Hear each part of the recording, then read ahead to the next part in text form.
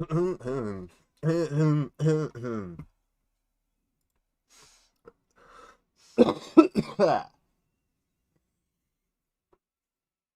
jeez.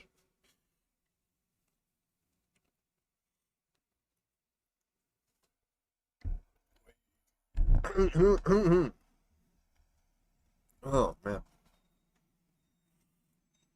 Hey, Digital, good morning, good morning. Deli, good morning, good morning. I mean, it's going alright, but slept like crap. Think I might be fighting off a cold. But as they say, money never sleeps.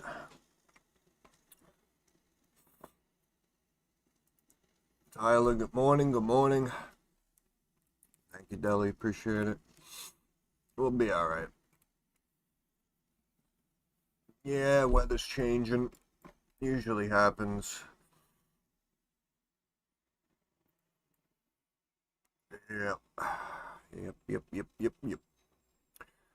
Good old MBOT. Did not really see the surge I was expecting. It spiked up here to 437. Looks like as we started our little presentation here, dipped down. Hmm. Hmm.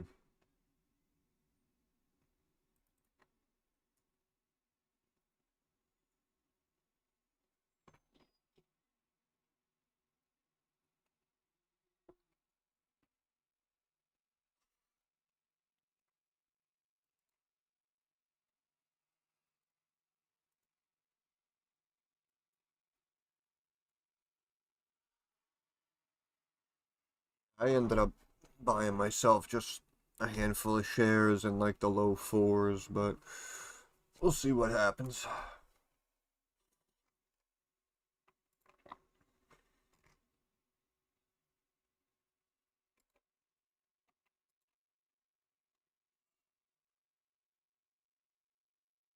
Oh, baby.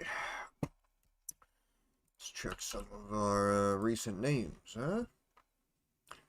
RR back above 3. Swibby hanging out. GT hanging out.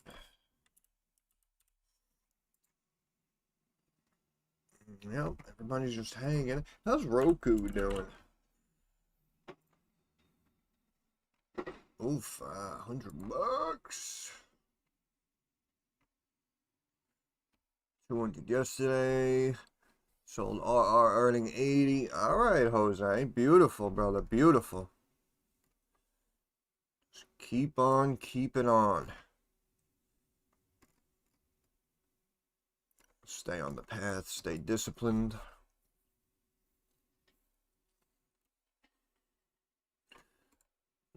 I'm going to keep blocking them. Yeah.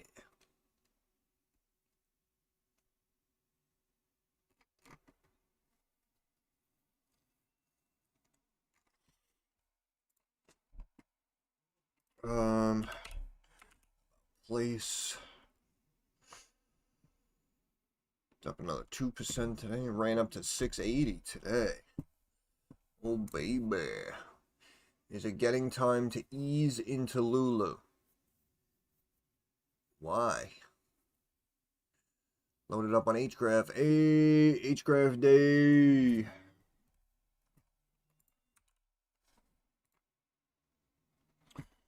HGRAF. Hanging out. We're just hanging out.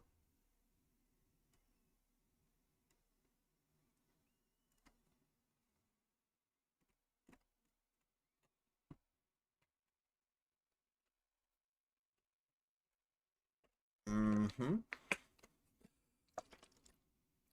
Still looking alright. Still looking alright.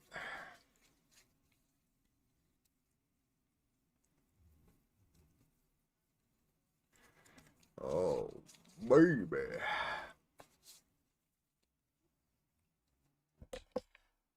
It's all about the facility in Texas. Oops.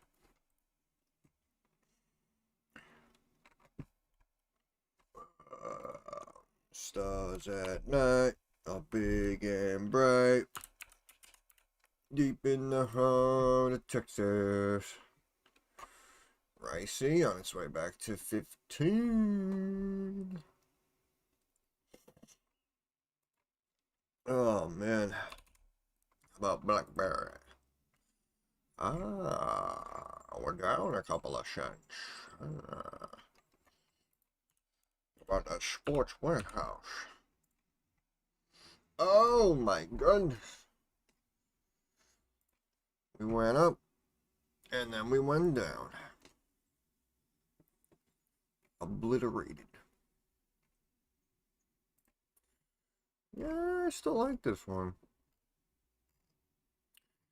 Could be interesting. Could be interesting. And why do you want to buy Lulu, though?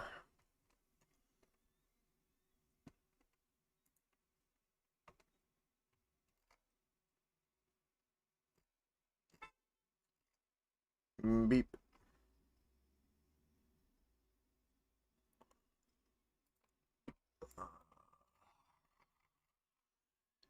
GME earnings. Oh my god. No, what did we talk about? We talked about, shit. Chewy. Talked about Chewy. Yep. Yep. Of course, it's a toss-up. We know earnings are a gamble. In my opinion, I think Chewy puts. You're talking about GME. See, the problem with GME is it's what's called not real.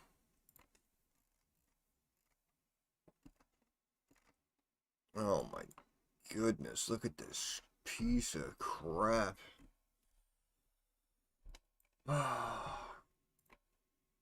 Look, this company just dwindling revenue, consistently missing earnings. It's wild. So again, here's the problem. The problem is that the revenue's probably going to miss, in my opinion. We spoke about, like, doing the lipstick on the pig, right? How they try to highlight the EPS turnaround, even though the revenue has been dwindling for years and years in a row now. And they mentioned Bitcoin. So, like, I don't know if they got some Bitcoin now in the last quarter, if they made any money. I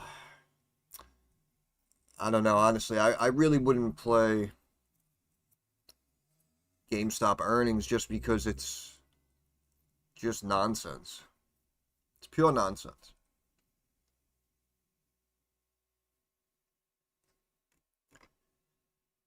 Pure nonsense.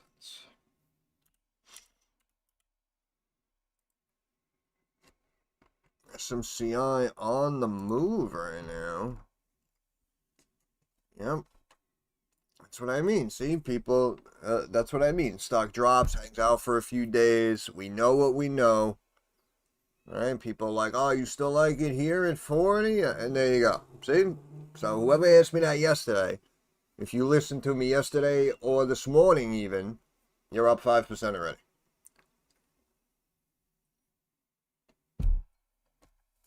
Oh, yeah. We got news. Nokia Super Micro. What? What? Y'all remember Nokia? Y'all remember that Nokia? Oh, yeah. Brought it down. Bringing it right back up. Oh, baby. That's going to get back to that line right there of 515, 520. It's about a potential 10-15% move in Nokia coming soon. Uh-huh. Nokia and Super Micro coming together. Come together. Mm-hmm. Outstanding. SMCI 25 billion market cap, guided for at least 33 billion in revenue next year. Just relaying the numbers that I'm aware of. Those are the numbers I'm paying attention to anyway.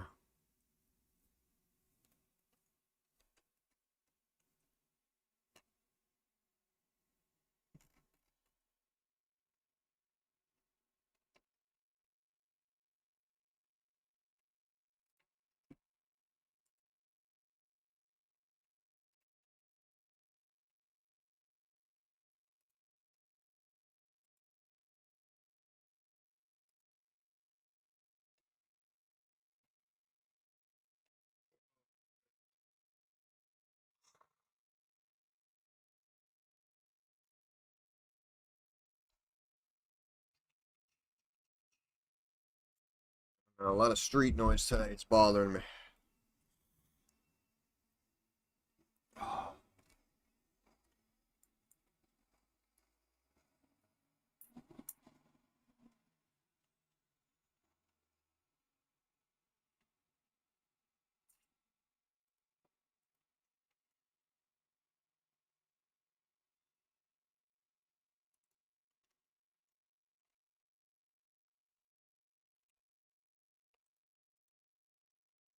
Saying our shoulda, woulda, couldas, huh? Don't worry about it. You're better off. SB hanging out.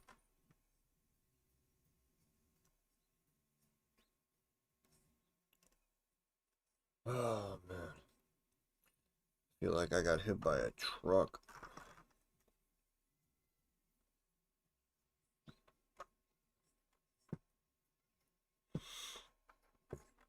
Oh, jeez. Really? All day?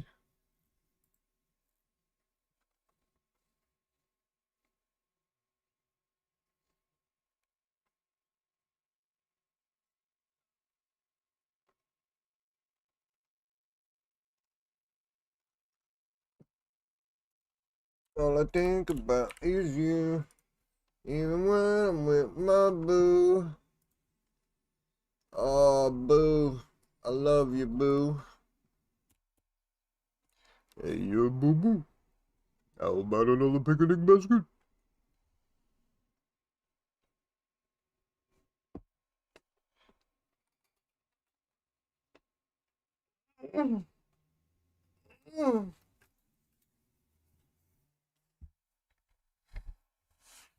Oh, man. Any of you guys live in the area could bring me some stronger coffee or something? I'm struggling.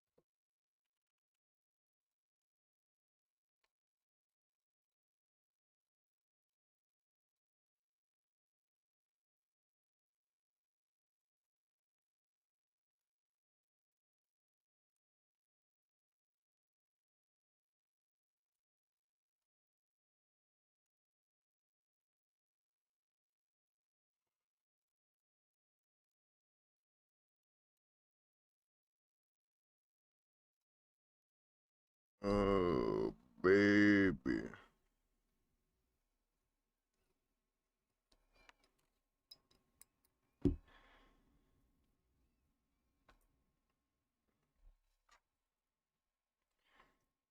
MBOT. Making people sit there and say, what is going on?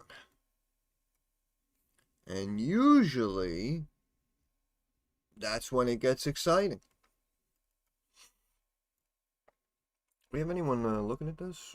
One person? Alright. Nice. Very nice.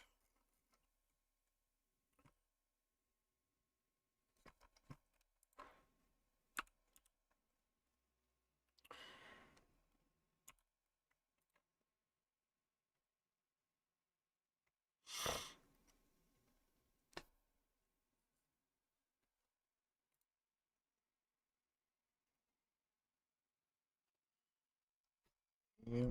I mentioned General Dynamics. Yeah.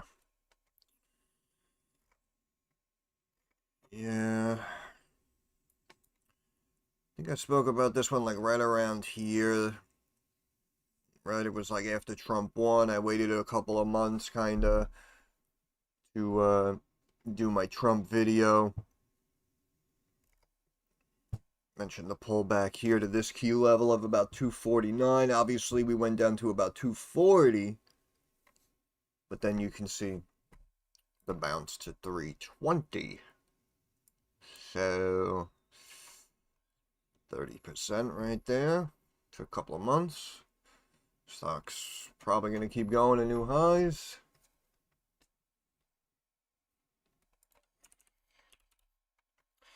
See how Apple's doing. Oh, of course, we're on the up and up. Yeah, this was when they announced they're going to spend $600 billion, and the stock went up for some reason. Stock went up. Apple event. A slimmer iPhone. Whoa. Thank goodness. Thank goodness. I mean, that's what I was worried about. Not the fact that, you can drop the phone 8 inches and it can crack and explode. Nah. Nah, let's not worry about that.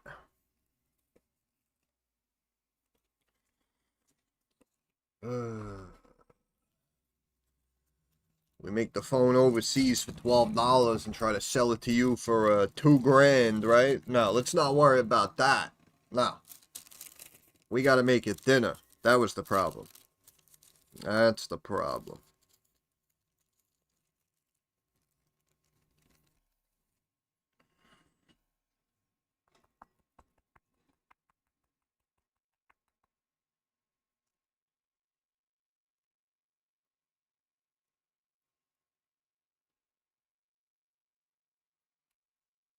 It's funny. It is funny.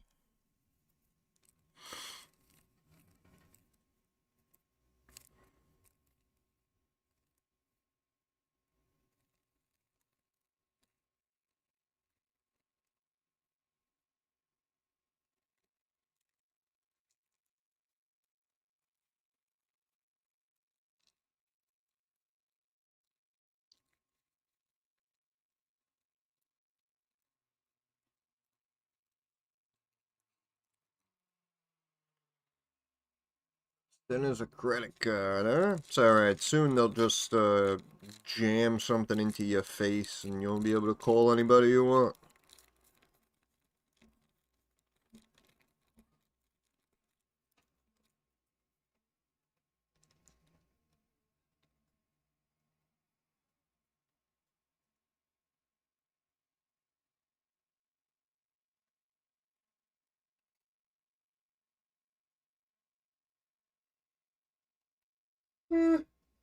Oh, shit.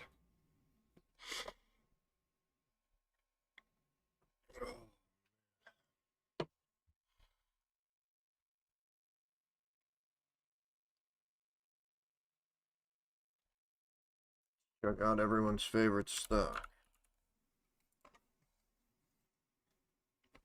Mm-hmm. It's the only stock that should drop like 80%. And it just doesn't.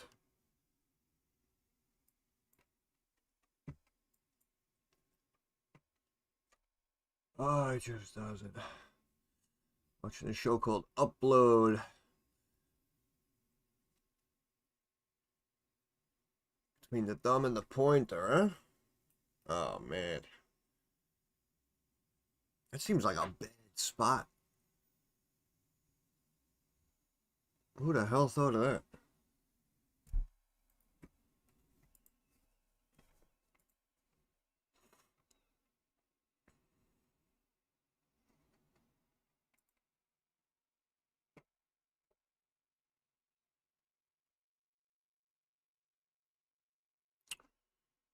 Yep.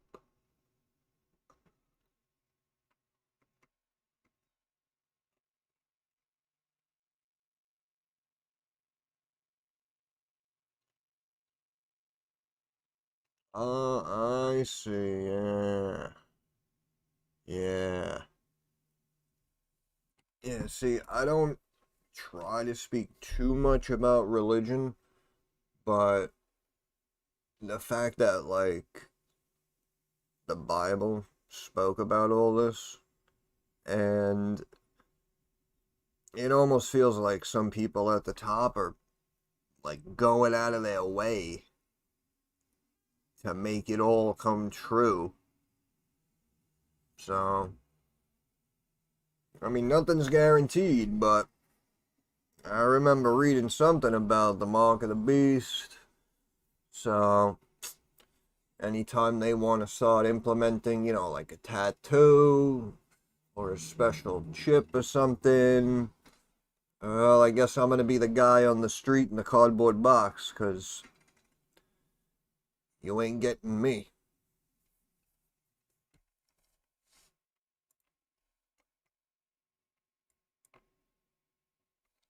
I'm going to tell you that much right now.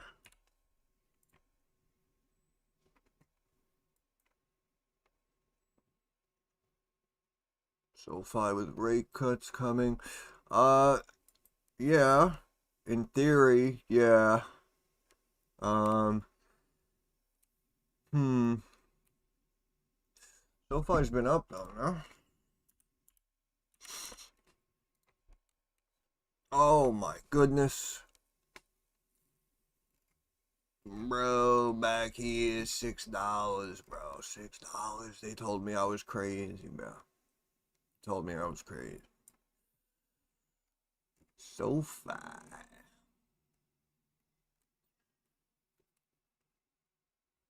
Yeah, but the student loan, how do you feel, how do you feel student loans are going to be affected with Fed rate cuts?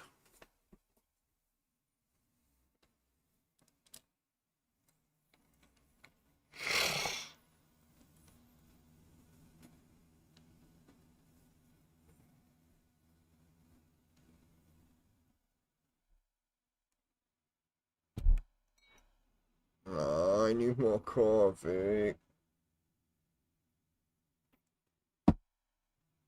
Oh, shit.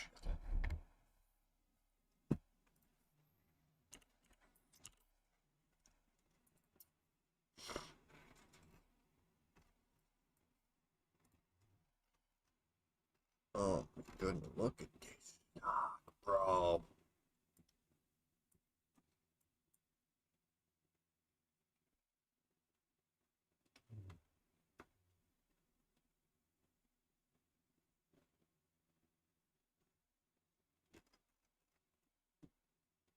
Uh, nah, I don't think the economy is weak. Apparently, it's holding up pretty well.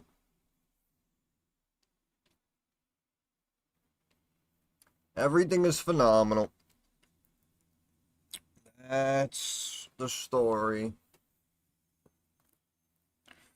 Like I said, people want to raise concerns, and I get it, talking about GDP and how's our unemployment. But like I said, man, we were getting bad information under Biden, and the markets rallied 50% in those few years. So Again, that's what throws me for a loop, because I can't realistically presume a sell off because it's not realistic.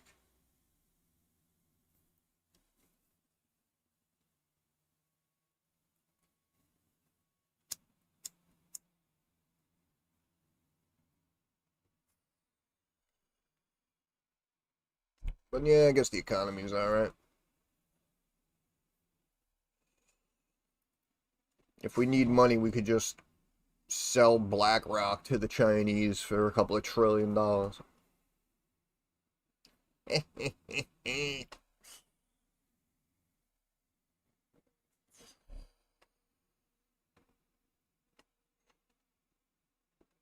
Freaking BlackRock probably owes China. We don't even know that.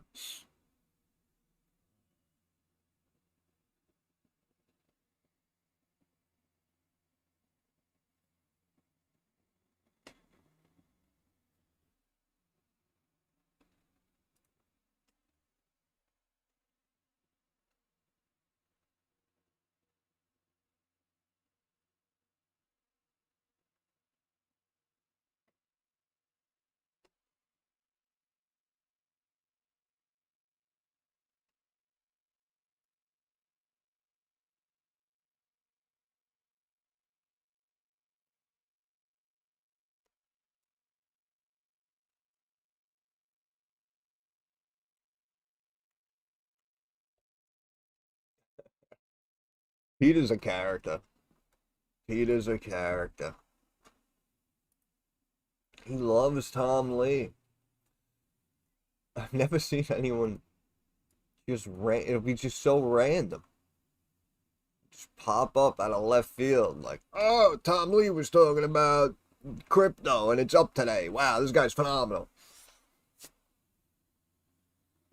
It makes me laugh too how much he talks about that guy. Uh Meanwhile, he put his whole account into like two healthcare stocks. So he's got no diversification, he's got no money left, no cash on hand. And meanwhile, he's like, oh, Tom Lee this, Tom Lee that. That's why I asked him the other day. I said, hey, you work for this guy or something? What's going on here?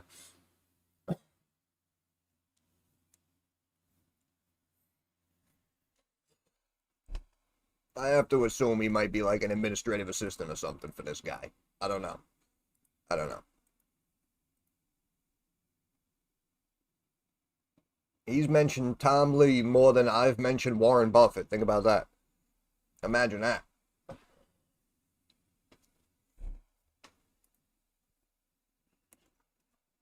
The guy loves his Tom Lee, man. I don't know. I don't know. But I know people saying he's like a perma bull, and yeah, markets just keep going up. So I guess he's quite the genius.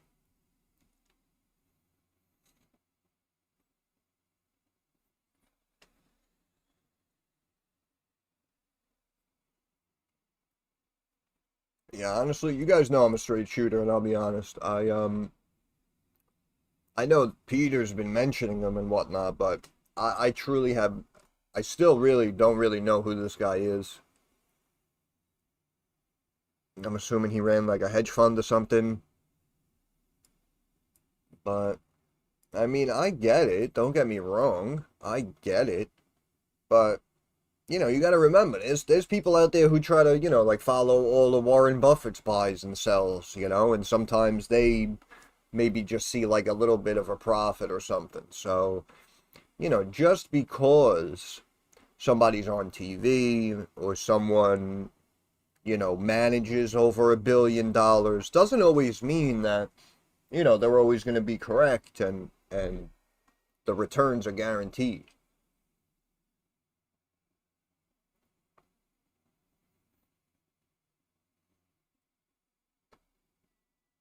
But you know what? I wish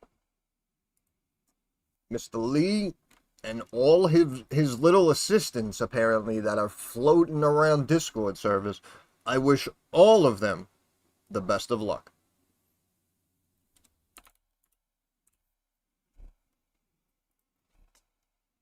Go back to the MBOT here. Are we rich yet? 397. Tomley is smart because the stupidities he says manipulates the emotions of people, like heated by getting them to do what he wants. But who is he though? What did he do? Crypto or something? Like I still don't know. Like, was he an analyst at a firm or something? Like, who is this guy? And I refuse to Google him.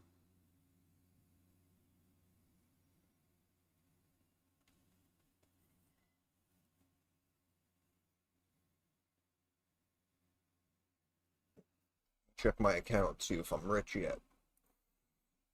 Refresh. Nope, still poor. Nope. Nope.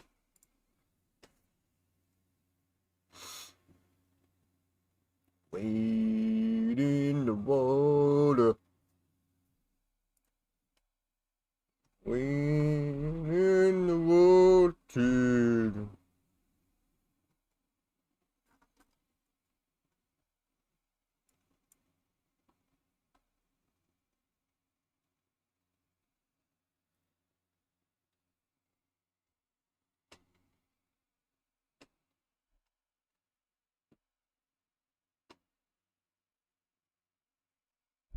Got Tom Lee out there. It's Bruce Lee's brother.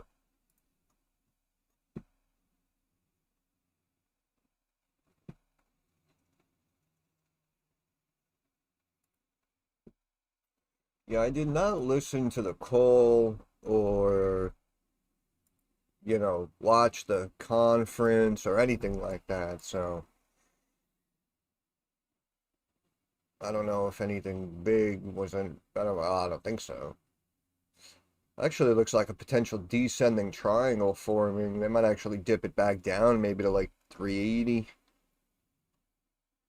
Again, remember, this started to see volume and hit highs before we even got the news, right? So you and I may feel it's worth more. In my opinion, it's worth much more than $4 a share. The problem is, again, a couple of, the big traders on Wall Street, they might have seen a situation like this and said, well, you know what, the stock was at 3, it ran up almost 50% to new highs. Then the news came out. So the news, it might be viewed as already kind of quote unquote factored into the price. But I think this is just pacing itself. Even over here, as we said, when people were getting impatient, we were in these channels, and then we just started stepping, you know what I mean? Stepping, even if we pause here, right? Stepping, you can see 5 and change come down, stepping, right? 5.5. Did you see the news of the Ukrainian woman? I mean, what happened when a black man died? Yeah, no, that was unbelievable. That really was unbelievable. And like nothing prompted that.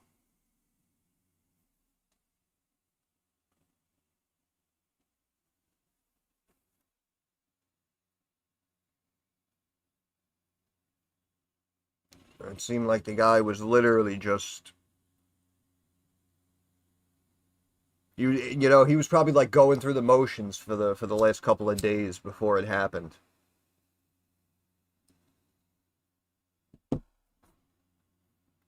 I mean, you don't just do that, right?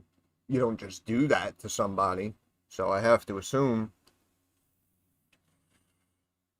there's some mental instability or something. I don't know. Again, I know it's kind of a fine line when you talk about mental health, because I know people are like, oh, we got to bring back, the mental hospitals, and I actually agree.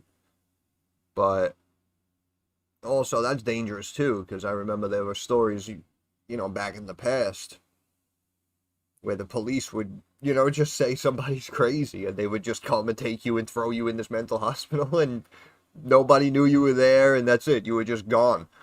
So, it could be dangerous, but at the same time, I do feel it's necessary because there are people on the street just lunging at other people, screaming at other people. What person, again, doesn't understand mentally? They start throwing crap at people. This guy just stabbed some woman randomly.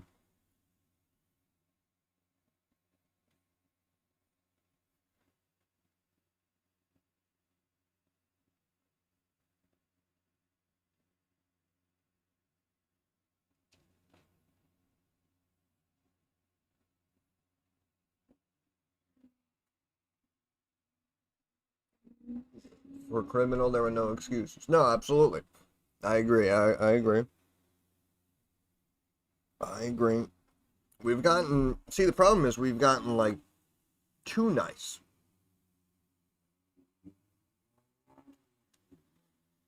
People, they want to talk about the past, like, oh, America's this terrible place. It's like, first of all, let me tell you something. If this was, like, 100 years ago in America, about 98% of the crap that's going on would not be going on at all. That's a fact. That's a fact. Second of all, we've just gotten too nice, too sympathetic. And it's any way you dice it, with everything. Oh, people out here shoplifting, just running into stores, taking stuff. It's like, yeah, it's no problem. Don't worry about it. Just too soft, too weak, too sympathetic to, like, everybody. Oh, well, they probably have no money, so, they have to run into the store and steal frickin', Nike hats or whatever the hell. It's like, that shit's just gotta stop, man.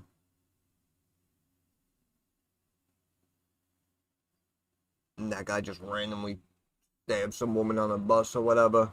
I mean, that's what I mean. Back in the day, we would have took care of him.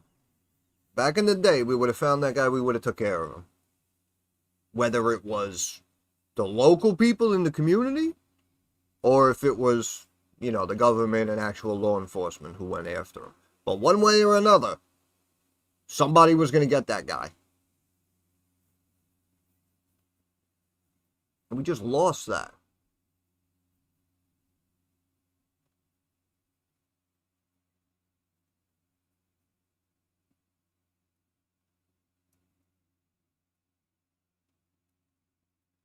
People come into the country, not even supposed to be here. Oh, I'm sure their life was rough. We just let them stay. What? Just let them stay. I just can't. I can't, brother. I can't. That's why I was raised different, man, and I have an older school mentality, and I love my country. So all this crap, like, oh, people steal all the time and it's no problem. People are getting stabbed all the time and it's no problem. Every politician is running inside trades and screwing over the people. It's like, oh yeah, no problem. What? That's what I mean. Like, I don't know. I was raised different, man.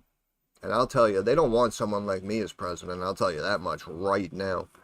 People think Trump is making a lot of changes, coming out trying to do a bunch of stuff, and you get an update like once a week, once every 2 weeks about something big he's trying to do. No, that's light work, brother. That's light work. Every day, every other day, I'd be signing executive orders. I'd be firing people. I'd be throwing who I have evidence against, who I'm throwing in jail, who's getting freaking banished, tossed out of the country. I would literally banish people from the country.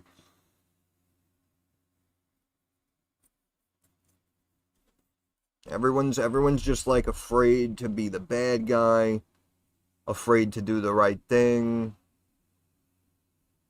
And like people come to America from other countries and it's like, oh, you got to respect our culture, and it's like, okay, fine. And then Americans are like, well, we do things here like, in America like this, so we ask that you respect it. And it's like, oh, fuck you, fuck America. And it's like, all right, we kind of just went off the rails there, and we're not really reciprocating to each other. I don't know, man. Like I said, you give me 6 months. I know it's a 4-year term. I might not even need the full 4 years. I'll tell you right now. You give me about 6 to 12 months, then maybe the last 2, 3 years I can hang out on the beach like Joe Biden did. It'll be an easy job. I'll tell you right now.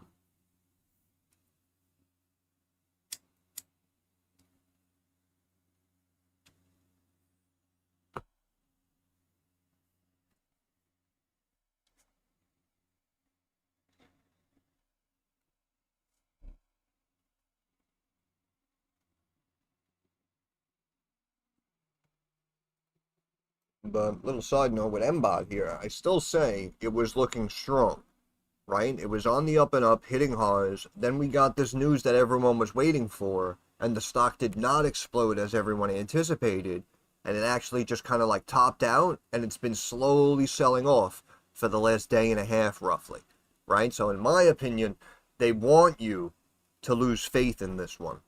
That's how I'm looking at it personally. So in my opinion, if you just bought like in the fours and now you're down, what's going on? In my opinion, just relax and just hang out. Our society at some point will look like a European one. We let ourselves be trampled. Yeah, I don't know exactly how it's going to happen, but we talk about these great societies and these great civilizations in the past, and one way or another, they all come tumbling down. And I think also if we look back at the Roman Empire, I believe I read somewhere that people were saying that like a lot of the randomness, like the fact that like gender is a big issue now in the States, like, well, now I mean now technically it's like spreading throughout the rest of the world also, but I read somewhere that towards the end of the Roman Empire, they were kind of doing the same kind of similar situation they were dealing with. So maybe just as a people, it's inevitable. Maybe we like self-sabotage our civilizations. Like once we reach a certain point, you know what I mean? Like there's just nothing big for us to worry about anymore, and we just start screwing everything up, and then we destroy the civilization, and then we wait years and years and years, and then another civilization starts coming up. That's it. Maybe we just go round and around like a merry-go-round. We all just take turns. Clearance out of the way. A lot of de-risking makes me want to buy more here. Yeah, hey, listen, if sometimes you got to trust your gut. Sometimes it turns out to be the right call. Off to a big meeting, don't we? Yeah. All right. Have a good meeting, brother. Thanks for stopping by. Hey, Southern Sky, there he is. Here he comes to save the day.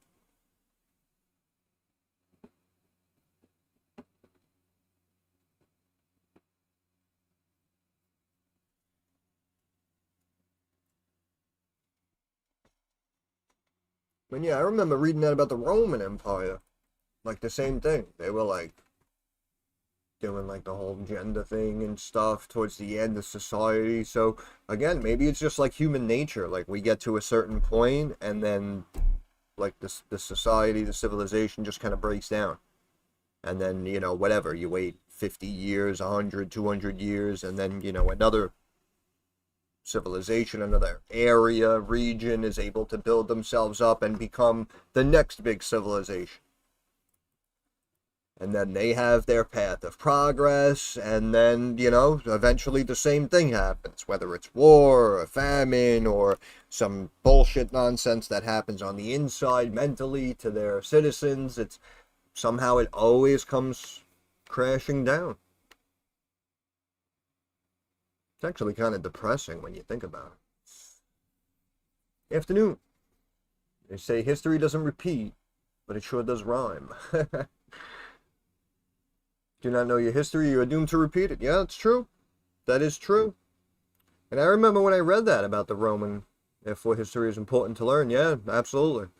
I remember hearing that too about the Roman Empire. Like, yeah, towards the end, they were talking about, like gender and all that stuff too. And it's like, but just think about that for a second. That was how many years ago, right? And now we fast forward, we have all this like excess information, excess technology, but somehow we're still going down that path. It's very, I mean, it's a negative topic and it's depressing, but at the same time, it's quite interesting.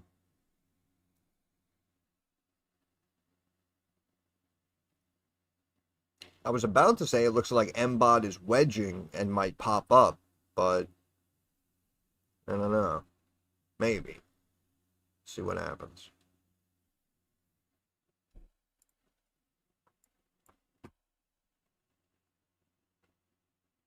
Yeah, maybe not. Maybe not. Um, what if we draw a trend line from like here, 242. Yeah, and what if we come up like there? But we'd probably stop at that line. We wouldn't go there. That seems excessive though. What's this right here? 370s. Yeah, maybe like maybe 370.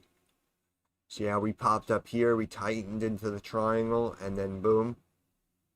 Maybe like it comes down right here, and then maybe tries to bounce right there. Back to 3.5 seems a little extreme. But, I mean, it did technically break up and hit highs, again, weeks before we got the news, so hard to call. Hard to call right now. In general, though, I believe the stock should be like $6, $7. I really do think it should have shot up.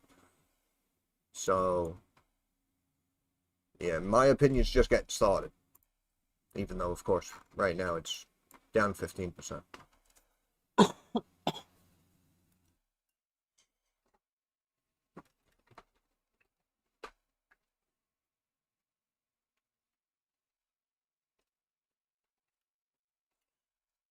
Need 2 minutes? I need more coffee. I'll be right back.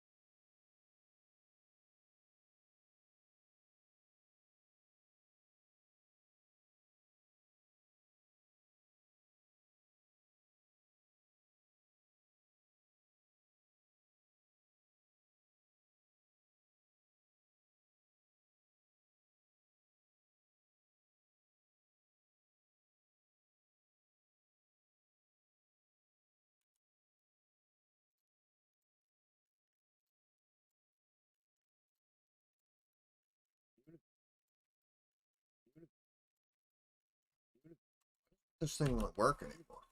This thing won't work anymore. What the hell? This thing won't work anymore. What the heck is going on?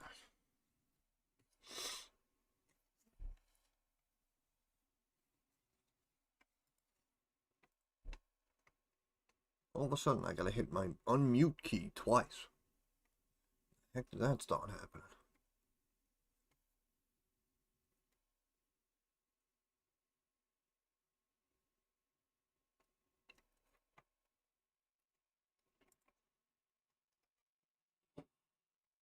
Oh, this might be ready to drop back down. Yeah. 3/4 of a point.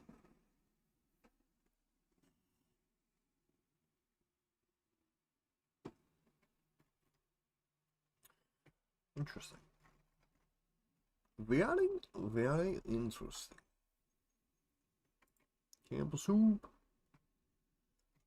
Campbell soup.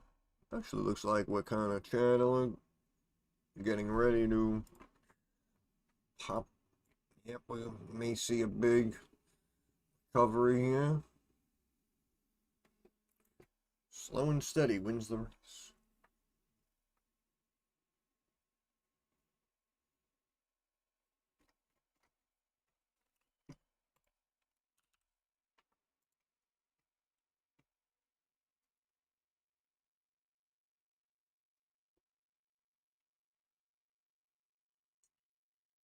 Yeah, that should bounce up really back to like 5.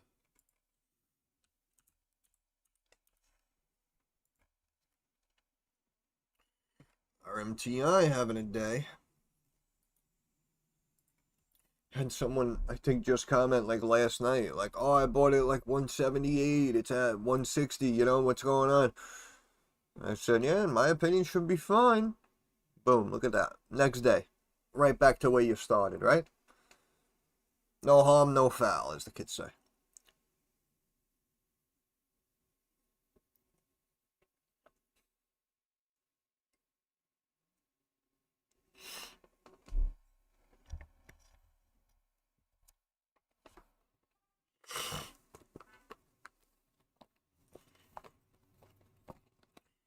I can't breathe. I love it.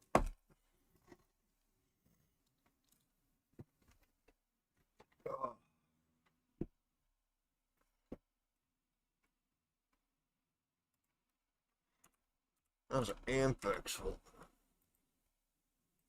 Yeah, still above that trend line. Wow. Freaking thing is strong, man. Freaking thing is strong.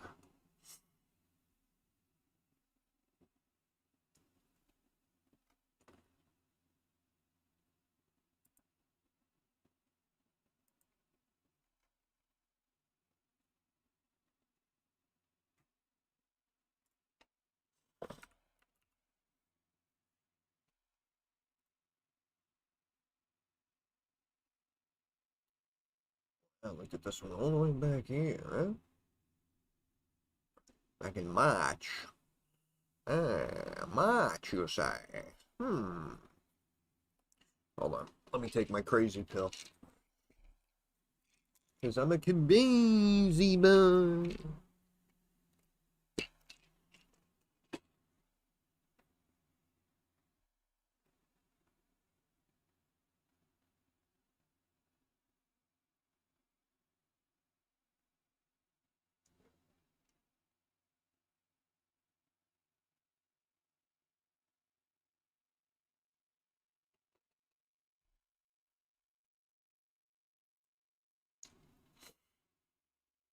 That was a really good beat.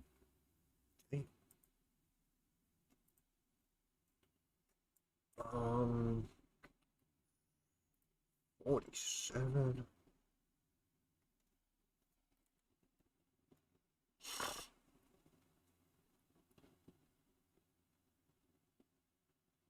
Yeah, that year-over-year growth is really nice.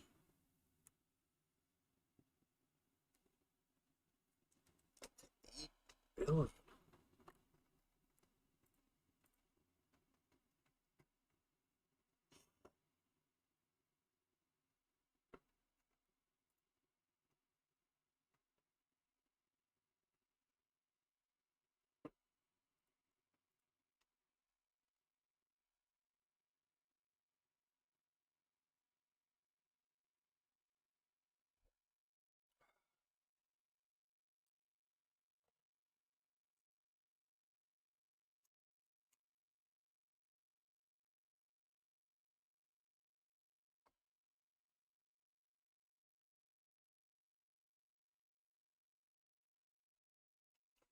On the radio.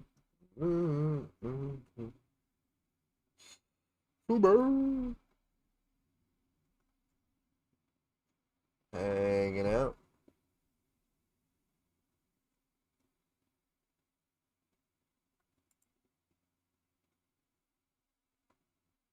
Sticks freaking seesawing all over the place.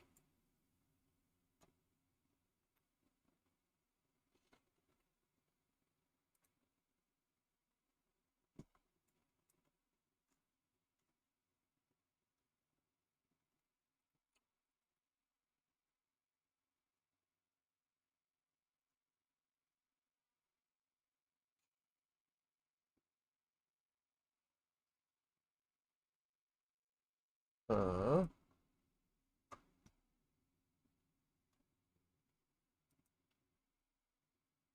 Mm.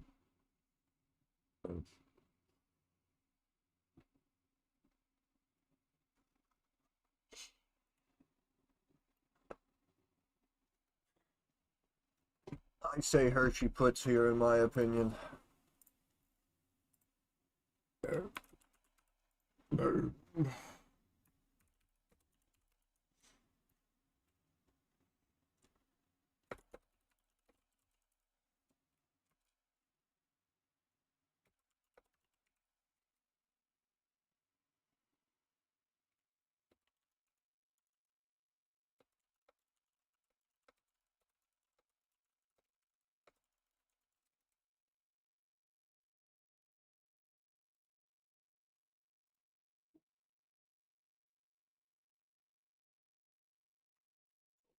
Puts.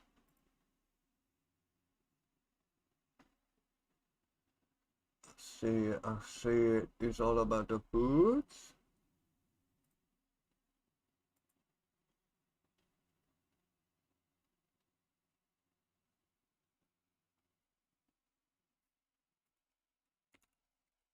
Ain't nothing but a G thing, baby.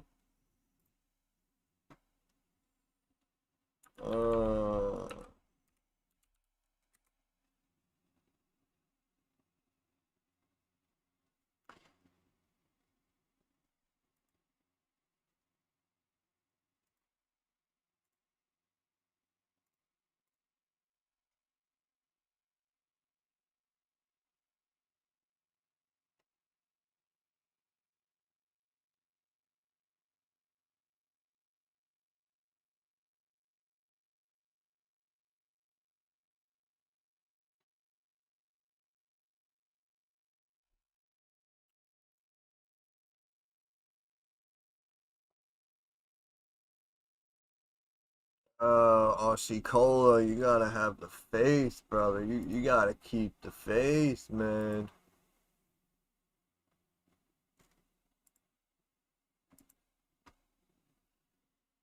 I mean, Killian out here, like one of the 3 people who listen to trades.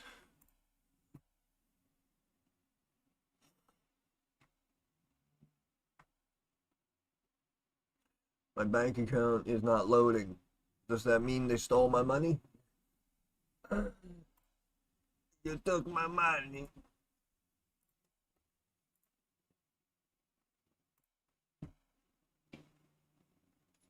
Yep.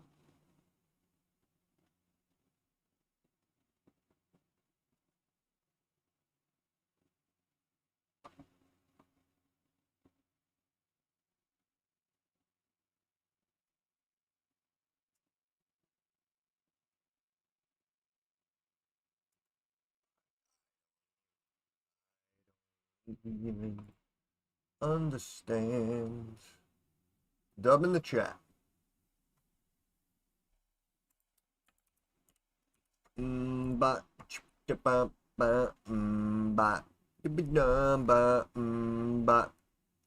you could see how like it's red, but it's like not as big as this one.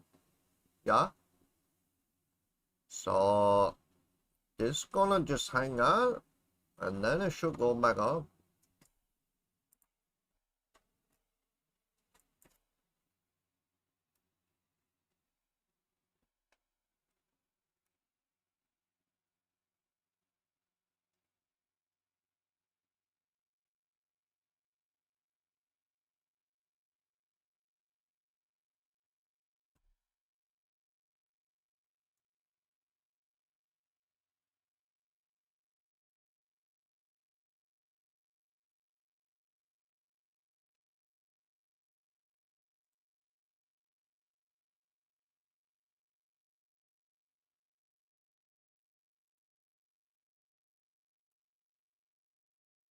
Uh-huh.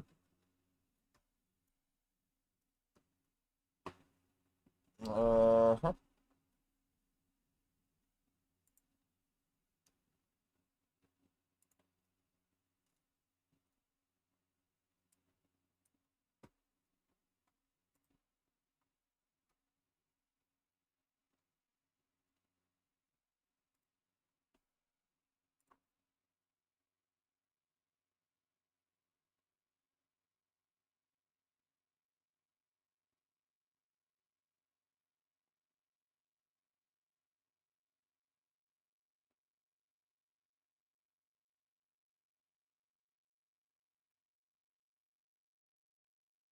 Mm.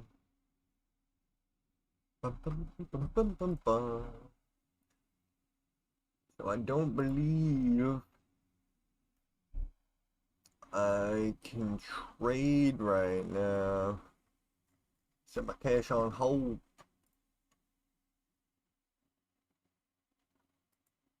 My money don't jiggle jiggle.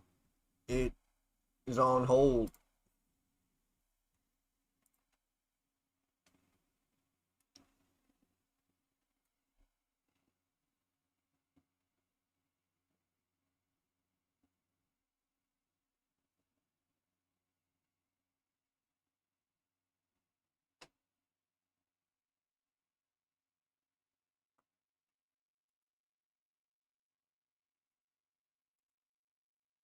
Stocks only go up.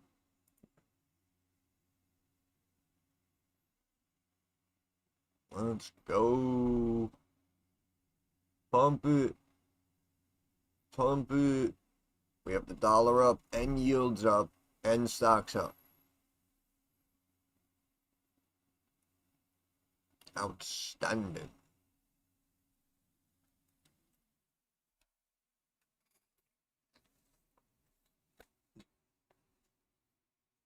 Bought Hershey this Friday, 187.5. All right. All right, brother. All right. Don't thank me yet. It might have been a premature thank you, you know? I just hit my DPI button. Now I gotta hit it 6 more times to get back to the, yep. There we go. Do you invest in any IPOs? Just wondering. Do you wait until they're available and then buy in your own terms? Well, you're not going to be able to get pre-IPO, right? So you have to wait till they're available. And usually they're very overvalued out of the gate lately. So more times than not, you can just wait and probably get it at a better price than IPO price.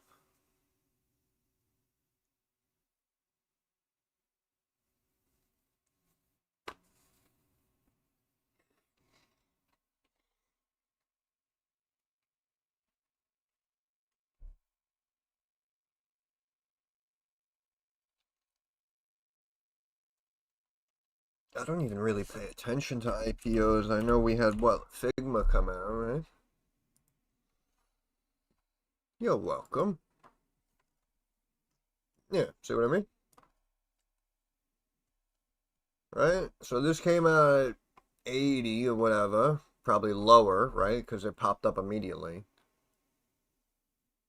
Comes on to 80, spiked up to 140, right? Now that's what I mean. Now imagine, right, as people saw this spike up and say, oh, I missed the IPO. Oh, I know Figma. I'll buy shares at 125. That's a good deal. Now it's at 50, right? 125. Now it's at 50. And we know it's a good company, right? They're doing fine. But the point is, these people take the most they can out of the gate, and of course, I mean, I can't really blame them. You know, I mean, if your company's technically worth like $1 billion, but Wall Street's like, oh, you know, $20 billion valuation, then it's like, yeah, sure, okay, fine, right?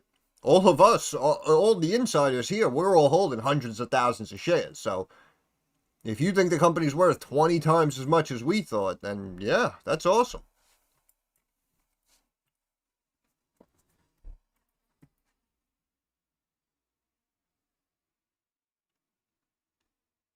If you want to, again, jump into something, you know, again, Figma comes public, you know, it's a popular company, a lot of people are using it now. So, you know, it comes out at 80 or whatever, let's say, you buy some shares. I understand, right? I understand. But we do see this spike and then drop pretty consistently. So, what I will say is, if you do want to jump in day one on IPO, you know, you can't be completely faulted, but be ready for this. And hopefully, you know, if you have a couple of bucks on hand, you can lower the cost basis.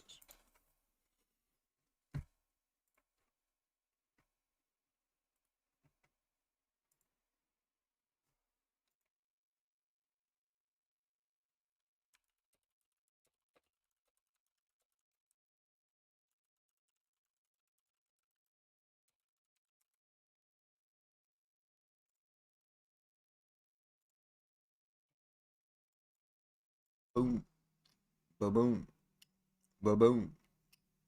Ladies and gentlemen,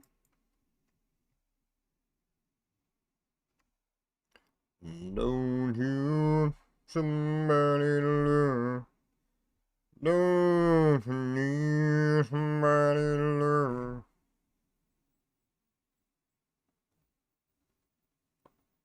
You somebody to love.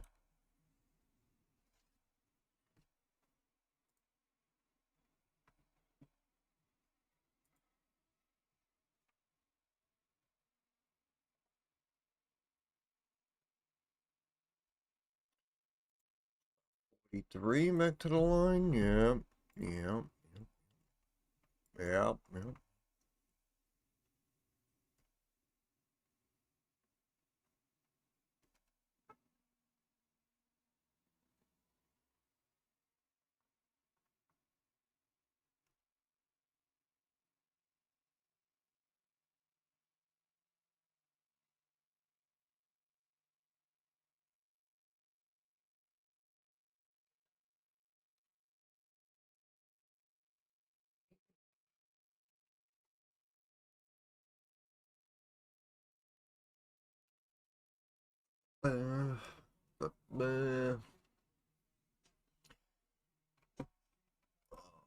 Yeah.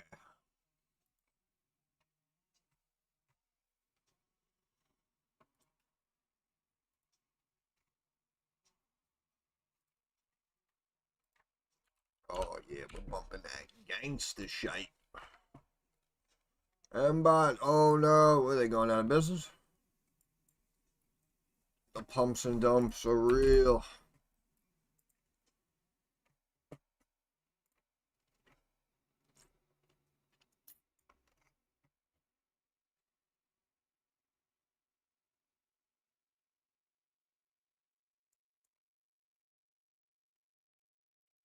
What is this here? 140. What was this? 42, 140, 142. So if we come up to the bottom, that's like there.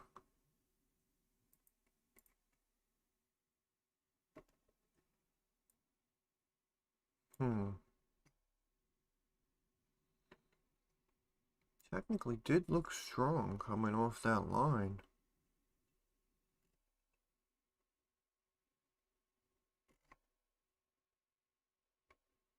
Yeah, we might climb back up now. Old HGRAF.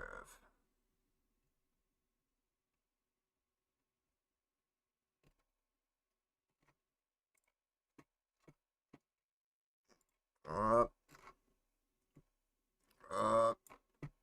Uh-oh. Uh-oh.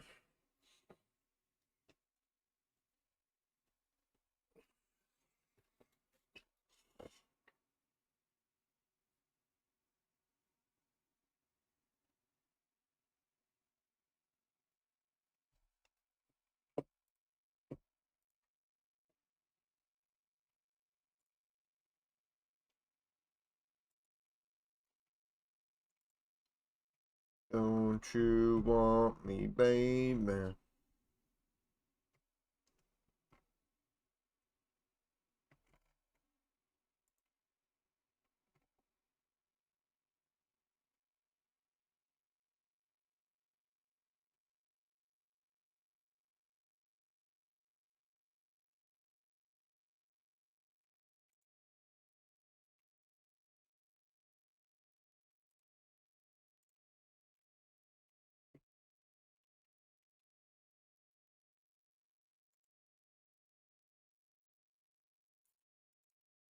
I get knocked down, but I get up again. You're never gonna keep me down.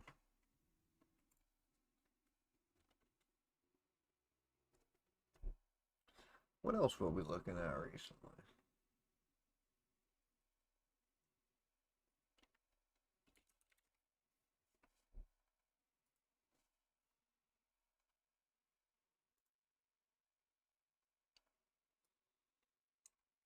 Hey, what's going on, brother? How we doing?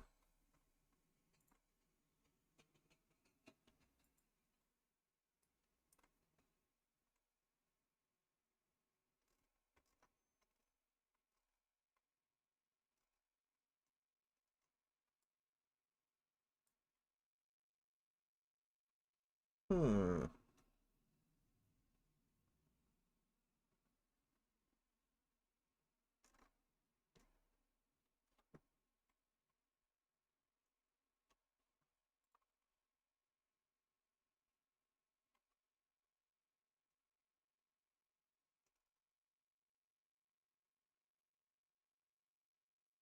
It's all about the MBOT.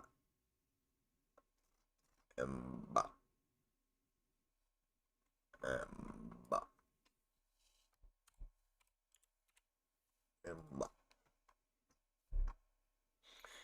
MBOT be dropping. Yep. Yep. Said maybe right around here, like the 370s. Yep, they might be bringing it just straight down to bounce it right back up. Of course, I bought shares at like 420, but that's besides the point. 380 support level for MBOT. Well, we're below that, but thank you very much for the input. We appreciate that. Looking for 372. Looking for 372. Oh, baby.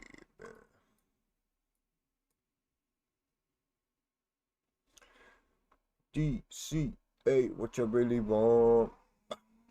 What you really want? DCA. Oh no. You're going the wrong way.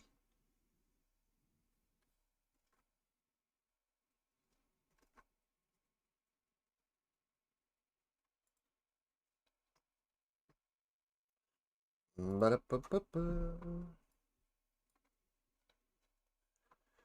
Where do you see share price in 3 months? I don't know. I don't know. $12.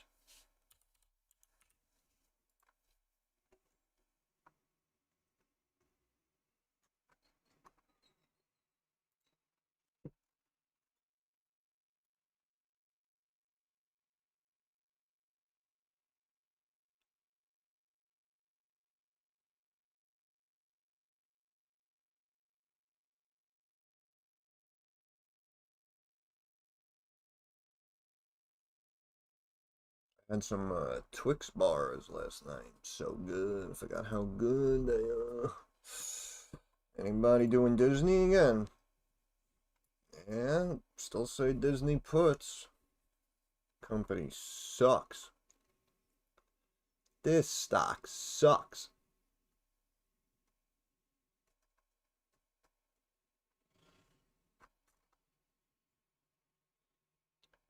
Oh, Dow raging. Disney put part 7. Screw it. Make that the daily routine since 13. You just wake up. What's today? Tuesday? Alright, I'm gonna buy a put on Disney.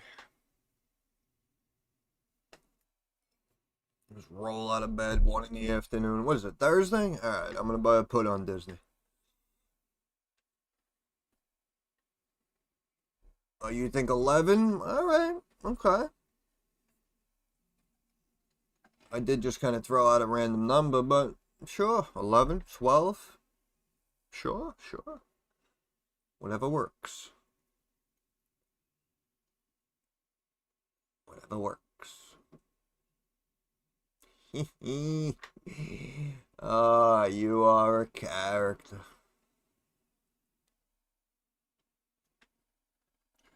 Looks like we're just raging. Looks like close to 1 million shares of MBOT shorted since open today. Just about all shares available to short are gone now. Up. And let's see where it is, right? What did I say? I said 372. 376.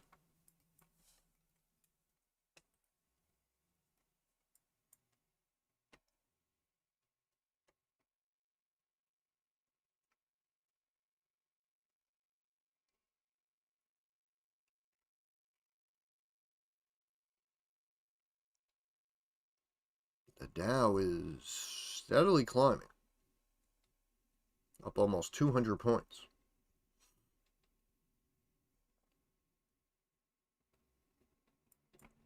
Yeah, it should happen right here. 370, 380. Should be preparing to bounce soon.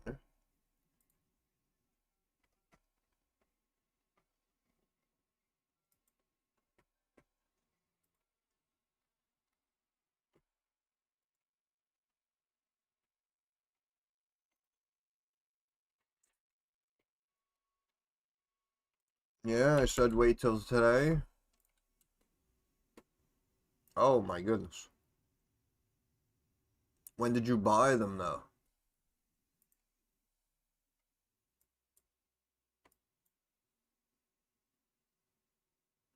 Did you buy them like in the first hour there?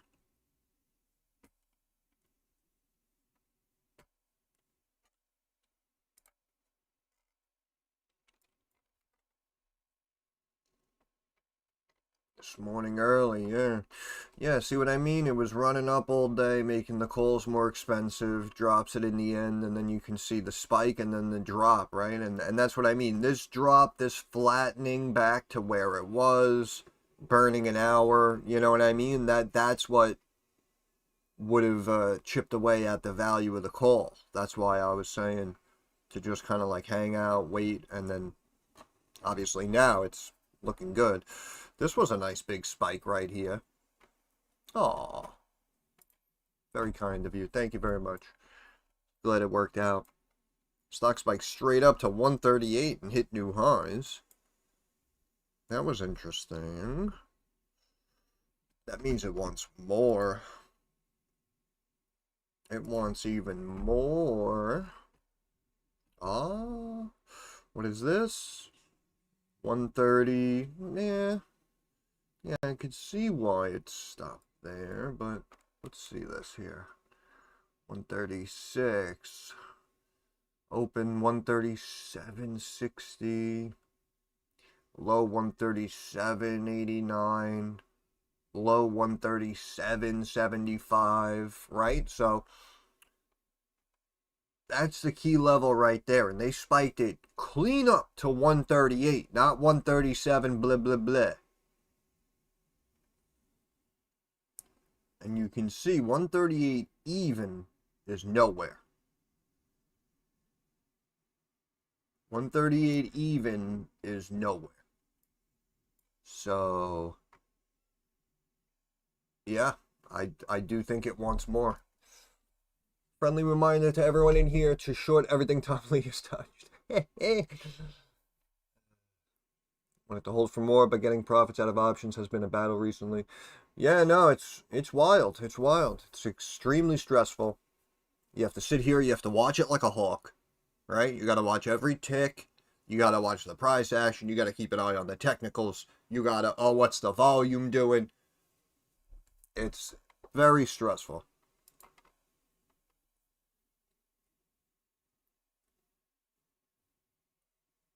But, yeah, if you're able to see some green, lock it in.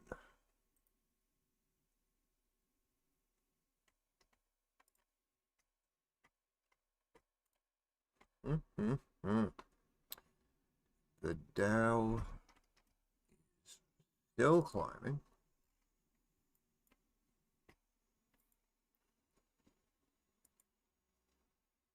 S&P steadily climbing.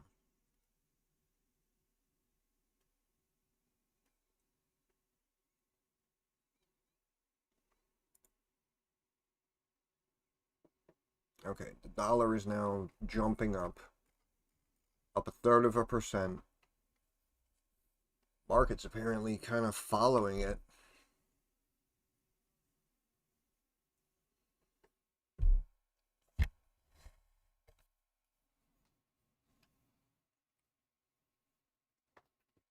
Make it make sense. Yes. I cannot. Is Trump speaking? Mr. President?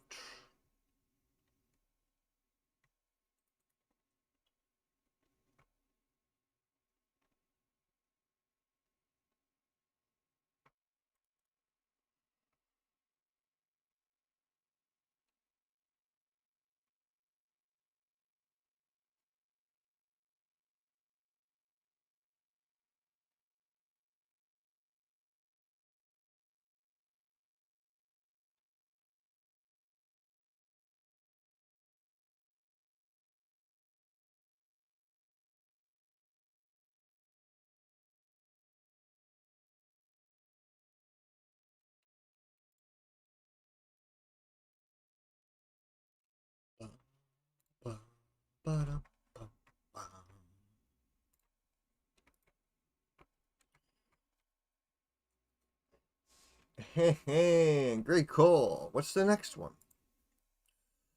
On to the next, on to the next. When in doubt, buy Palantir.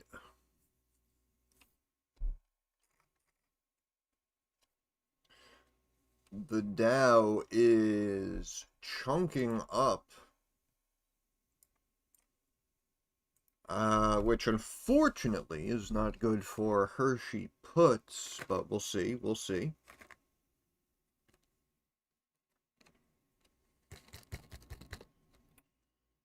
We'll see.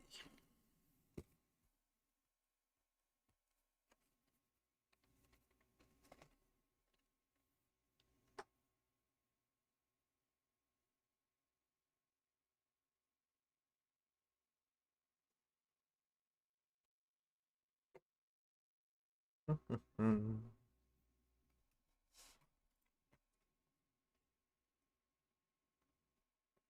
they're gonna take this sumbitch to new highs, man. Actually, let me see something. Oh yeah. Oh yeah. See, I just don't want to mention DIA calls and then have this pull back, but technically, this is gonna go higher in my opinion.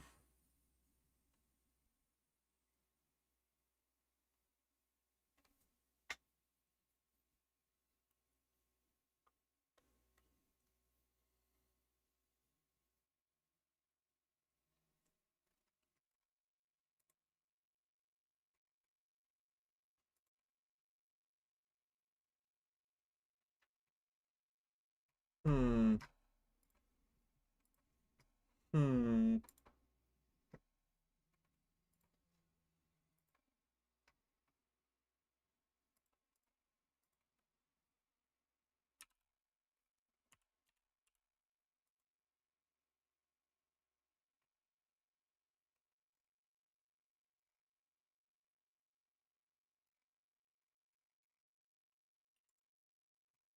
Uh,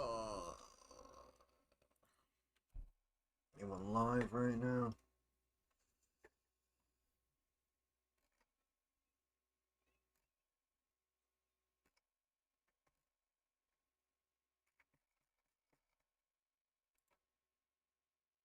Well, I think I've gotten peace because of the fact that we're strong. If we weren't strong, those 7 deals I told you about, the 7 wars, a majority of them wouldn't have happened. They happened for 2 reasons: trade and our. Oh.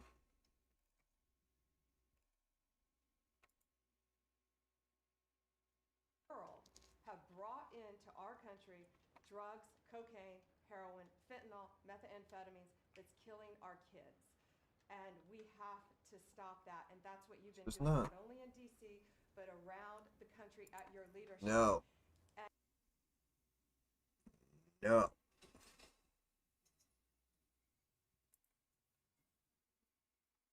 That will be very interesting. I think in the next few days you'll find out. Consequences if there isn't some type of announcement of a meeting with President Putin and President Yeah. Zelensky? Yeah, there will be. We're going to see what happens. We're going to see what they do and what happens. I'm watching it very closely.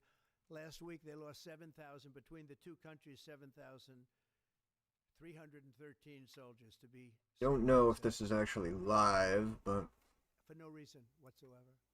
And they're Russian and they're Ukrainian, but you know, they're soldiers. I want to see it end. Yep. Have you decided you're definitely going to send National Guard troops to Chicago? I didn't say when, but the answer is, look, Chicago's very interesting because I watched Pritzker get up yeah. and say, Spaz, I put in a pre-market order before the presentation. 6 people murdered, and they had 24 people hit by bullets. Last week, as you know, it was 7 people, 24 people hit, and 7 people died. And then over the last 2 days, that was the crown jewel. They had, I guess, 9 killed, 9 or 10 killed, and 50 hit with bullets. And you have this governor get up, who's a terrible governor. Probably he and Gavin Newsom would be probably the 2 worst and most naive. They're naive. Either they're naive or they're very untruthful. And he'll say, we don't want any protection. We don't need. So in the last 3 weeks, he's lost almost 20 people killed. There's no place in the world, including you can go to Afghanistan, you can go to places that you would think of. They don't even come close. Chicago is a hellhole right now. Baltimore is a hellhole right now. Parts of Los Angeles are terrible. If we didn't put out the fires, and I mean the other fires, the bullet fires. What, my sound? They didn't do a good job with. They should have had the water coming down, like I said. You know, we had to release the water. We had to go in and release the water to LA. It's so badly run. But if I didn't send the National Guard into Los Angeles, I would be making an announcement today. I'd be talking about Huntsville, and I'd sign. Well, I don't even know if this is live. By the way, the Olympics is not coming to Los Angeles. If we didn't do that, and even the sheriff, the top law enforcement person in Los Angeles said, we could not have handled it without them. So that's what he said. Make your mind up on Chicago, though? Well, we're going in. I didn't say when, we're going in. When you lose, look, I have an obligation. This isn't a political thing. I have an obligation. When we lose, when 20 people are killed over the last 2.5 weeks. I don't know. Nobody answered. And 75 are shot with bullets. So let me tell you a little story about a place called D.C., District of Columbia, right here where we are. It's now a safe zone. We have no crime. It's in such great shape. You can go and actually walk with your children, your wife, your husband. You can walk right down the middle of the street. You're not going to be shot, Peter. You're safe. Everyone likes you anyway. They probably wouldn't do it. But it's so dangerous. And there are people in this audience that you've suffered greatly. There are people in this audience that have been actually mugged live and hurt badly, and they don't want to talk about it. Maybe you were very brave in talking about it. You made quite an impression on a lot of people. I appreciate it. This is But there were old other news people here. in this room that have old been news. hurt very badly just walking down the street in D.C. Washington, D.C. is a safe zone right now. Oh yeah, no, that's definitely true what he was saying, but I think that was from a couple of days ago. Yeah, I don't know. He was supposed to. Let me try to turn on the TV. Let me see.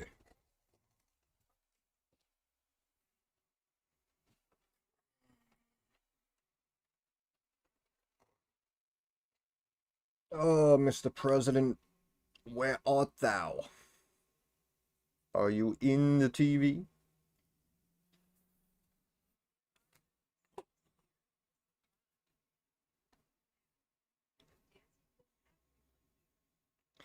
The only problem is I never watch TV, so I have no idea what channel he would be on.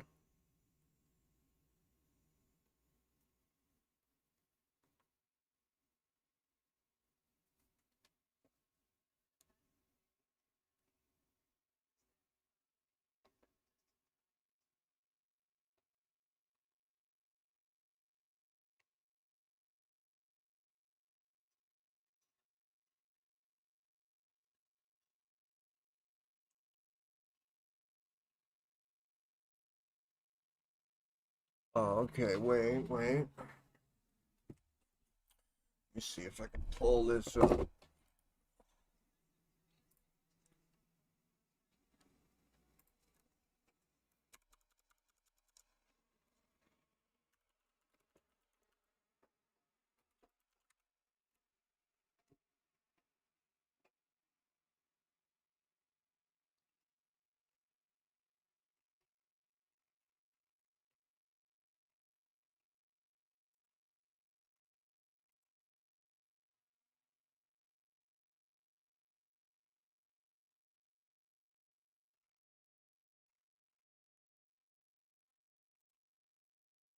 The U.S. military notified the White House and the President of the United States. That's all I have to share for you on that, Danny. Thank you. Jeff. Also following up, you said that the president assured the leaders in Qatar that this would never happen again. Did he say that to the Prime Minister of Israel, and did Prime Minister Netanyahu agree to that? The president told that to the emir and the prime minister of Qatar, and the president also overstressed the importance of peace in the region in his conversation with Prime Minister Netanyahu as well. And Prime Minister Netanyahu told President Trump he wants peace and he wants it quickly. That's what the president expects to happen. The president is very clear in the statement that he just had me read, and you will all see it out on True Social very shortly, I am sure. The whole world will see it. He wants all of the hostages released out of Gaza, and he wants this war to end. Those are two clear directives that the president is making very clear for the entire world to understand. Mary. But Qatar obviously has been helping to negotiate these ceasefire talks. Does the president think that Israel is undermining negotiations by striking Qatar? Is he concerned that Qatar's no longer going to want to play that intermediary role? I think the president addressed that in the statement. I can read the whole thing for you again. I think it's very Yeah, thorough holding because the around that president wanted to 380. address all of your questions. We wrote, unilaterally bombing inside Qatar, a sovereign nation and close ally of the United States that is working very hard and bravely taking risks with us to broker peace, does not advance Israel or America's goals. However, eliminating Hamas, who have profited off the misery of those living in Gaza, is a worthy goal. So he answered that question And to be clear, himself. you can't say that Israel informed the U.S. What I can tell you is the United States military informed the Trump administration. Ouija. Thank you. A quick follow on that. Can you tell us when the U.S. military was notified, given that the largest U.S. military base is in Doha? And then I have a question on D.C. crime. This morning, just before the attack, as I said earlier as well. Okay, thank you. And yesterday, the president spoke about D.C. crime and talked about how there was virtually none. And then he expressed frustration about things that take place in the home they call crime. He said, you know, they'll do anything they can to find something. If a man has a little fight with the wife, they say this is crime. See, now I can't claim 100%. Exactly what crimes was the president referring to? He wasn't referring to crimes. That's exactly the point he was making, Ouija. What the president is saying is that these crimes will be made up and reported as a crime to undermine the great work that the federal task force is doing to reduce crime in Washington, D.C. And I think the president has every reason to believe that, given the efforts of many reporters in this room who actively seek to undermine the president and what he's doing in our nation's capital. We all know that deep inside you all agree with this because you all live here, and I'm sure you are very grateful for the administration's efforts to make the city, which we all reside in, much safer for ourselves and our families. Michael.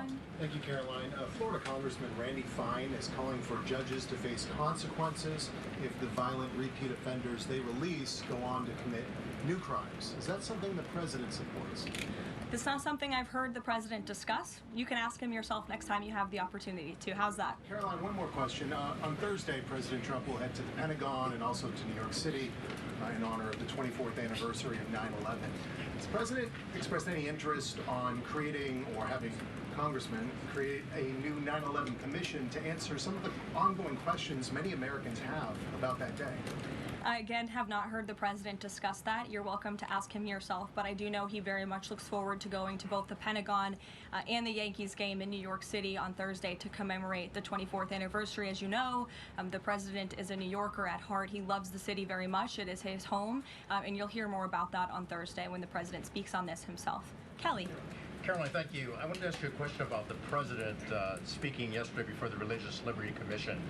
As you know, he's created the White House Faith Office, the Task Force on Anti-Christian Bias, and yesterday he talked about the importance of the Bible in America and the importance of prayer in America. Some people have criticized him for that in stating that he's espousing Christian nationalism. Yet the president has called on the American people to band together in praying for this nation for people of all faiths. How important is that to the Trump administration, and what are an there asshole. guidelines for implementing that? Well, last time I checked, it's not just Christians who pray, it's people of all faith who pray, and that's what the president wants to protect, the religious freedom for Americans of all faith. And he spoke about that yesterday, and that's why he was very proud and excited to announce this new initiative, Pray America, encouraging all Americans to pray for our country and the goodness of our country leading up to America's 250th birthday next year. Why don't we take some from the sides? Elizabeth, go ahead. Thank you, Caroline. I have two questions. Sure. First, on prayer again. Is the Trump administration looking for the forthcoming prayer guidelines to challenge existing court precedent on the right to pray in public schools? Well, the president spoke about that yesterday, and some of the changes we are making to ensure that the religious liberties of America's students and our youth are respected in public schools. In fact, he had a young student and invited him on stage to share his story about how when this young boy spoke about biological and biblical truth in his classroom, he faced consequences for that, and how Americans of faith should not be facing consequences for expressing their religious freedom and their religious views. Not in any public school in America should that be happening. You heard the president talk about that yesterday. And Sure. Caroline, thank you so much. Regarding Israel attacking Doha, beside the phone call, what was President Trump's involvement in the attack, if any? Look, I don't have anything more to read out for you on this other than the very lengthy and thorough statement that I have shared repeatedly now. Caroline. Sure. Go ahead. Thank you. After the Supreme Court ruling yesterday on the ICE raids in Los Angeles, some, particularly non-white U.S. citizens, are saying that they're going to begin carrying their U.S. passports with them at all times. What is the White House's response to Americans who are concerned about being swept up, as others have been already, in these enforcement actions? They should not be concerned because this Prayers up for administration America. is focused on the detention and deportation of illegal alien criminals who broke our nation's immigration laws. And the Supreme Court upheld the Trump administration's right to stop individuals in Los Angeles to briefly question them regarding their legal status because the law allows this, and this has been the practice of the federal government for decades. And the Immigration and Nationality Act states that immigration officers can briefly stop an individual to question them about their immigration status if the officer has reasonable suspicion that the individual is illegally present in the United States. And reasonable suspicion is not just based on race, it's based on a totality of the circumstances to review. And I will tell you, I spoke to our border czar about this morning. When ICE goes out to conduct a targeted operation to deport illegal criminals from our community, they are doing so with intelligence, they are doing so with law enforcement sources, they are doing so in most cases with the backing of local law enforcement who know exactly where these illegal alien criminals and drug traffickers and drug dealers are hiding in plain sight in American communities. And the men and women of ICE are doing everything they can to not only follow the law, but to enforce the law. And it's about time that has happened because we had 4 years of an administration who completely ignored and evaded our nation's very clear immigration laws, and the Supreme Court has reaffirmed that. Follow up on immigration. Sure. Thanks, Caroline. One of the other documents released by the House Oversight Committee contained a photo of Jeffrey Epstein holding an oversized check that was made out to him in the check from the president for $22,000 for a fully depreciated woman. I wondered if the president has any recollection of that, or what you guys make of that photo that was included in those documents. Did you see the signature on that check? It is not Donald Trump's signature. It is absolutely not. The president did not sign that check. But does he recognize Jordan, the go woman? ahead. Caroline, thank you, No. Caroline.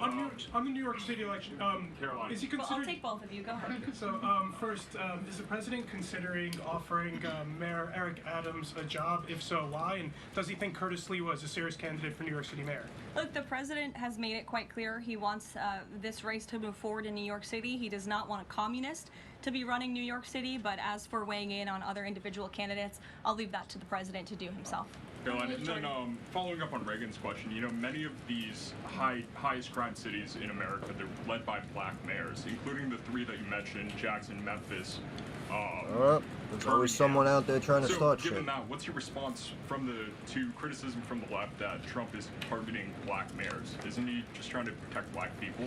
The president is trying to protect all Americans from crime, and he wants to make all of our cities in America safe. And the fact is, the most dangerous cities in America has a press badge. are run by Democrats overwhelmingly. And according to the FBI crime statistics, 19 of the top 20 cities with the highest murder rate are run by Democrats. And these high crime Democrat-run cities are driving up the crime stats in otherwise safe red states. So of course he wants to address this problem. He's made that quite clear. Mike Johnson, he came out and said that the president was an FBI informant. Do you know what he meant by that, if it's not true? I can affirm that is not true. I think the speaker was referring to the fact that President Trump kicked Jeffrey Epstein out of his Mar-a-Lago property for reasons the president has already discussed. John. Thank you, Caroline. First of all, as a Washington, D.C. resident with my family, I just want to thank the administration for revitalizing safety here in the last 3 weeks. It's been stunning. Well, I want to go to Virginia. All of a sudden, out of the blue, Winsome Sears has closed the gap on Abigail Spanberger. Got 4 issues. Coerced abortions in Fairfax County without telling mom or dad, no parents. Girls going in boys' bathrooms on film, right? 2 of the young fellows get suspended for complaining about it. Virginia Beach man, an innocent man, is now died in a car crash by a drunk illegal going on the other side of the road. And now you got Spanberger's got these racist signs.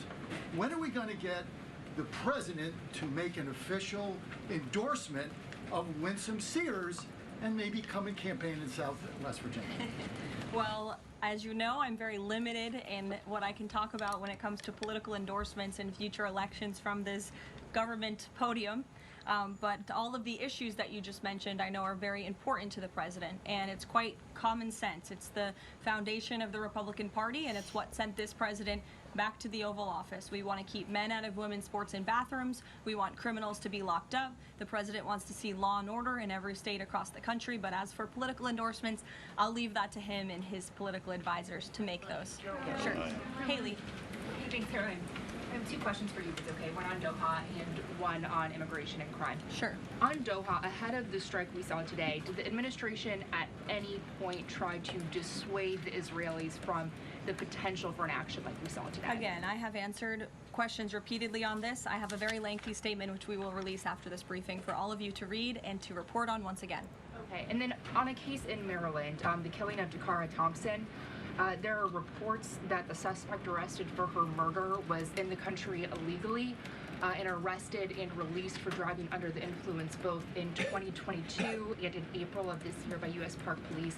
Is the administration looking into what process allowed this to take place? Yes, we absolutely are. As soon as we saw this case, we ensured that the Department of Homeland Security and the Department of Justice were on it, and I can assure you that they are. This is another heinous act of violence against someone who should have never been in our country illegally in the first place, and that's exactly why the deportation of illegal criminals from our country is a top priority for this administration, and it's something that is happening every single day. And I would encourage all of you to continue to report on the very violent illegal alien criminals that we are deporting daily from American communities across the country. We will never understand how many lives have been saved by these efforts, or how many lives would have been lost if not for this president and the administration's policy to deport illegal criminal aliens. On tariffs? Thanks, Caroline. Follow up on Charlie's question. Will the president meet with the Jeffrey Epstein victims? I don't have any meetings for you to read out on that. Caroline, Go ahead. Thanks, Caroline. Is the Trump administration considering a ban on transgender Americans owning guns? Is that something the president would support, even as we've seen some gun groups oppose the idea of it? I saw reporting on this. I understand there were very preliminary, low-level discussions about this at the Department of Justice, and then sometimes those discussions are reported as fact. I'm not tracking any potential actions on this front, and I'll let the president weigh in on that. It's a policy decision, and it's far too early or would be premature, inappropriate for me to weigh in on it at this point in time. Behind you. Go ahead. After the immigration raid at the plant in Georgia on Friday, the president said over the weekend that he's open to some kind of changes in perhaps rules or visa rules or law that would prevent something like that happening in the future for skilled workers to train American workers. That's right. Can you confirm that and that the administration supports those changes, and what exactly would that look like? Well, the president said it himself in a statement that he put out on Sunday night, where he is very grateful for foreign companies from around the world and the investments that they are making right here in the United States of America. That's and he understands that these companies want to bring their highly skilled and trained workers with them, especially when they're creating very niche products like chips, or in this case in Georgia, like batteries. But the president also expects these foreign companies to hire American workers, and for these foreign workers and American workers to work together to train and to teach one another. And so he expects these foreign companies to hire American labor. We want Americans to have these jobs. Americans need these jobs, but he also understands the need for these companies to bring over their workers who already have these skills. So I think it's a very what those changes might be? I think it's a very nuanced and responsible and sensible approach for the president to take, and I know that the Department of Homeland Security and the Department of Commerce are working on this matter together. I would defer you to them for any further action on this front. Caroline, thank you. Just I want to follow up on something you said. You said the Epstein documents are a hoax that Democrats are perpetrating against the president. You've said he didn't sign that check, that he didn't sign the birthday card that he allegedly signed. So what is the theory, since these documents came from the Epstein estate? Who is I guess in your view, faking these documents? I did not say the documents are a hoax. I said the entire narrative surrounding Jeffrey Epstein right now that is absorbing many of the liberal cable channels on television is a hoax that is being perpetuated by opportunistic Democrats, like Ro Khanna and the others whom you saw on that press conference outside of Capitol Hill, who are trying to push this hoax against the President of the United States. What exactly is the hoax? I'm just trying to understand what's fake. What's fake is not the documents. The hoax then? is the Democrats pretending to care about victims of crime when they do not care about victims of crime, when they have done nothing to solve crimes, when they have done nothing to lock up child pedophiles and child rapists across the country, and when they are now using victims as political props to try and, again, smear the President of the United States and drag on this bad story about him. It is a distraction. The Democrats view this story as nothing more than an attempt to distract from the accomplishments and the achievements of this administration, and that is what we mean when we call it a hoax. If he didn't sign these, if you said he didn't sign the birthday card, he didn't do this, he also didn't do the check, those were in documents from the estate. So what is the working theory as to why he's in them? The President has one of the most famous signatures in the world, and he has for many, many years. You know that, Maggie, you've covered him for a long time, long before he assumed this office when he was a businessman in New York. The President did not write that letter. He did not sign those documents. He maintains that position, and that position will be argued in court by his lawyers. The President is very confident he is going to win this case. Carolina, thank you. Is the President planning to meet with Eric Adams in New York, maybe at the Yankees game? And has he personally talked to him about the race? Someone asked that question already, any damn it. meeting with Mayor Adams. People don't at even this pay time. attention. But if that happens, I'm sure the New York Literally Post in will their be one job of the first description. people They to can't know even about listen it. to an answer. I'll take a couple more questions. Why don't we go to the back? Yep, MBOT with a bounce. Regarding the growing U.S. military News presence, Nation, all the way in the back. regarding the U.S. military, the growing U.S. military presence in the Caribbean, when asked directly about possible future military action, President Trump responded, "You're going to find out." What could the U.S. public expect of that situation moving forward, and what sort of ongoing threat does Trendeo Agro present? I think it would be very unwise of me to preview what the President meant from this podium. But I think what the heart of what the President was saying, I know what the heart of what the President was saying and this Very administration nice. believes, is that the Yeah, regime in bouncing back Venezuela nicely. is illegitimate. And it is unacceptable to this President and this administration to traffic illegal, deadly drugs into the United States of America. And that's why the President and the administration took very Drugs? strong action against a boat and 11 narco-terrorists in international waters, as you all saw. I think that sends a very strong message to drug traffickers around the world. The President will not tolerate it, and the amount of drugs on that boat represents the lives of thousands of Americans that could have been killed by that deadly poison, and we're not going to allow that deadly poison to come into our country. The President will be signing a proclamation in the Oval Office later this afternoon, and we will see you all later. Thank you. Thank you. Oh. All right, as you see there, that White House press briefing officially wrapping up there in Washington, D.C. A lot of questions that needed to be answered. Of course, the biggest news coming from the White House. We did get there from Caroline Leavitt that Israel gave the U.S. advance notice of the attack that was conducted in Qatar a bit earlier today. And so if you are just now joining us here on Live Now from Fox, I want to give you up to date on this story. We know that Israel struck the headquarters of Hamas's political leadership in Qatar as the group's top figures gathered to consider a U.S. proposal for a ceasefire in the Gaza Strip. The strike on the territory of a U.S. ally marked a stunning escalation and risked upending some of those talks that were aimed at winding down the war and freeing some of those hostages. And what we learned there from the White House press briefing, that President Trump believes that the Israeli attack on Hamas in Qatar was a, quote, unfortunate incident that didn't advance peace in the region. Press Secretary Caroline Leavitt also told reporters there in the room that the U.S. received prior notice about that pending attack from Israel. In response, diplomatic envoy Steve Witkoff passed along a warning to the Qataris. Me.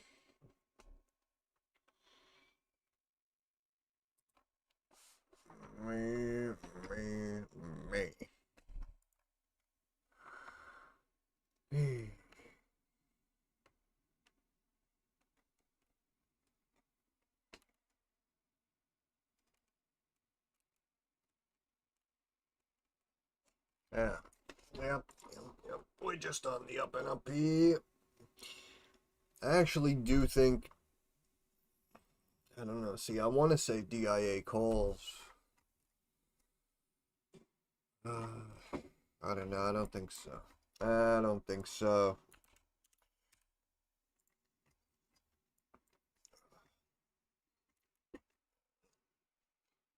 I will leave you all on MBOT.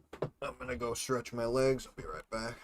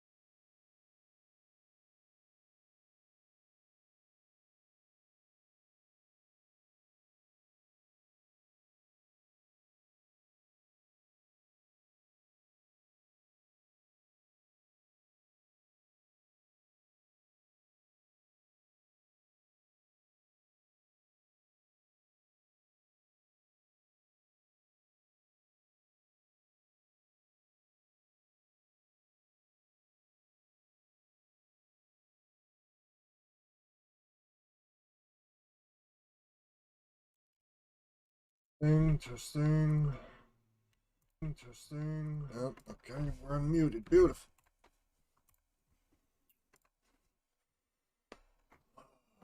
What's everyone crying about?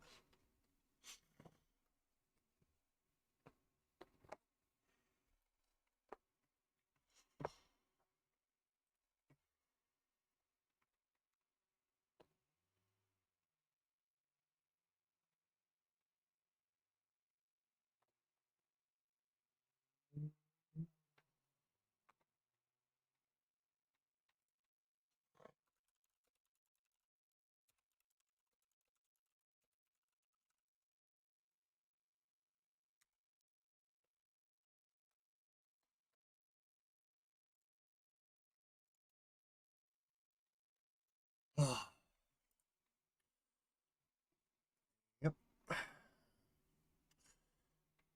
Do I think Resolve is about to pop more?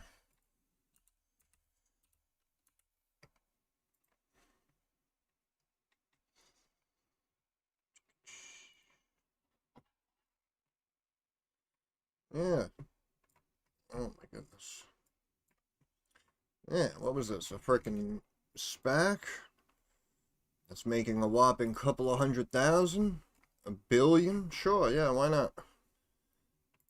Yeah, they'll run it back up to SPAC level, probably. You could probably see at least 7, 8, if not 10. So you might as well just hang on, ride the wave, screw it. Apple puts soon. Apple should be back here minimum.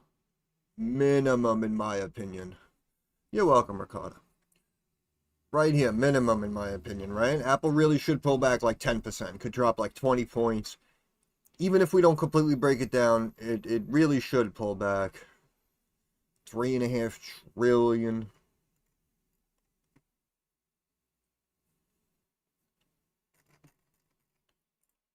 It's trading at a pretty high multiple, man. It's trading at a pretty high multiple.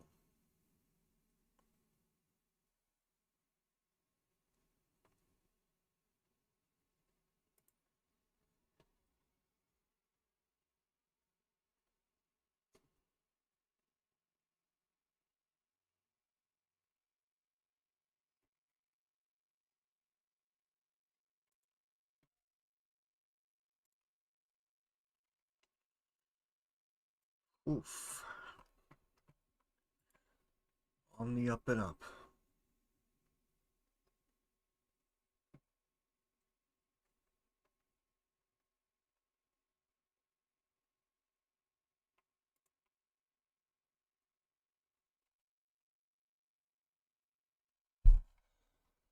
Oh, this computer's normal.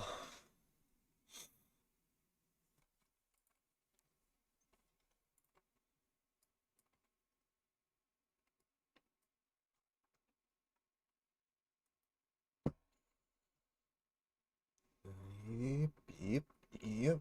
Hershey? Yep.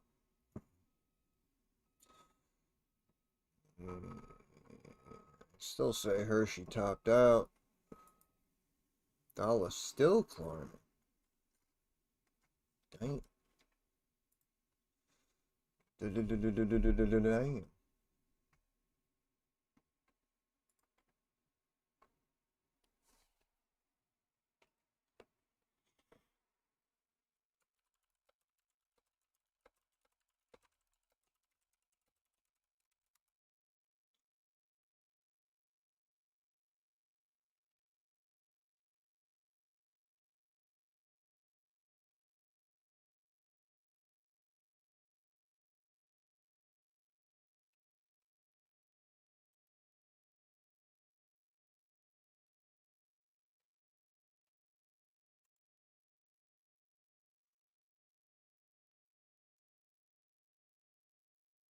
Yeah, I had a feeling RR would jump back up to above 3.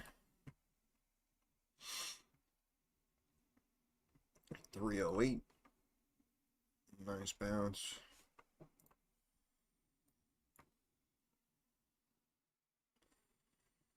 Yeah, looking for 4.5.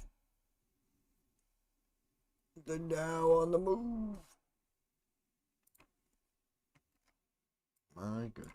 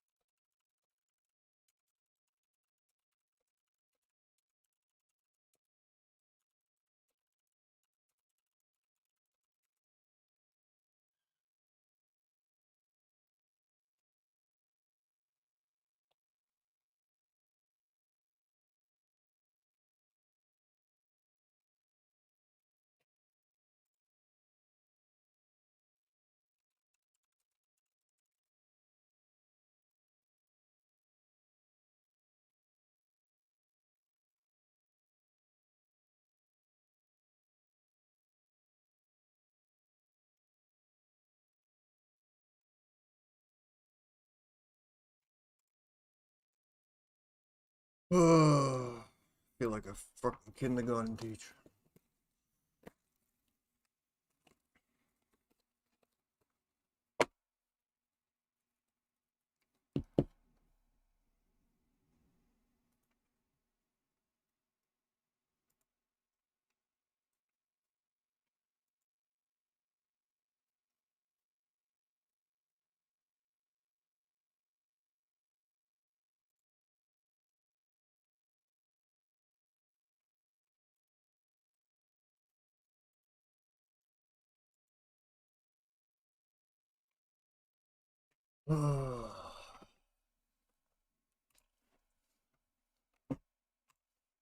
He's going through it, all right.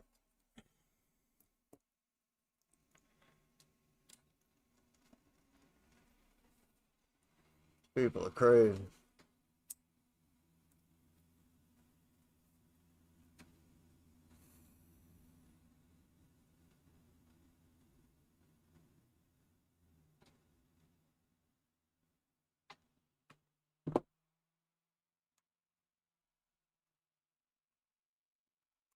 Yeah, I don't know.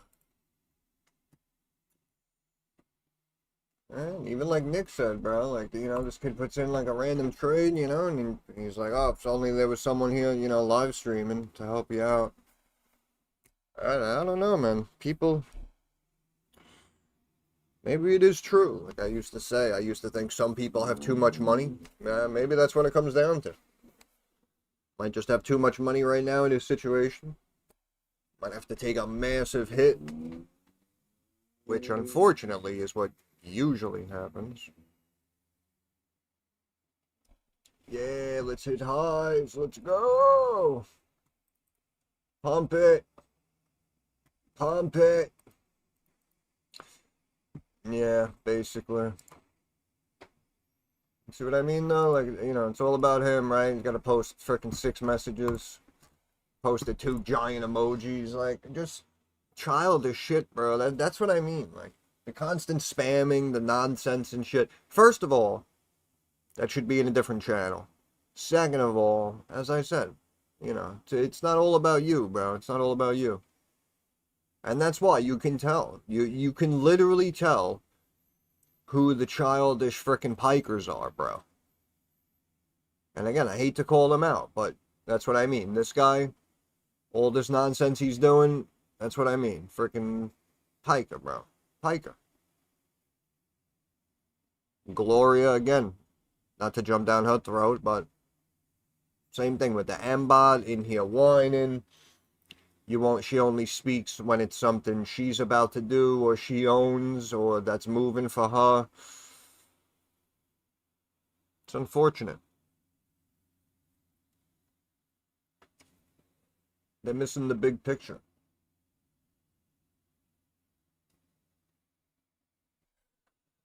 What do you mind turn 5K into 50 in a penny stock, then that 50 into 500 with AMC calls when he did that run up? Thought he was a genius, proceeded to blow it all on SPY options. Oh, what a heartbreaker. He literally could have spread that out into a handful of names. He would have been fine. Don't even get us started on Molly. Yeah, that was another one. But I feel like Molly just joined the stream and was talking smack. Like those other few people I mentioned, like, it's just sad because they've been in the Discord for months. They've been watching videos for months. Like, that's what I mean. Some people just miss the big picture, man.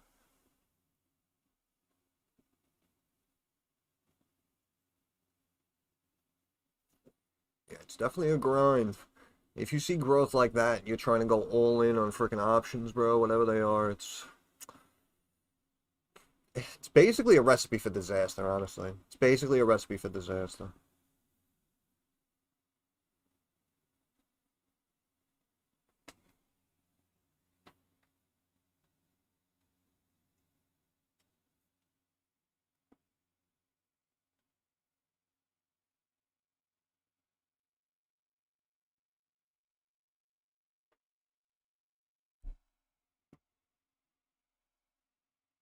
Yeah, or again, this is what we mean when we talk about like the short-term volatility, like, can it pull back 10% and go from 3 back to 270? Like, yeah, of course. But in general, we just got the big update. Again, we're talking about a $500 million. I mean, the revenue is light, but again, so I still say something like ASTS. I mean, perfect example again. Starting to pull back. Stock should be $5, but staying up here, 13 billion valuation. No revenue.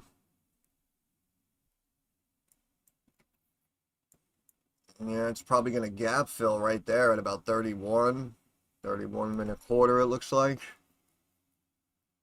I don't know. Stock should be like here. But it is what it is.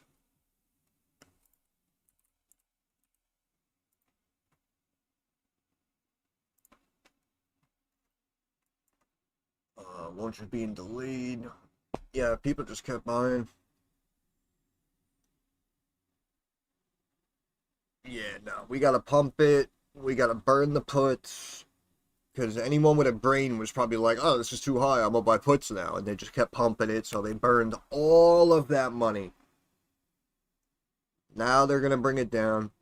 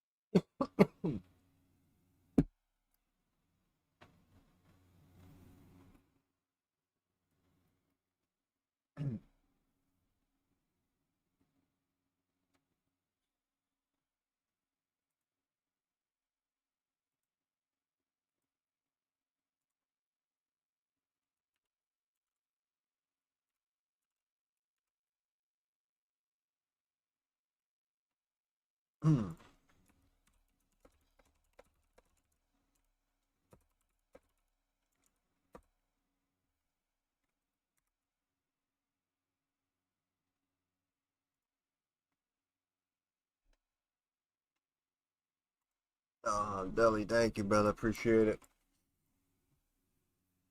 Cup of cough always helps. Cup of cough, and I'll be fine.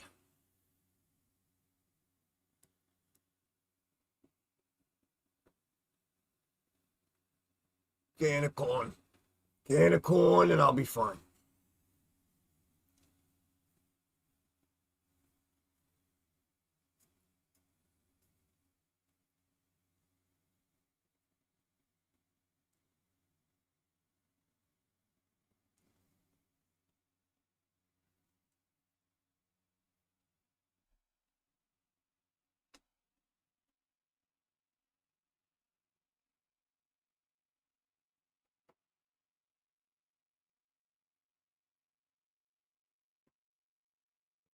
some earnings plays before close.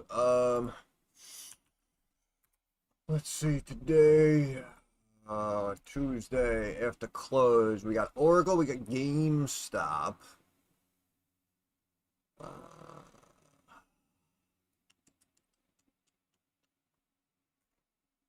I mean, Oracle's probably going to beat GameStop again, in my opinion. Oh my goodness. Talk about an up day. GameStop is just too unpredictable. I have no idea what they're doing over there. Last earnings, Oracle, my goodness, almost 16 billion. Look at that market cap, though. Holy crap. 675. And we brought in like 70, we'll call it. And that's like 90. No. I would actually say Oracle puts.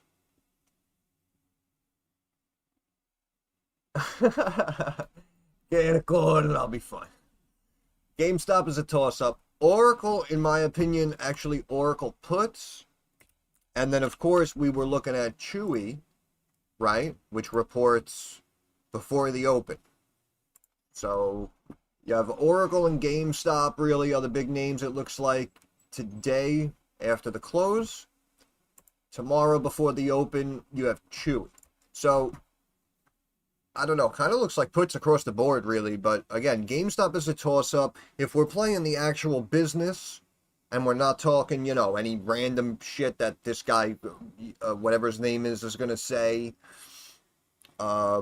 with the Bitcoin and other investments, right? I don't know about that. But the business of GameStop, it should be puts. But every time I say puts, I feel like they drop it only like 2%, and then it ends up climbing back up. So that's why GameStop, in my opinion, isn't worth playing right now. $1,000 on Oracle. For what, a put? That's insane. That's insane. See, that's what I mean. It's because, see, so in my opinion, what that tells me is, like, they know it's supposed to be lower, and they know, like, it has to come down, so they want to make it so expensive so that the traders don't pile in and force it to completely tank. You know what I'm saying? They want to drop it to, like, here if they miss. But if it was cheaper and traders were really able to pile in and beat it up and play down the earnings, then it would drop to like here.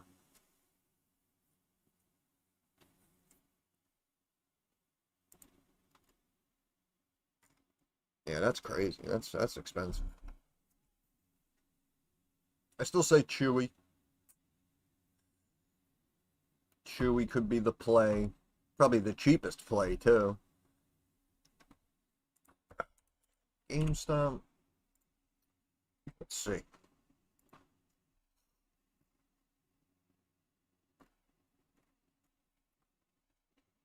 All right, here we missed, we dropped. We exploded with mad volume, we missed, but again, we like kind of barely dropped.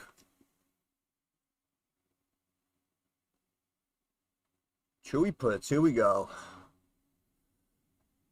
Yeah, keep it small. Yeah, that's why. If Oracle's like really, even if you go out of the money, if you're talking like 700 for a put or something like that, then yeah, you're better off. And you could do GameStop, you could do Chewy. Oracle's that expensive, it's not worth it, but that's a shame because it should drop big. And look, even here, right? That's what I'm saying. Like we bring it down. And even here, look, again, they miss by 3% on revenue, but the stock goes up. And even here, right? Again, we gapped up the next day when we missed revenue by 13%. I mean, I just don't know. I just don't know what's going to happen. Shit is wild.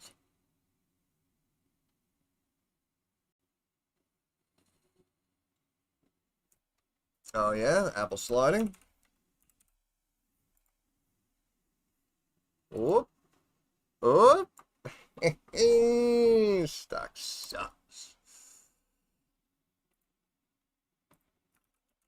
See, I mentioned it on stream. I forget to put it in Discord sometimes when I'm streaming with you guys. Apple puts. What else did we say? We said Disney puts. Okay, and then we were talking about earnings. Let me just come up here 1 second. I'll be with you guys in chat 1 second. Earnings are gamble. The risks involved. My opinion.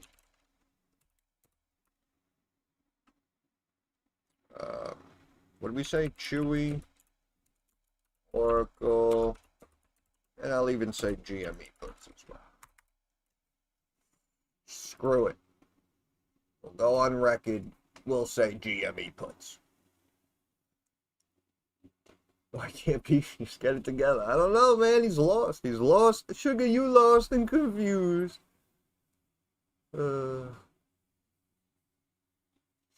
110 for 40 put. That's better. Yeah, it's a little better. That's a little bit better.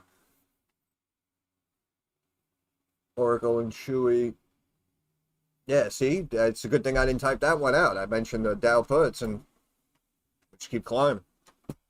See, that's why you got to be careful with the index options. Market's got a mind of its own. Right, something else, if we look at something like a Hershey and we're like, yeah, okay, it's been climbing, you know, it could pull back 4, 5, 7 points, could make money on puts, right? That's a different situation. That's a different situation.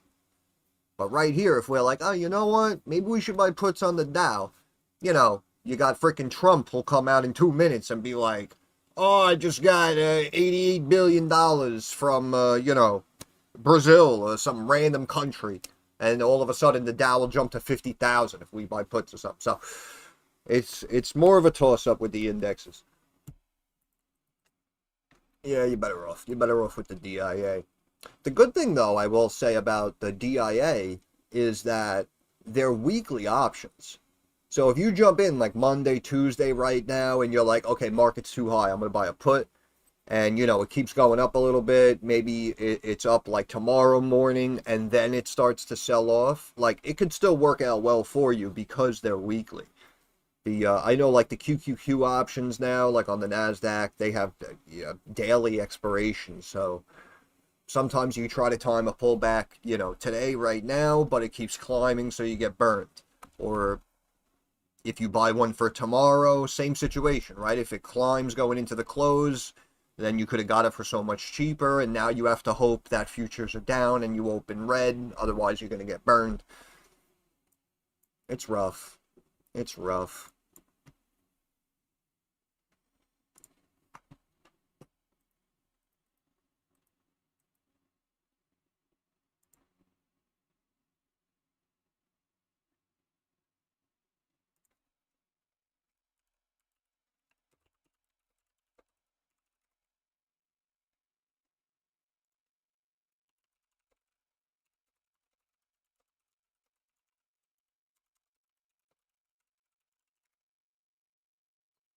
Billy Ray says Oracle got their data breached in MedStar hospitals.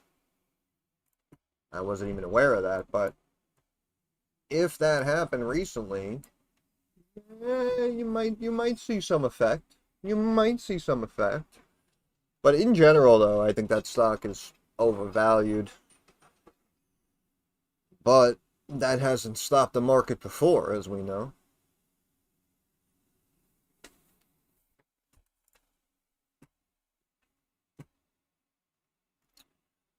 Yeah, see, I was thinking index puts because the dollar kept climbing, but apparently markets are following the dollar today.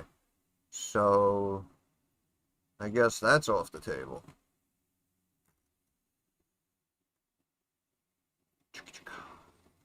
Nope, nope. Nope, nope.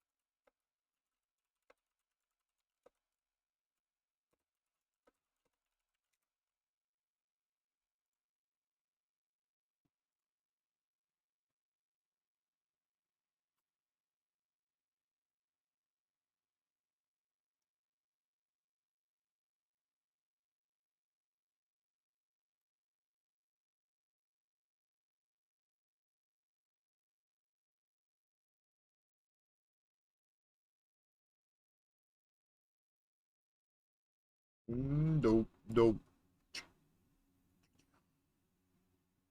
Dope, dope.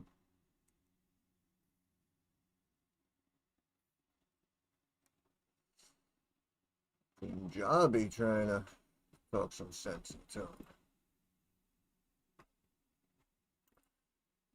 Yeah, Oracle.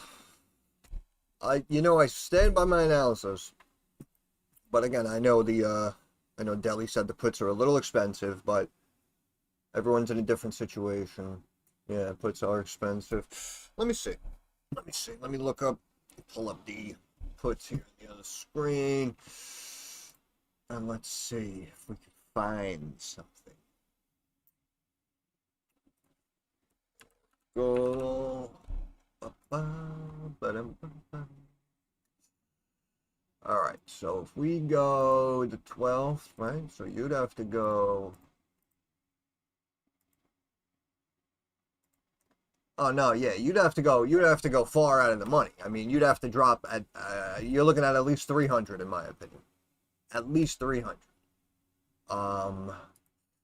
If you go in Oracle, if you go this Friday, 220, you're looking at about 3.25.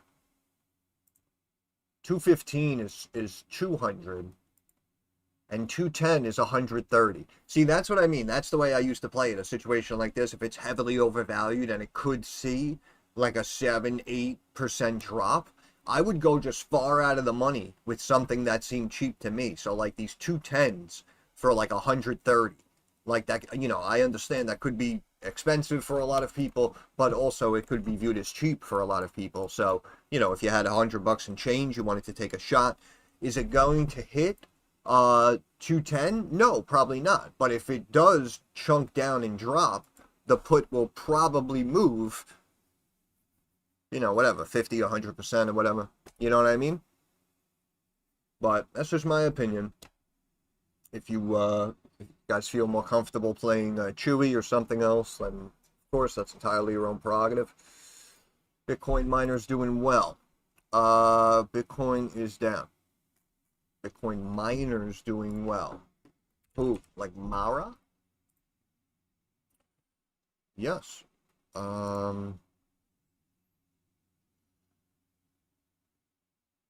have 6 billion in Bitcoin. Holy shit.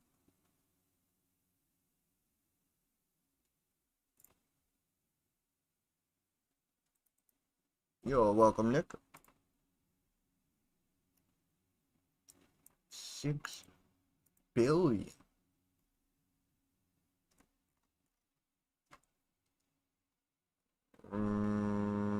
Yeah, it looks like volume's picking up here. The last couple of weeks of August going into September. So perhaps we're expecting a big Bitcoin move. Whoa. Damn. What was this top? 1534, 1528. Huh. Same thing here too. Right? You see the volume started to pick up. Who else did you say? Iran?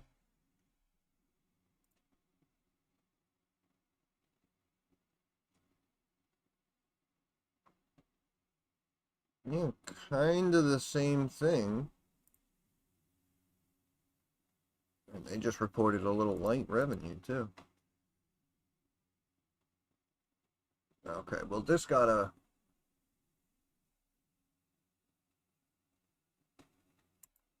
Oh, wait a minute. All right, Nick. Like I always said, I always put my money where my mouth is. If I had it, I'd do it. I do not have it.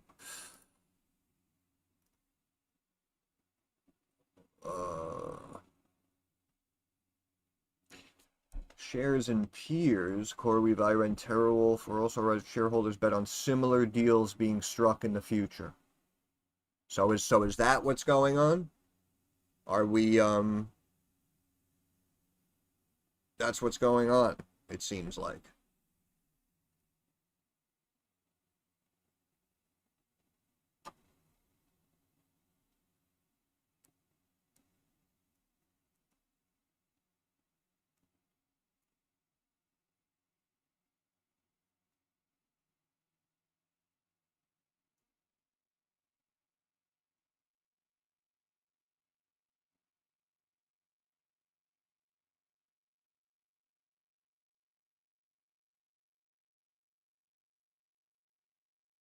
So that's why all of these stocks are climbing? Because someone else got a Microsoft deal, so they might get one? I don't know if I buy into all that. I mean, that's speculation. I mean, damn.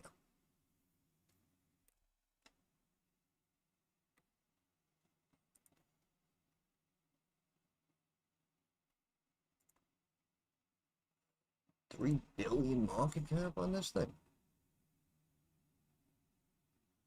Yeah, these miners got out of control, bro.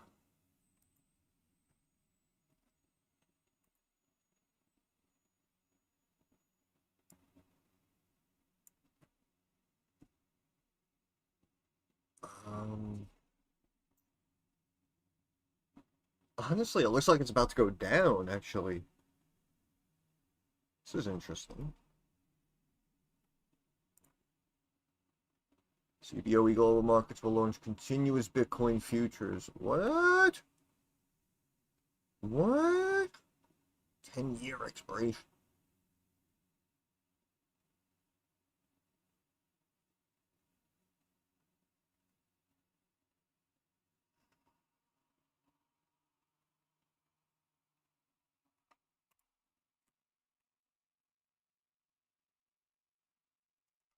Yeah, this is, apparently, like I said, I mean, I know that was just some random article, but the article was speculating that the market is speculating that the deal came into, Nubius.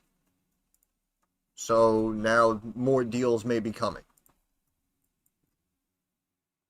I'm not really sure if I agree with that. I mean, you can literally say that about almost every company. Yeah, I don't know, man. It actually looks like Bitcoin's about to go down, in my opinion, unless I'm missing something. What was the high here? 113.4? 113.2. 113.2. Premature breakout. Back to the apex. Then we pop out of the wedge like we're supposed to. But then we immediately reject.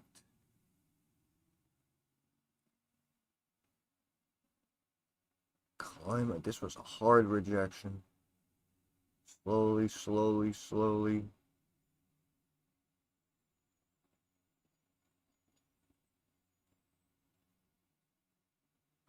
Yeah, I don't know. I think it breaks lower, believe it or not. I think it breaks lower.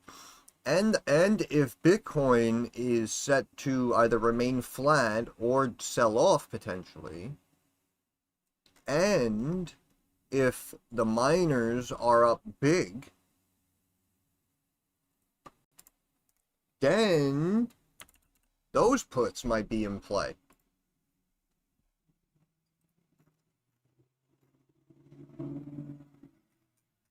Alright, so Mara, yeah, it's been up and down, but it's pretty much middle of the road. Okay.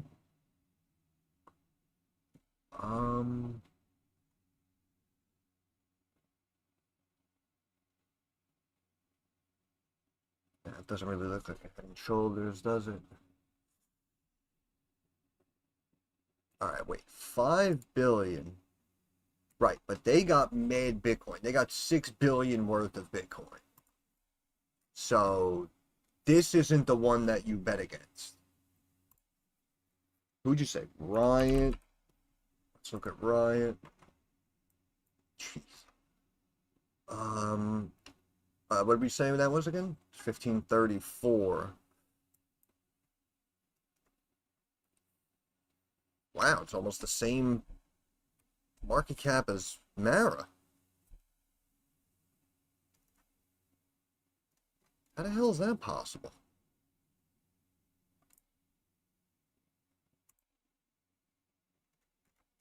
How the hell does that make sense?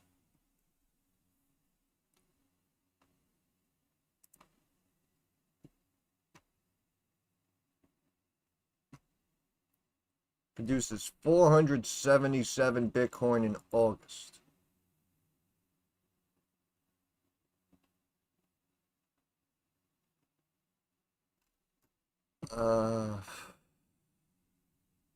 I don't know, man. You know, that's what, 50 mil? It's 50 million? Yeah. About 50 million a month, every 3 months, 150 million. Yeah. Set up for a bull trap here. Yeah, man. I mean, again, I don't know what if they're holding anything extra, but yeah, I mean, they're bringing in roughly about 50 mil, what, 477, right? So if you move two digits over, right? Because you're dealing with hundreds, you're talking about 500 Bitcoin. So 2 decimal places over is 10 million times the 5 is about 50 million a month, right? Because they said that was for the month of August. So 50 million a month is 150 million a quarter, is 600 million for the year. 600 million for the year. 5.6 billion market cap. And they just said Mara is holding almost 6 billion in Bitcoin, and the market cap is 6 billion. So if over time we expect Bitcoin to keep climbing, which apparently seems to be the narrative, then Mara technically should like double, triple potentially from its current level right now. I got to check the debt and all the other fundamentals, but let me see something here. And the debt, they're holding twice as much debt as cash. This stock is heavily... What are these assets?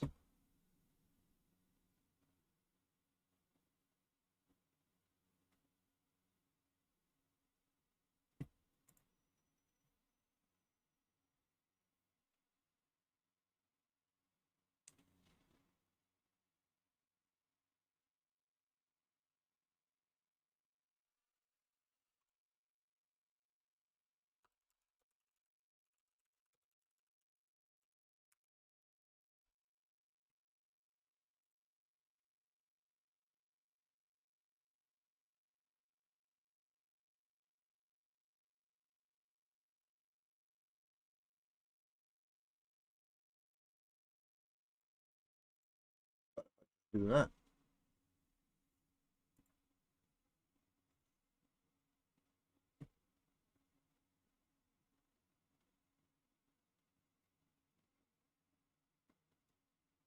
And less cash, less accounts receivable.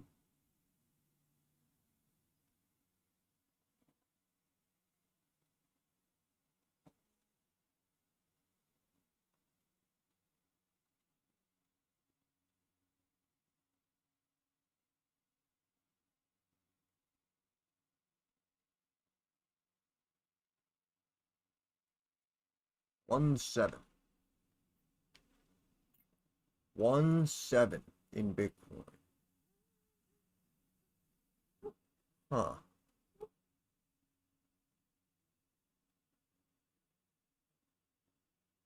Property and equipment. 1.3. Really? Really? 1.3.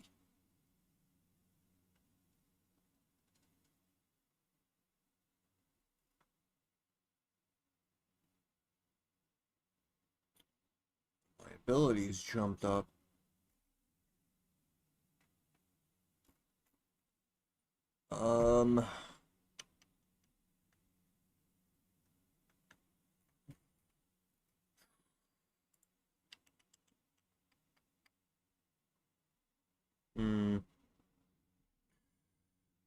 Interesting. Interesting.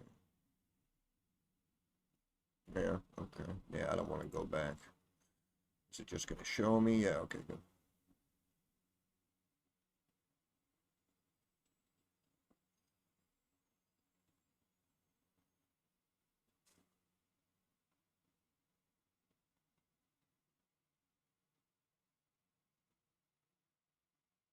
Change in fair value of Bitcoin.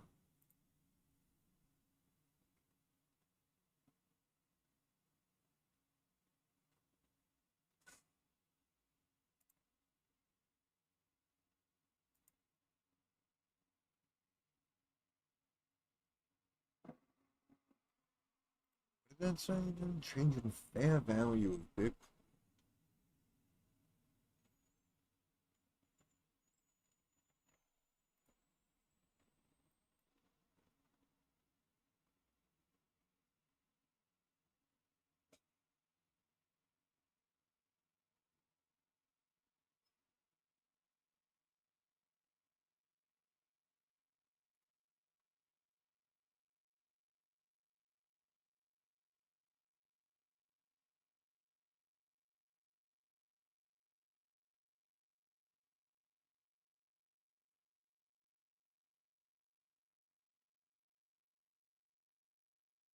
Wow, they doubled the amount of Bitcoin for compensation. Interesting.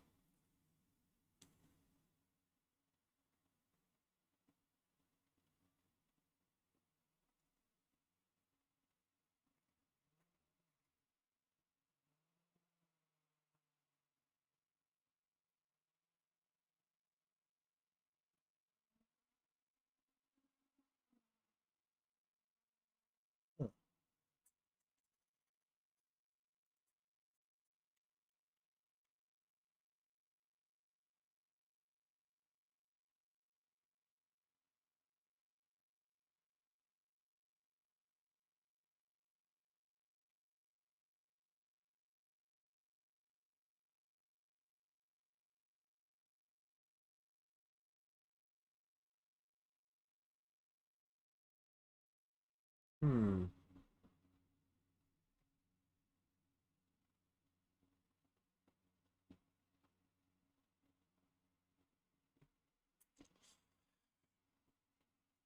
I don't know, man. I don't know. I have a feeling Riot puts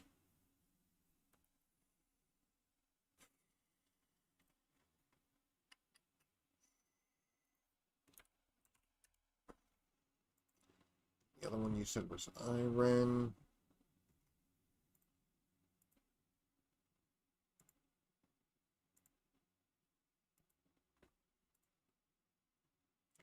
$8 billion.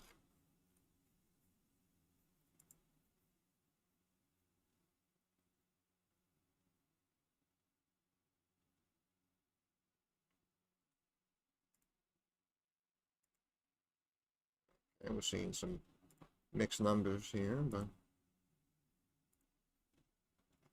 revenue chunking up on this one. $8 billion. So this is worth more than Mara, right? This is worth more than Mara. What time is it? Oh my goodness, 10 after 3 already?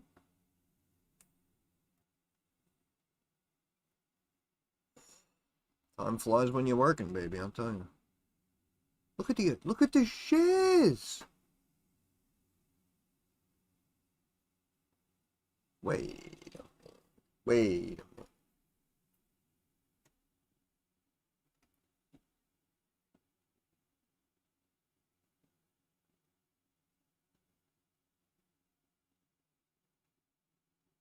Only cost $6 million to operate. Wow, it's extremely cheap.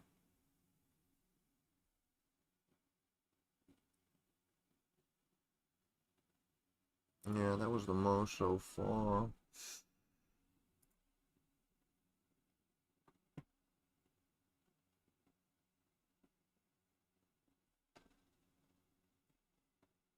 $800 mil. Iran is an Australian company. They're also now getting into data center. Okay. Okay, very good. Thank you. Thank you. That's 600. I mean, not the worst stock we've seen, but 8 billion. 8 billion. I think we're getting a little excited. Kind of putting the cart before the horse, huh? Wait, what did that say?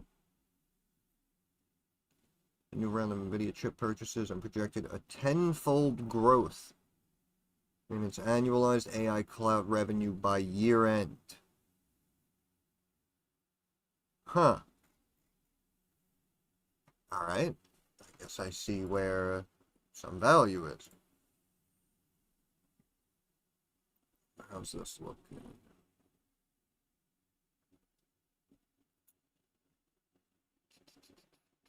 Trading 5 times book now. It's still not that bad.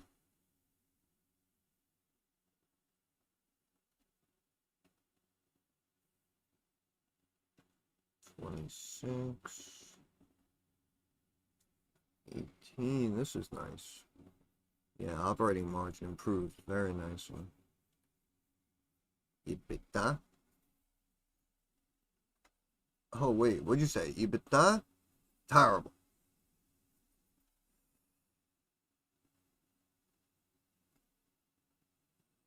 Yeah, very little debt. Yeah. Yeah. Yeah, expecting to see nice growth over the next couple of quarters. Alright, so we're going to jump up to a little over $1 billion a year. And they're at 8 billion a year. So that would be like 1.8 to 2.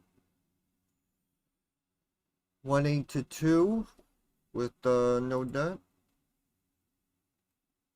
Yeah, that's, I mean, honestly, it's really not that bad. That is not that bad. And we just got a big price target boost today. 22 to 32.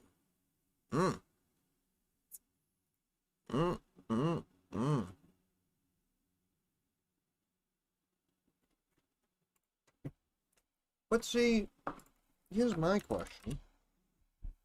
Why are they climbing more than SMCI? Right? How's Dell doing today? Dell is down. What happened?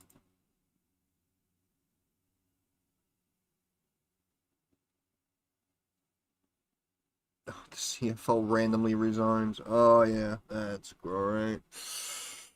That's always nice.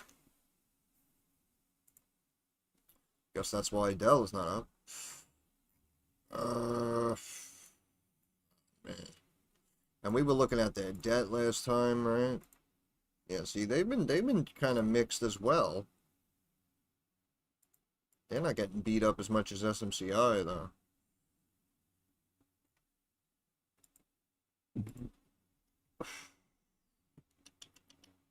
Negative 3 billion equity.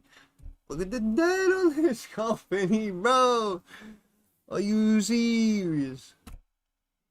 Come on, man. I feel like I'm taking crazy pills.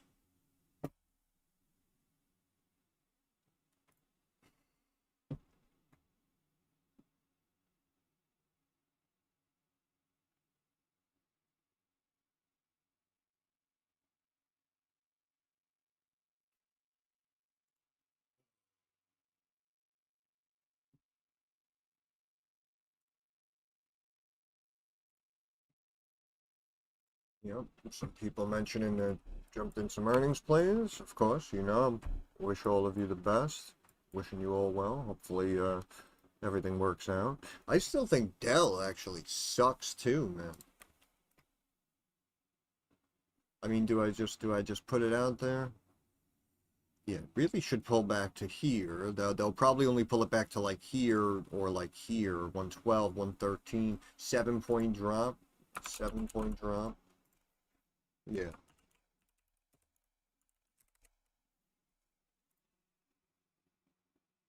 That's gotta, yeah. I mean, even if you look at short-term trend here, you know, not perfect, but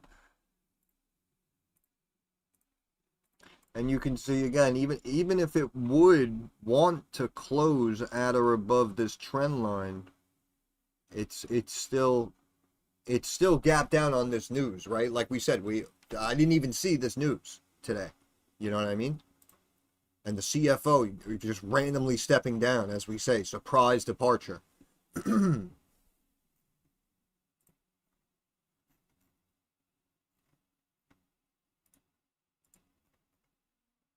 So that's going to weigh on the stock. Excuse me. That's going to weigh on the stock a little bit. About 1,000. Yeah, we'll see, baby. We'll see. We'll see.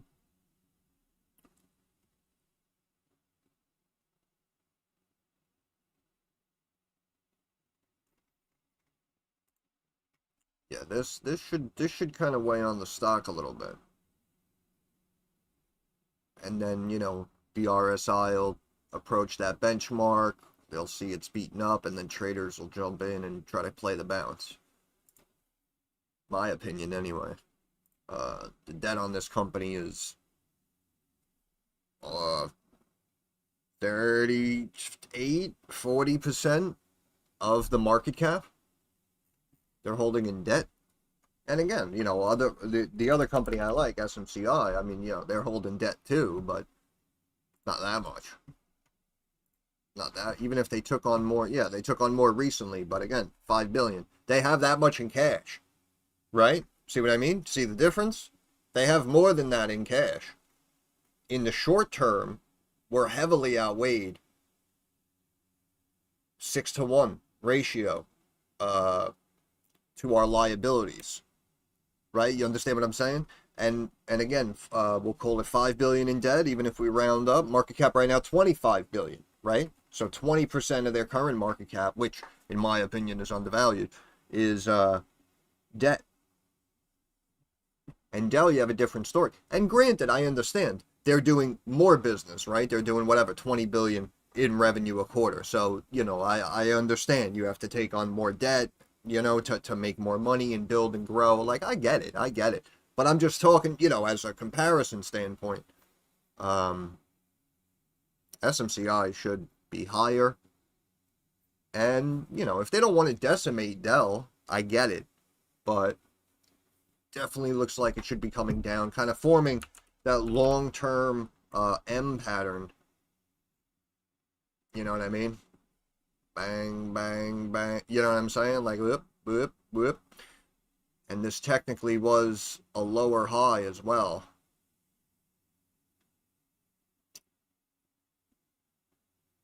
Back holding Marvell.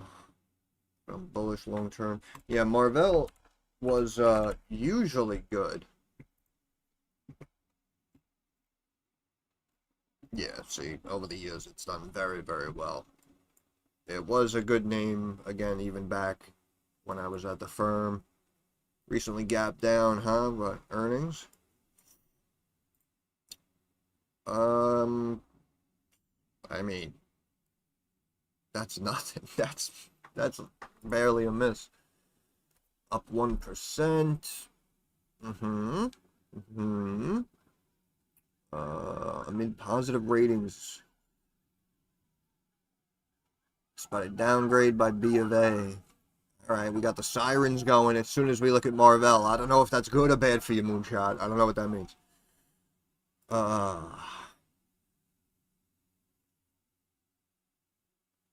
Should you buy, sell, or hold Marvell? Well, no disrespect. I'm not going to ask you.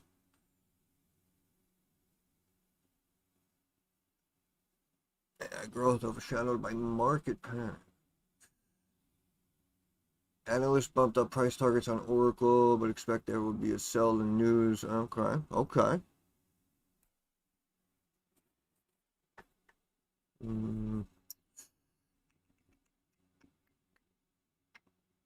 Ambarella, man, I completely forgot about that, man. I used to trade that stock, and we were talking about it, man, at the firm. Me and one of the guys who used to work near me. Um, it was like 2014, 2015. The stock was only like a couple of bucks. They came out. It was like still kind of fresh too, and he was talking about it. He's like, oh yeah, he first got into trading and he opened an account. And he's like, yeah, I might buy a call on this stock, Amba, tech company. And they popped like 25, 30%, as you see, like a week ago on earnings. And that hurt me. That hurt me. Because even when I looked at the stock and, like I was looking at the numbers and I was like, yeah, I probably would have said calls on Amba. And then it popped. Like, it hurts so much. This Bloom Energy, so close to buying in the teens. Now it's 50. Yeah, believe me, I feel your pain. I feel your pain. It hurts. It really does. It really does.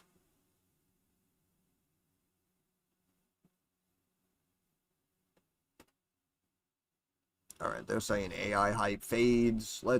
Again, if we look at the numbers, it looked like it was essentially in line. So we're bringing in about 2 billion a quarter. That's 8 billion for the year. We're at 57. Okay, we get a tiny dividend. Earnings scaling nicely. Okay, yep, had to drop.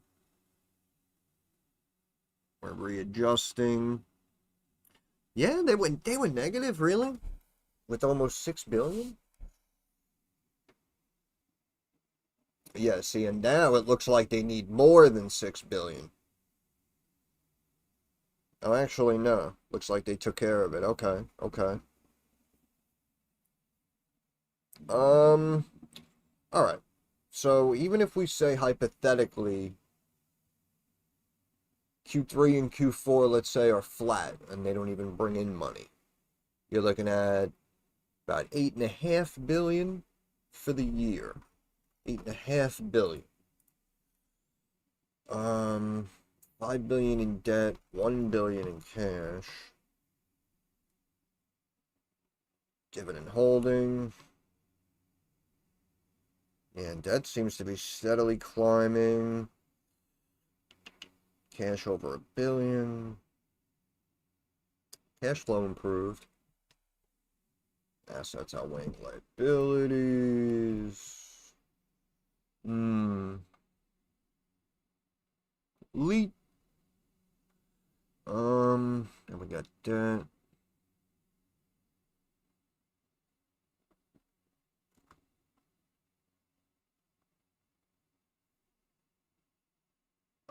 So that'd be like 16.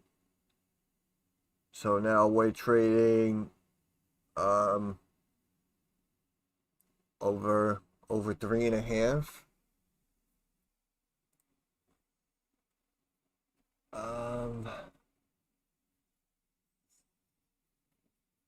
Yeah, what was your cost on this?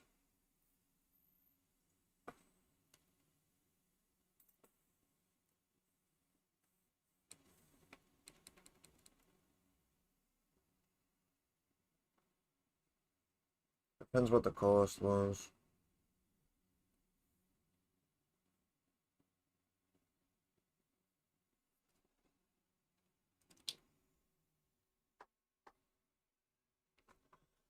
What was that other miner you said? Hot, right? Jeez. I'll tell you, man. Even just a couple of years ago, I'm telling you guys, stocks didn't used to move like this, man. It's honestly getting scary. I mean, granted, I know there's a lot of money to be made, and I know, I'm sure a lot of people really enjoy it. I get it. Believe me, I get it. But also at the same time, we get it. It's extremely dangerous. People used to hope to see this a year or two. It's just wild how far we've come. All right, so our revenue is all over the place, but the stock is on the up and up. What is this? Reverse split. 1 for 5. And then they've been on the up and up, though, in their defense. And at 73 on March, it's not too bad. It's not too bad. Yeah, I don't know, though.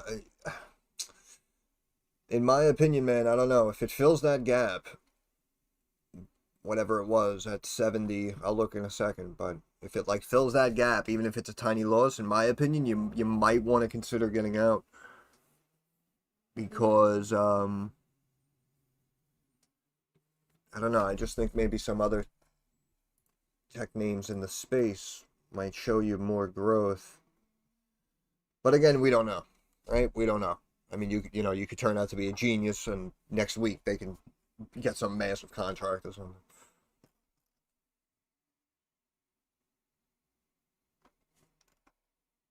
$3 billion. $3 billion. $3 billion.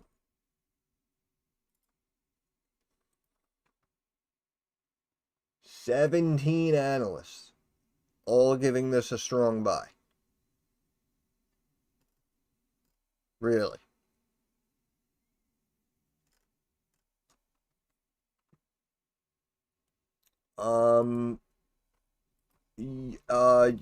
I was, yeah.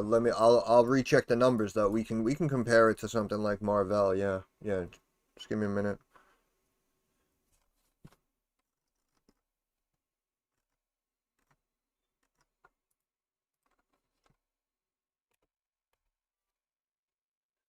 See, so what? They're just putting like billion plus valuations on like their real estate setup.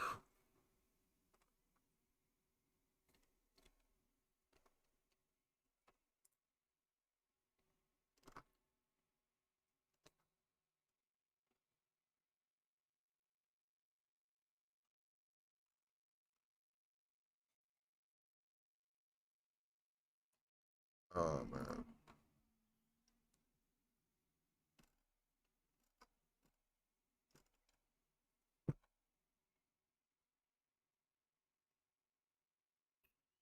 That's slightly down. Free cash flow more negative though.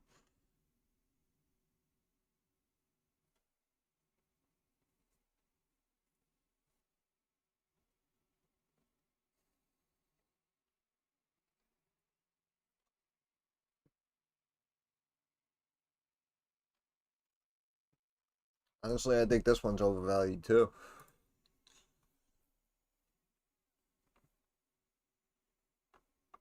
I think that one's overvalued too. What's that? Riot and Hut? Riot and Hut.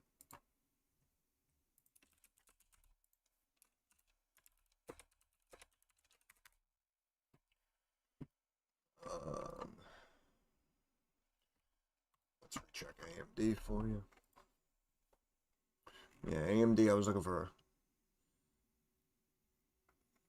Yeah, we got the gap fill right there, 147 and 3/4. And of course, we have the pullback potentially to the trend line about the mid 140s. Would be a decent entry, in my opinion. Of course, if we see red markets, we can chunk it back down here to the high 130s. You can see this was kind of a key tight range that it was hanging out at for a couple of sessions. But yeah, you might be able to get like $7, $8, $10 cheaper on AMD. Market cap quarter of $1 trillion, 87p.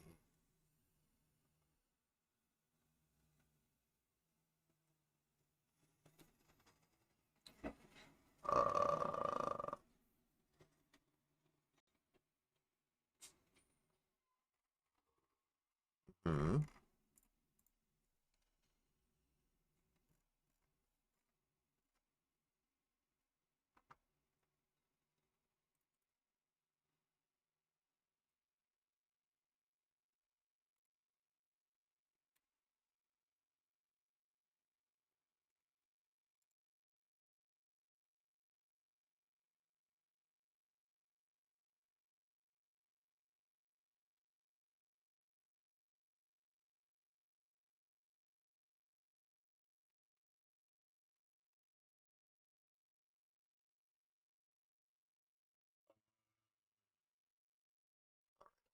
Hold on.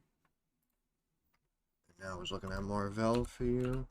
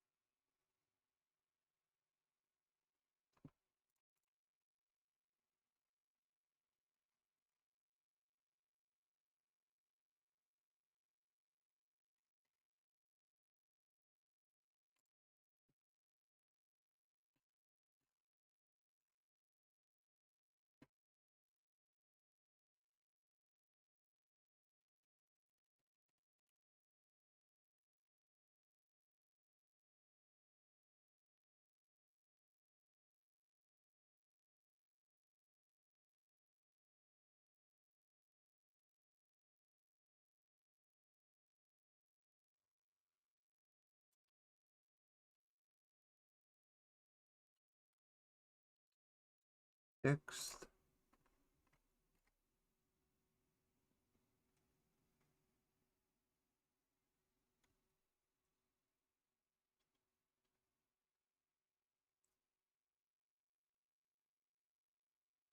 It's close. It's close. In my opinion, technically here at these both exact levels, AMD is technically slightly cheaper. In my opinion.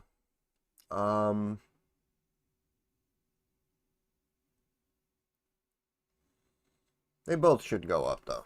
I mean, they really both, both really should go up over time. Marvell, where is Marvell? I don't know. Automotive. Segments everywhere. Boom.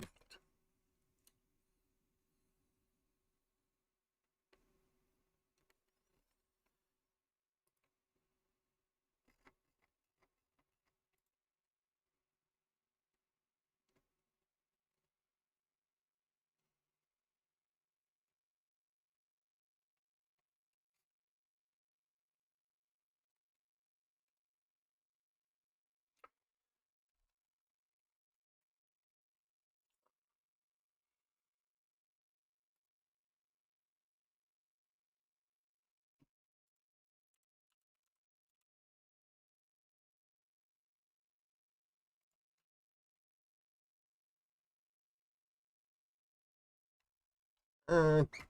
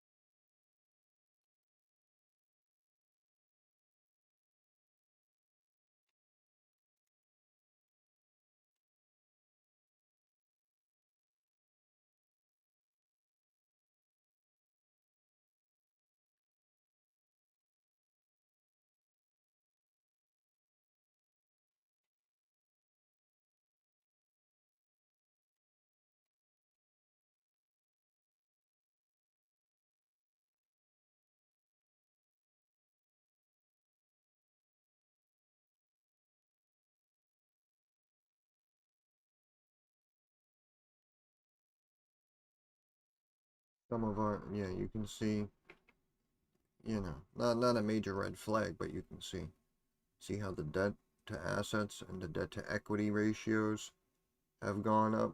So it really looks like that would be only one slight negative.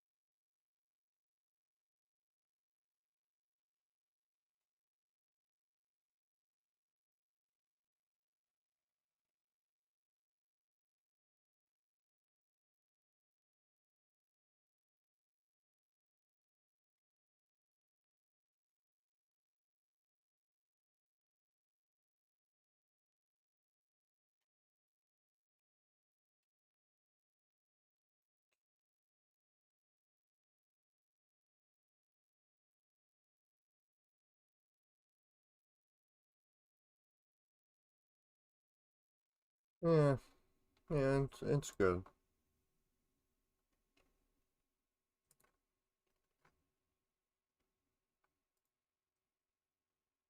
Yeah, yeah, I get it. I get it.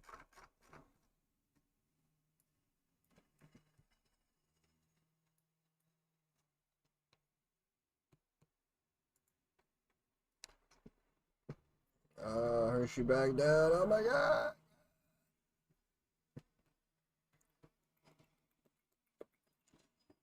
Told you Disney sucks. Right? You didn't want to take me serious, right?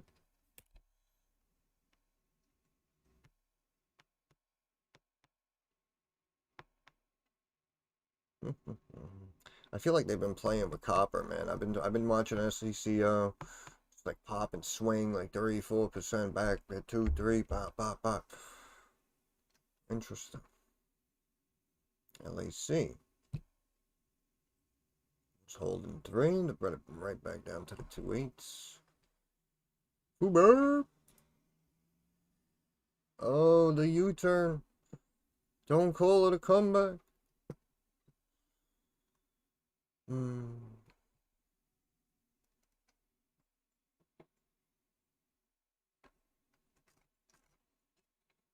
I'm starting to get hungry.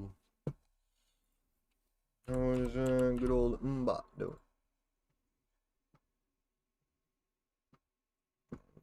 It almost climbed up back up to 4. It's back above that trend line now. Is that a real trend line? Nope. See? See? Aha. That's why we double check. That's not a real trend line. But it's okay.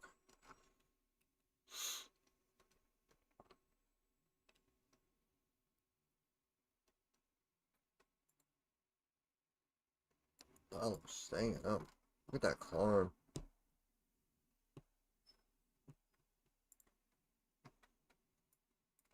So now we're back above this support.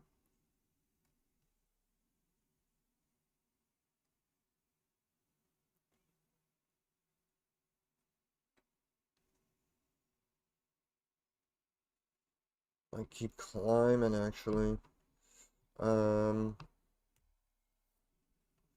Let's say Tuesday. Could climb to tomorrow also.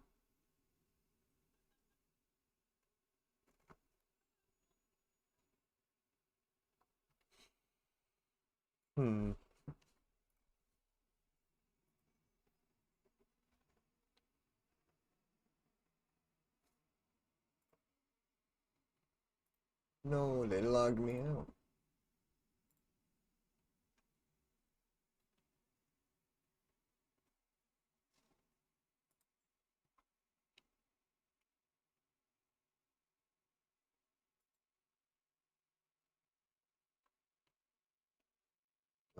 La, la, la, la, la. La, la, la, la.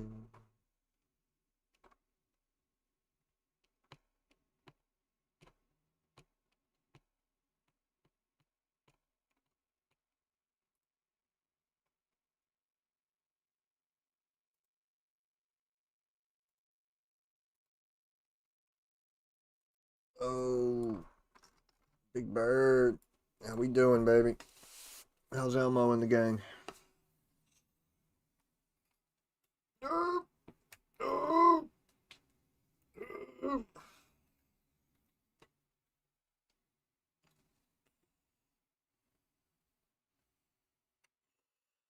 Added Lulu today. Yeah, someone was in here before saying, "Oh, Lulu calls."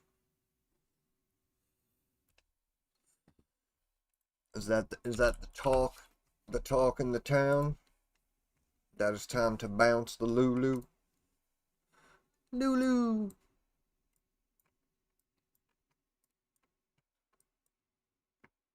Lulu. Yeah, I don't know. I mean, you know, I wouldn't say it's like overvalued now at this point, but the whole sector isn't really seeing any love. You know what I mean? Very, very few and far between. It's, yeah, I was gonna say, it's GES, right? Yeah, see, guess has been really strong.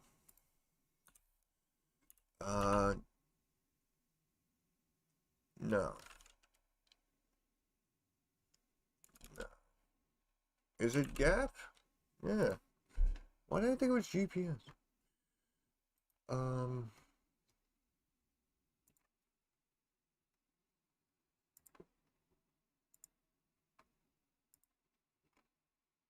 Yeah, Gap's been pretty strong too. Frickin' Gap, man, hanging out, huh?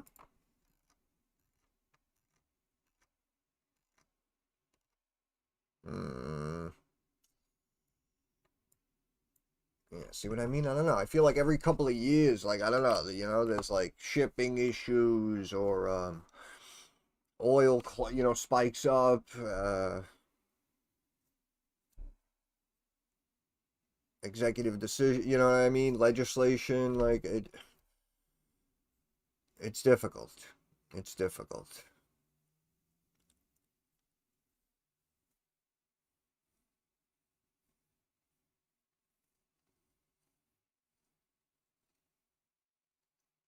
Moonshot helping him out. All right, we appreciate it.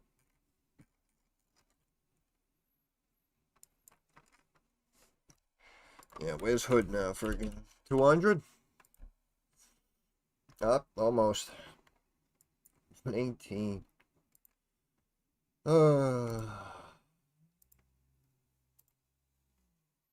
That's wild. 105.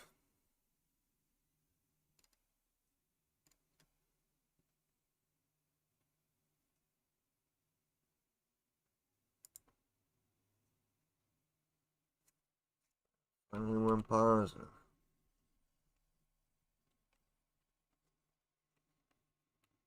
I don't see how it even took this long, bro. They should be embarrassed. And how did they... Didn't they, like, recently get listed on the S&P or something? Didn't someone say that? And you could see an earnings miss right there a couple of quarters ago. And they still put them on the S&P, huh? And they still put them on the S&P, huh?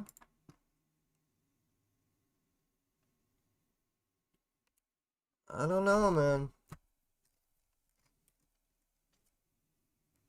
Again, you know me, you know, I'm like, you know, I try to stay as a realist. I don't try to be like a hater, really. But I don't see it. I don't see it. I feel like they almost added it because it's a name that all younger people with money who are looking to invest know. So they're all gonna buy it. They're all gonna pump the value of it, whether it's real or artificial. And now that's just gonna help the S&P overall.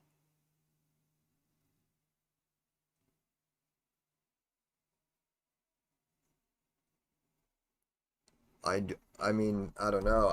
I'd have to check, the financials. I'd have to pull up a list of the other 500 companies, to compare Hood to them. But I'm going to go out on a limb and say I don't think it should have been added to the S&P.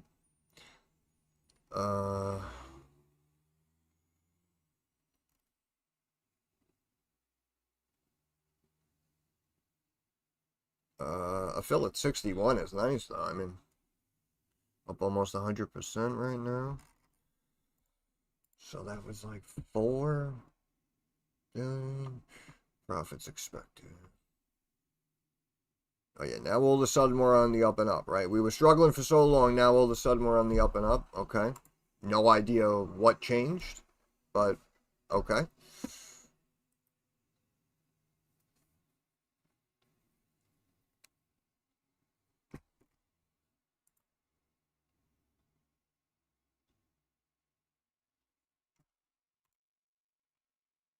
$16 billion in debt.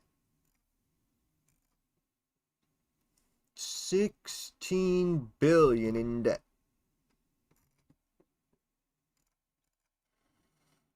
Oh, look at this. It's not even showing me financials. It's broken. It's broken. Telling me 4 billion in gauge, 16 billion in debt.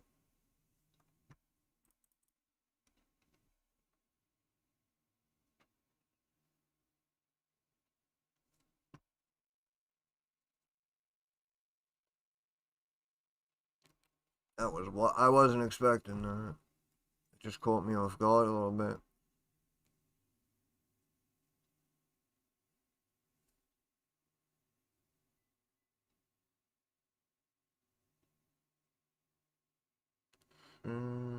Like down, up, but I guess down.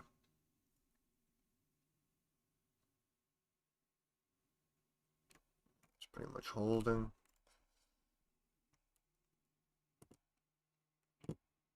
$35 billion in that. Who put that value?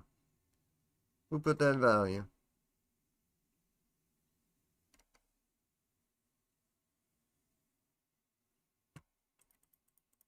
I mean, how much does it take to run this company?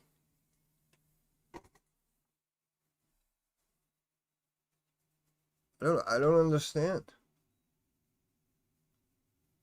It's like a virtual trading market. You probably barely need a floor of computers. How many employees are at this place? 2,300. That's really not that many people when you think about it. But that seems like a lot more than you would need.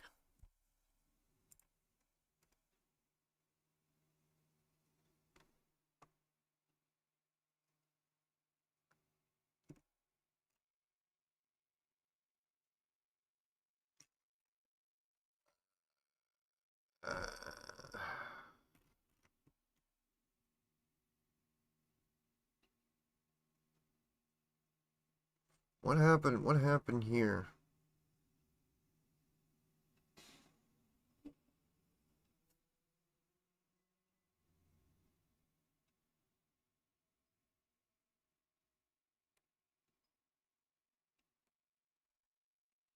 Powerball winnings of that.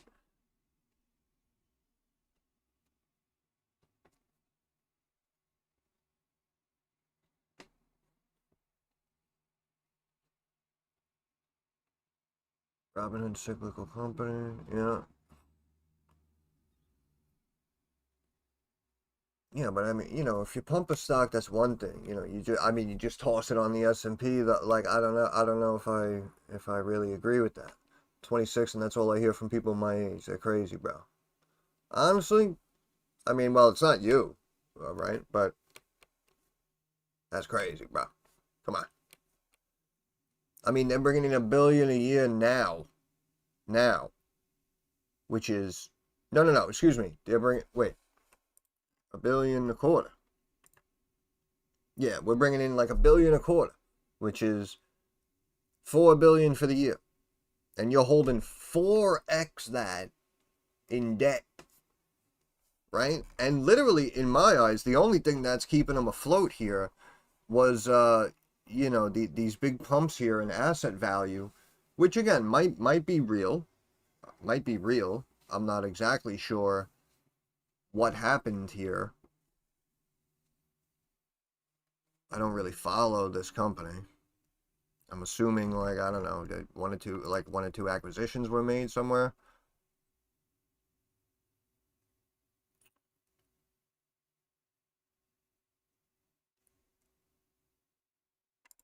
What the heck?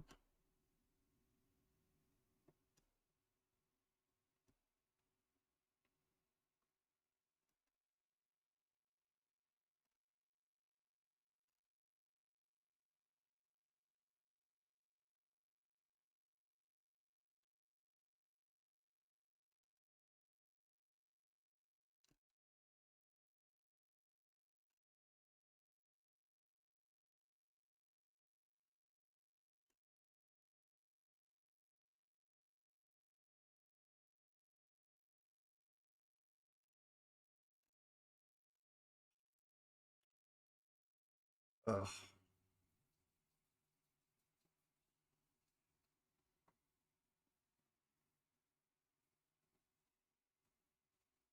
What the Hershey put? No volume. Hershey. No, Hershey's gonna be, what is it, Tuesday? Hershey? Yeah. Hopefully you see, you know, like 1 or 2% drop tomorrow. That'd be pretty sweet for you. Best FinTech is new. Yeah, apparently they're signing up like all of South America. So, new riding high. But again, as I say, unfortunately, I have to mention the political side of it. Any companies pretty much out of most of South America, you do have to be aware of nationalization or some sort of intervention randomly at any point. So, you have to understand those risks. But yeah, I mean, if they're really not pumping up those numbers and that's real growth that they're seeing, then yeah, it is pretty impressive.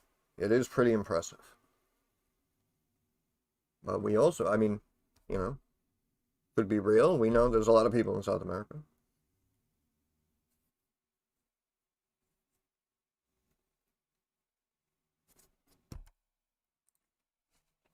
All right, so even if this is true valuation, you have equity here 8 billion. Okay. You're making 30%-ish and change. We'll call it 40%. Right? So you make 4 billion, you take in 4%, which is 1.6 billion. So now you're at 5.6 billion. You add that to your equity, that gives you 13.6 billion. That is your equity, total revenue, and profits all combined, right? About 13.6 billion. Debt 16 billion. That's it. You're wiped out. You're in the red. You know what I'm saying? In my opinion, that's the way I look at this. Kind of. And I understand. They got, whatever, 4 billion cash in hand. Like, I understand. Okay, fine. So, a billion, 2 billion. You know? A billion, 2 billion. Market cap.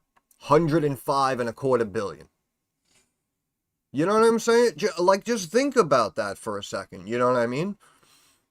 And that's why, you know, people, you know, the young kids come in here, they like Robinhood, they have a Robinhood account, you know, they want the stock to climb. Oh, you're a hater. Who's paying you to say that? It's like, nobody, bro. You know what I mean? If we looked at like any other company's balance sheet, right, the stock would kind of probably be in the ballpark of what the company is actually worth. And now we have this random stock, in my opinion, crazy overvalued. Crazy overvalued. I mean, and then it takes another leg higher, right? On the S&P news. That's what I mean. It's like it was too high to begin with, and then like, oh yeah, now you're on the S&P. Oh great, yeah, we're going high, even higher. And it's like, what? Like, what is happening here? You kidding me? I thought Dell's debt was bad. That's a drop in the bucket, right? Like we used to say, oh, that's a drop in the bucket, don't worry about it. No. Dell's debt is now a drop in the bucket compared to Robinhood's debt right now. That's wild. That is so wild. Stupid when you say the truth, the numbers you get enemy. Yeah, it's crazy. It's crazy. Yeah, that happened with I mean, I think it happened with Palantir, but there was other. Oh, it happened on an EV stock. I think it happened on maybe like a random battery company or something. AMC, when I was talking about AMC, and I was like, yeah, you know, the numbers are pretty rough, you know, like I understand why the stock is not really moving the way everyone wants it to. And people are like, oh, well, you're FUD, right? What's it called? FUD, F-U-D or something like that. I remember I had to look it up. I never even heard the term before. And it was like, yeah, you know, you're just spreading, you know, disinformation, negative information. I was like, I'm not trying to spread anything. Like, I'm looking at the situation. And we're calling it like we see it. That's it. That's it.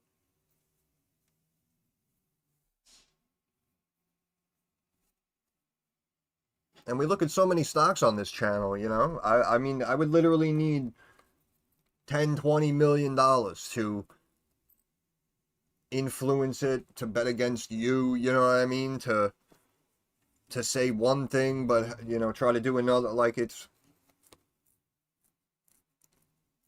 I would not spread myself out to 500 positions and play every one that we're talking about. Like, it's impossible. It's impossible. Out here spreading the hate. Somebody typed that. They were like, oh, you're fudding. What's going on? Who's paying you? I was like, what the are you talking about? You know, I saw the notification. Oh, one new comment. I was like, oh, new comment. What'd they say? Not what you want to hear. That's what they said.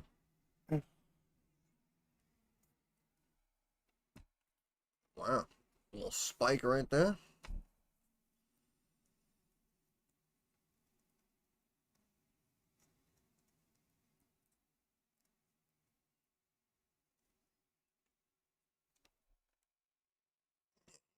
Can't be that emotionally invested. Whoop. They popped it to drop it.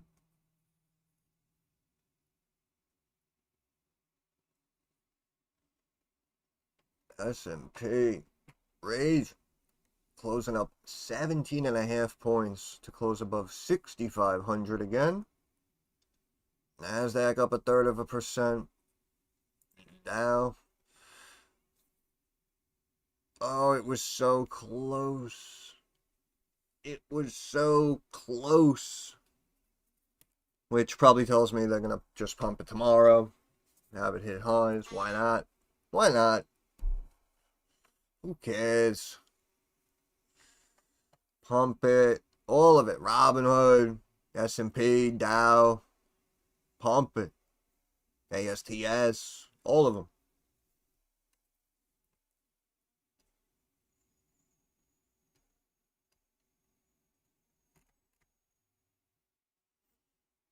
Mortgage information. Okay. Okay. What's that? Like 8 a.m. or something? Oh, get back. How does SMCI close? Up. Climbed almost all the way up. Hit 43 exactly. Wow. Wow.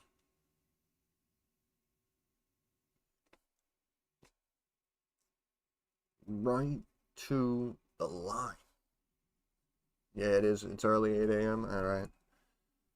I'll try to catch that. My sleep schedule's been upside down, man. I'll try to catch that. Oh, yeah, you only care about those, yeah? Just all those stocks that you own, you only care about those?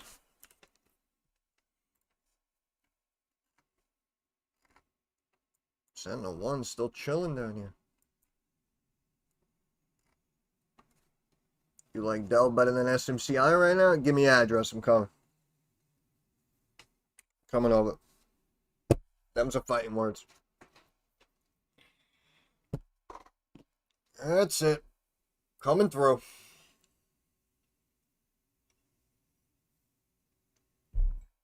Talking shite about my SMCI, bruh.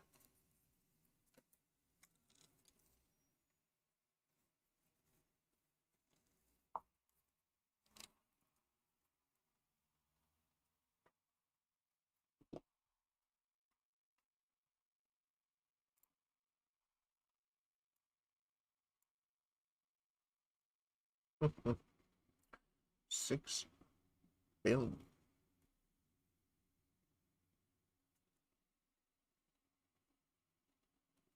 Run away.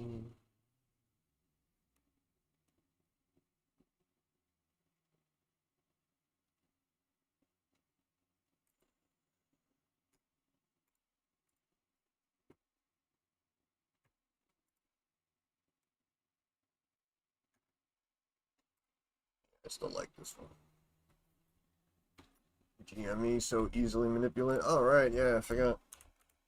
Some earnings coming out. Oh. Oh. Let's see.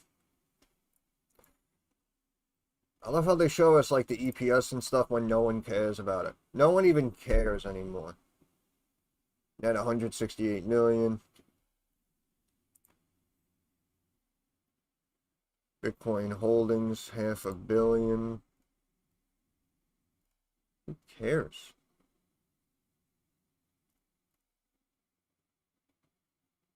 Oh my goodness.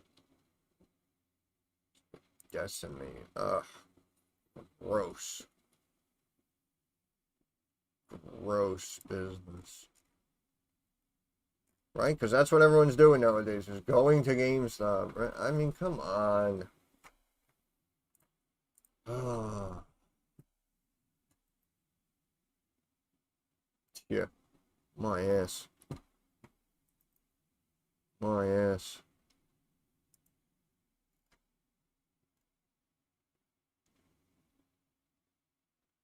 Freaking almost doubled the freaking shares. But,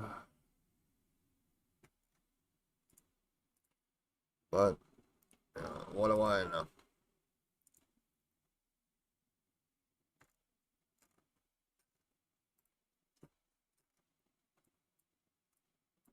Oh yeah, rise in revenue.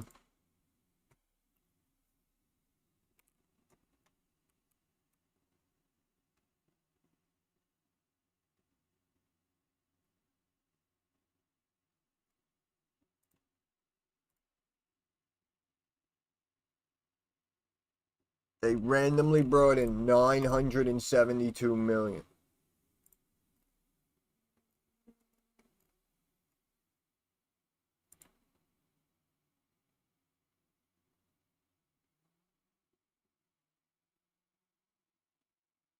How'd they do that?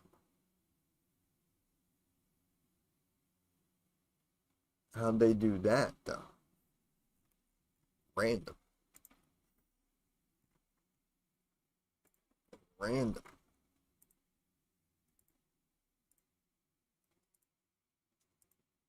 Alright, EPS beat. Yeah, apparently revenue beat as well.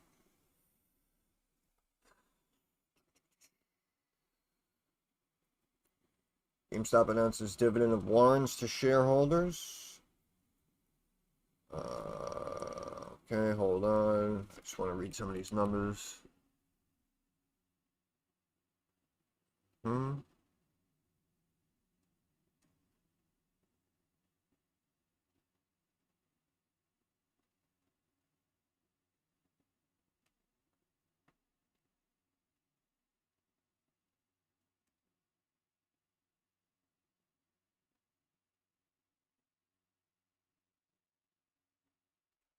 It's all about the Bitcoin, baby.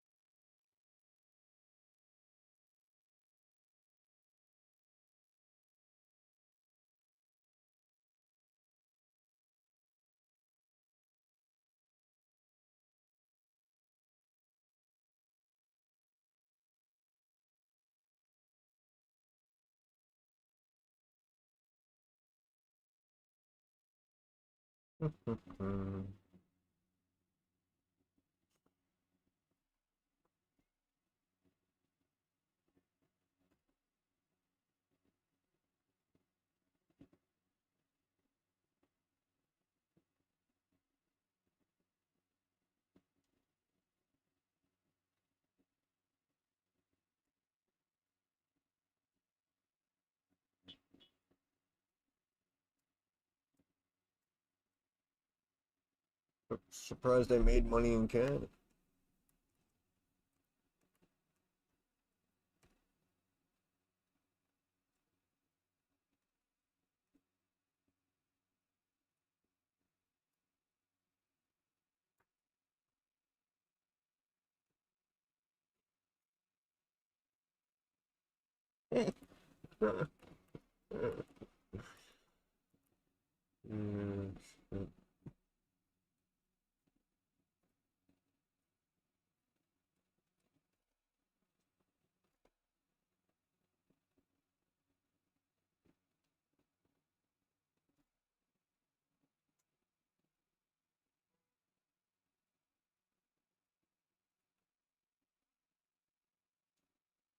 Cash for days.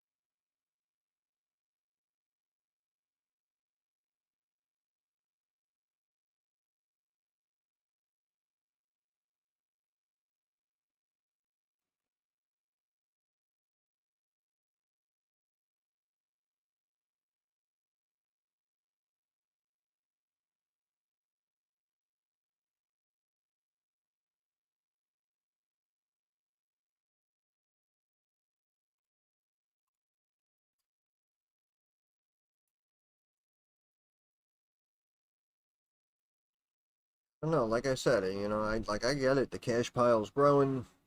I mean, they technically did just beat earnings,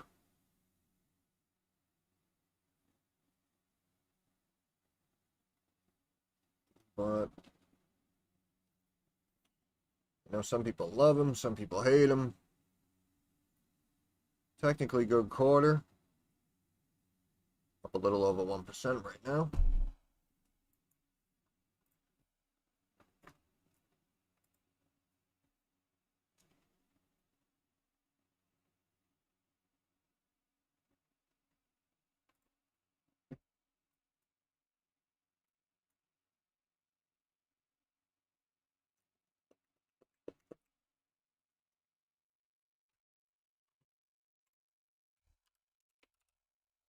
Floating.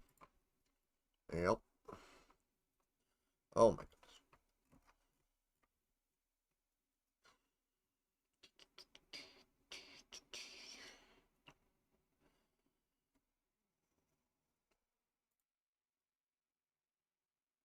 They missed revenue. Revenue 1493.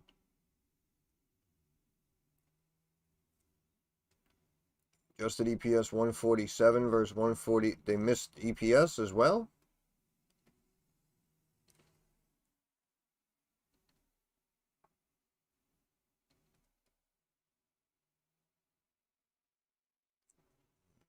Hmm. I mean, the business does make good money. Expects multi-cloud revenue to grow substantially every quarter for several years. Yeah, believe it when we see it, but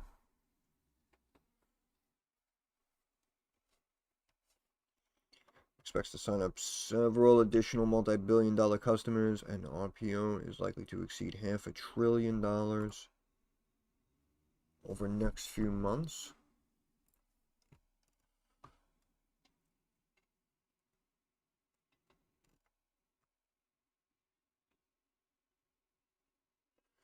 Expect cloud infrastructure revenue to grow 77% to $18 billion this year.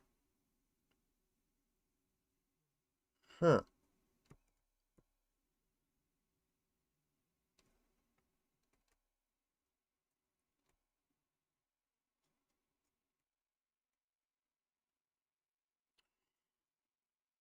Huh.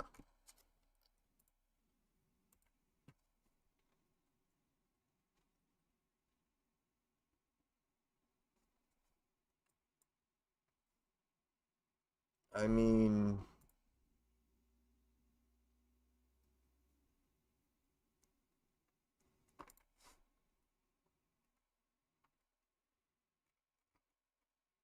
they missed, right?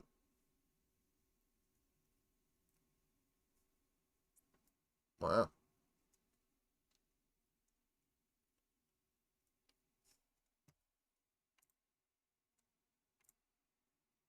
Stock is technically new all-time highs in uncharted waters.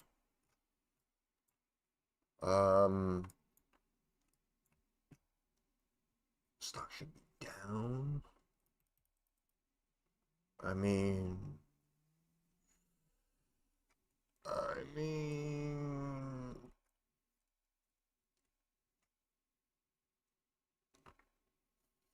I'm very confused.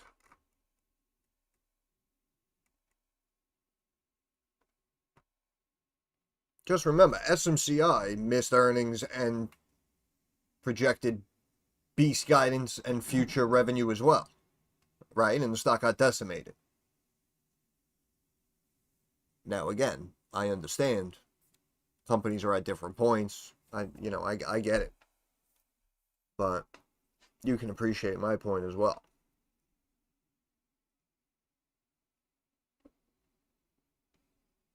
Yep. 280. Here we go.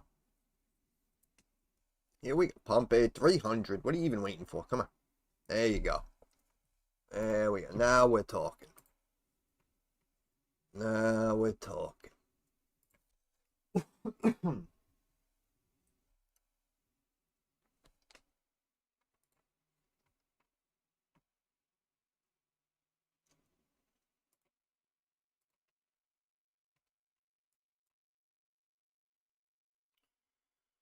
Stretch my legs for a minute. Yeah, what do we got? Oracle.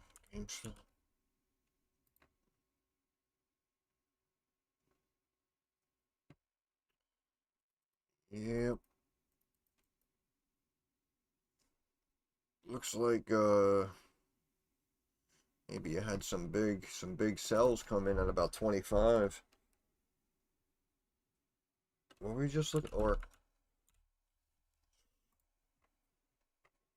to the moon, Alice? To the moon. Oracle technically missed earnings, so I have no idea what's happening right now. My investment portfolio is at all-time highs by a lot. Retirement account going great. Yeah, awesome, awesome. You got like a lot of these legacy tech companies and stuff.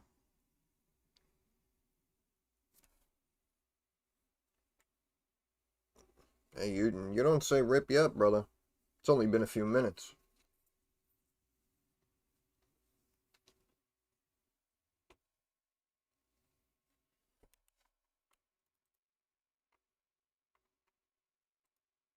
Yeah, I'm gonna stretch my legs. I'll be back 1 minute.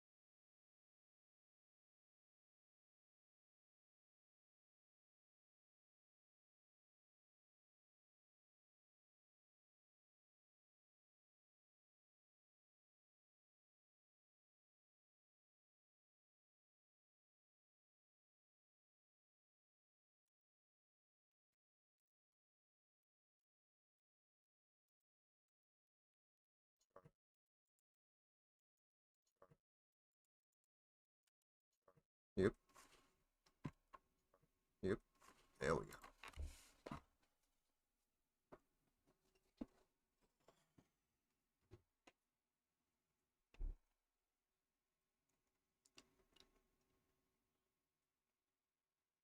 $300.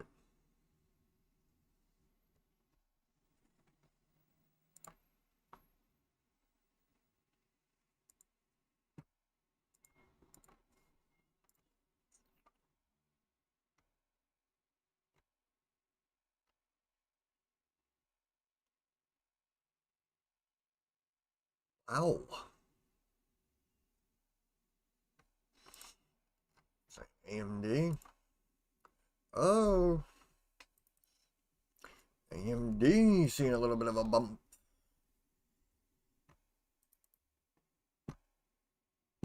Up another 2% after hours.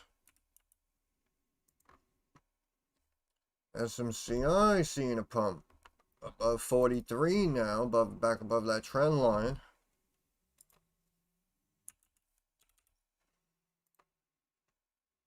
Dell seeing a spike. Even though it shouldn't. What about your Marvell? There you go. There you go. Nvidia climbing also? Why not? Yeah, why not? Yeah. Oh, yeah. Bull flag it. Yeah, immediately. Yeah. I freaking love this shit, man. Oh, shit. Good times. Good times. What do we hit? 300? 296.88. It's a terrible place to stop. Man, I'm telling you. We gotta band together. All you guys gotta band together. You gotta like sign a petition. Say, yeah, listen, we want this guy Derek we found. We're gonna start up like a fund, right? We want it to be like publicly traded though, right? We gotta get all these shares. List, go public. Doesn't even matter how my performance is. It's just gonna have mad shares. And stocks only go up. We know that.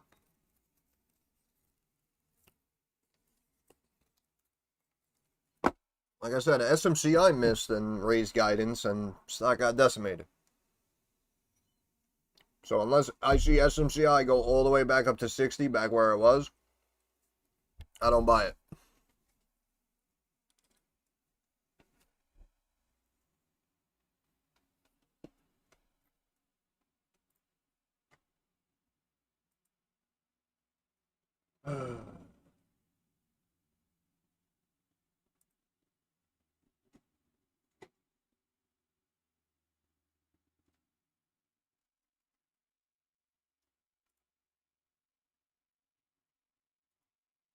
Synopsis. What was that? NSNPS? Synopsis. Wow, I'm good. Oof, 10%. 381.77.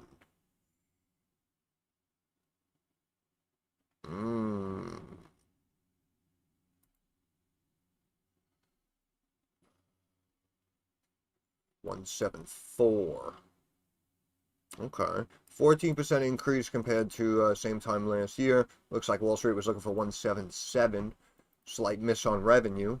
However, stocks go up when they miss earnings, right? It's unfortunate.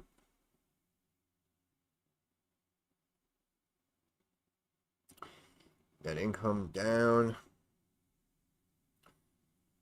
Non-GAAP income slightly up.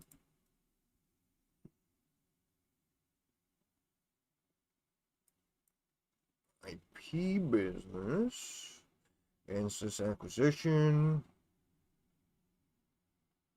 Fourth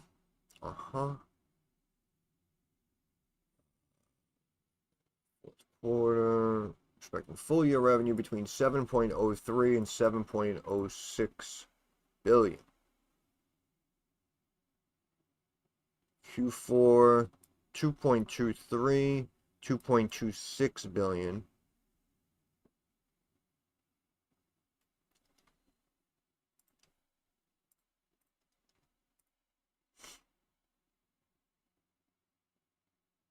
$2.23, $2.26 billion.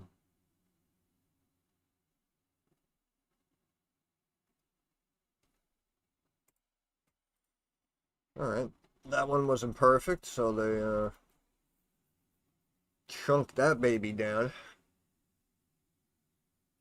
Yeah, that it looked like the income took a hit. And they technically did slightly miss on revenue. It looks like next quarter is above previous guidance. But yeah, kind of a wishy-washy result there. Oracle staying up. Staying up.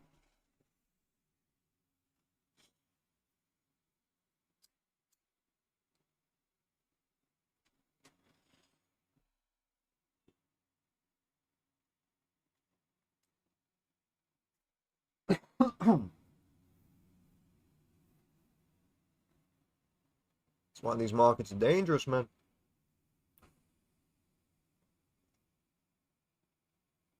We're just pumping.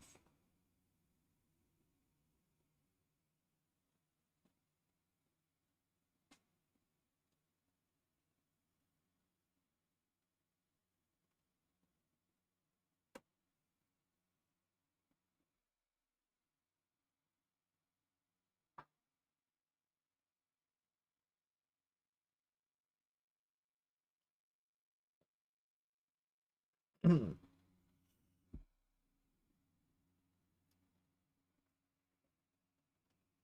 never know.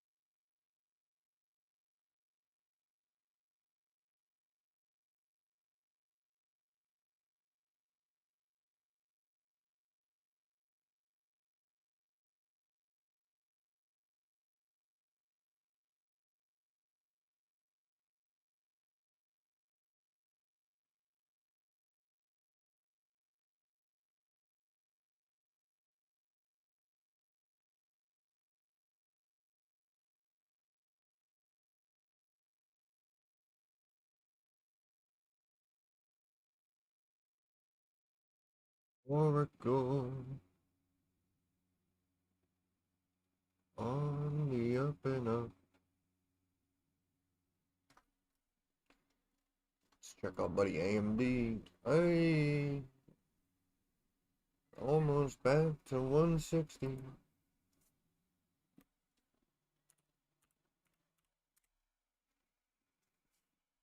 Oh yeah. If you are in the tech sector, you go up. IBM? Oh no. Not that one, huh? Not that one. Vertiv? There it is.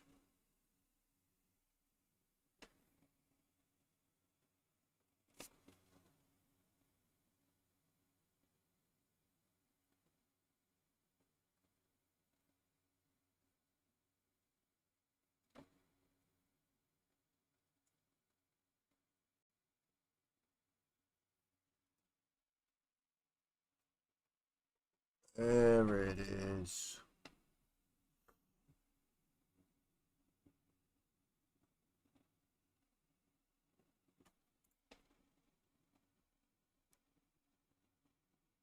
Wow, the Venus reward token.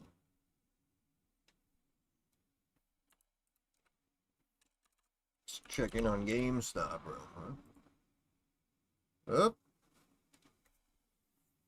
We were tightening, and then we plop. Got a little plop going. Pop. Go to Weedle, go to Weedle, go. Pop.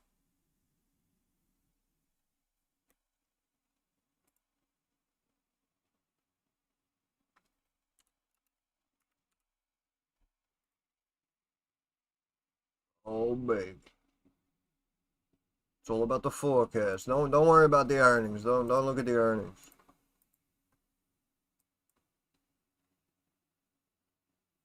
It's freaking Boeing all over again.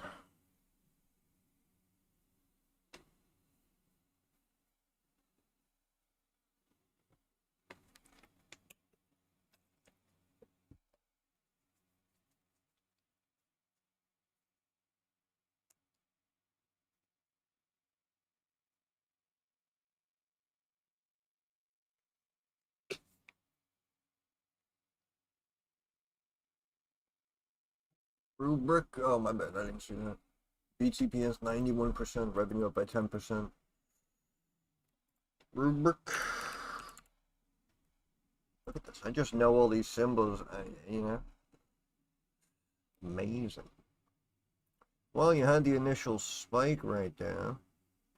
Yeah, not bad, not bad.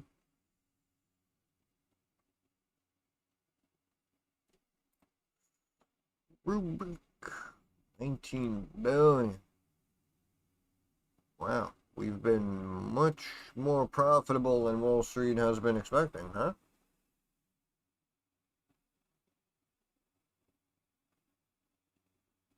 Scaling nicely. Uh-huh. Uh-huh.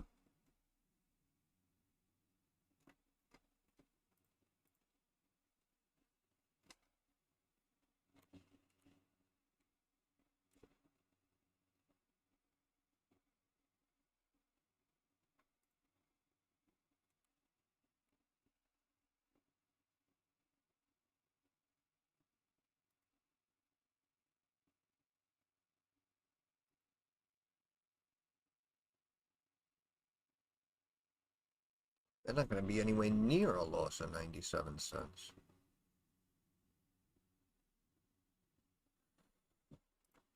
Huh.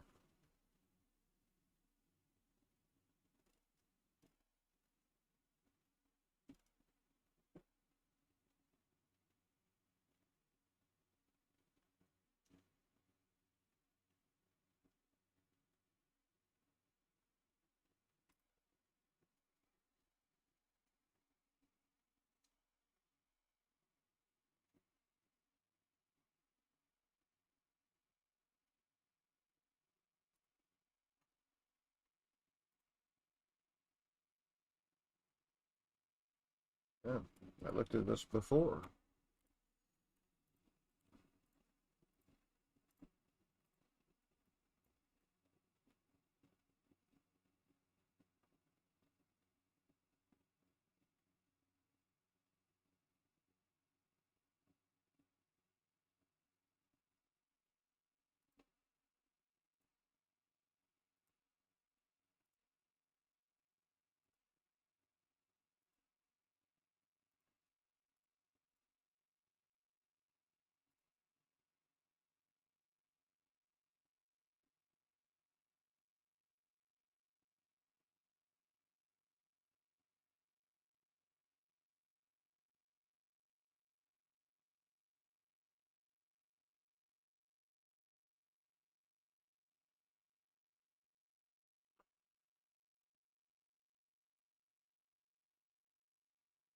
Here's up a little bit.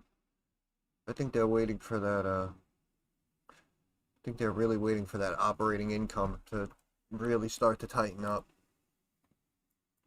But stock has been doing pretty well.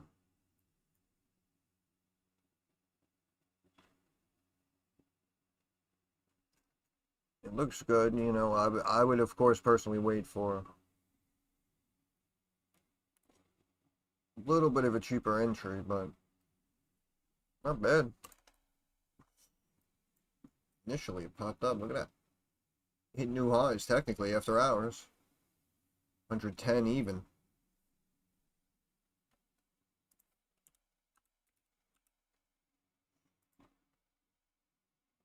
Yep, 300.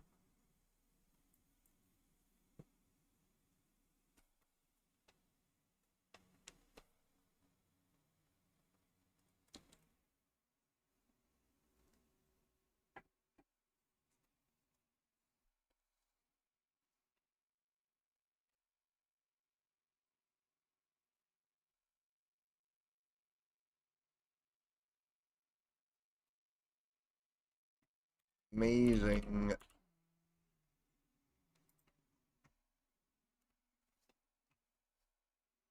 Pump it. Pump everything.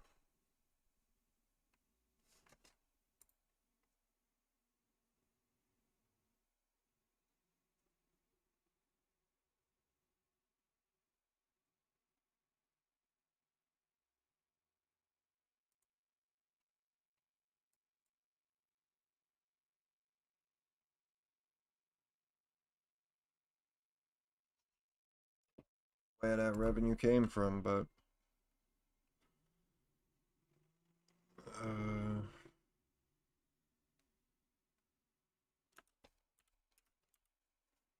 still climbing.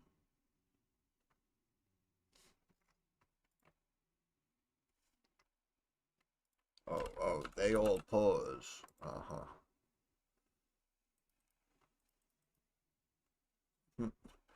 Pump up the jam. Pump it. Pump up the jam. Show me 300. Oh, I love it.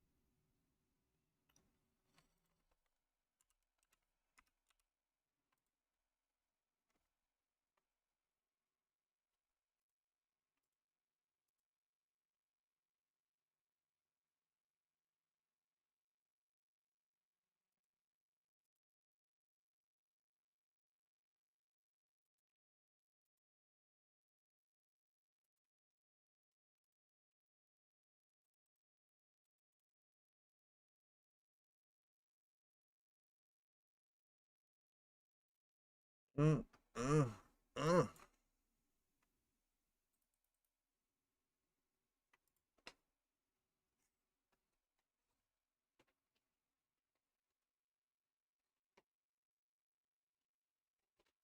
My goodness.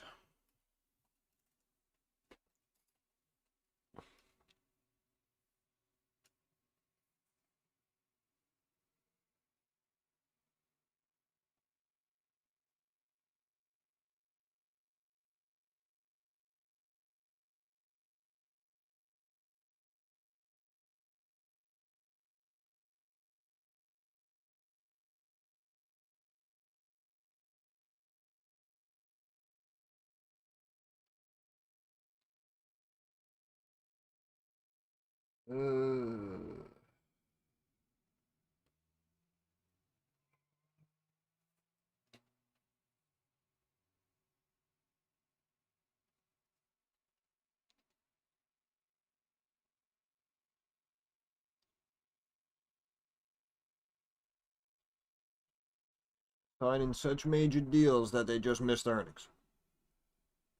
Right? These deals are so massive, like we can't even keep up. That's why we didn't make enough money. Freaking bullshit. Man, this is some bullshit.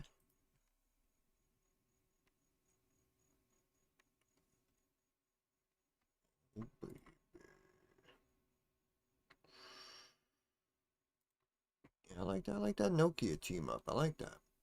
I like that Nokia team. That's a good one. Nokia. Nokia. GameStop, 10%. Up. Halfway there. Oh, halfway there.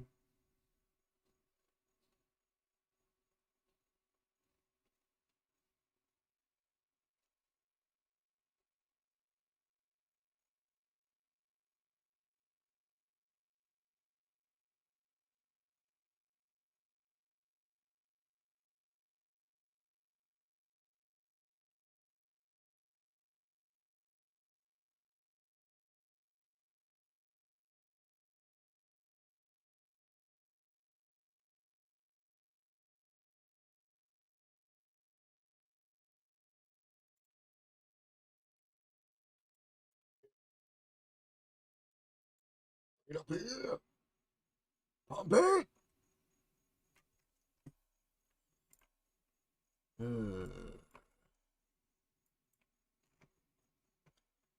Yep.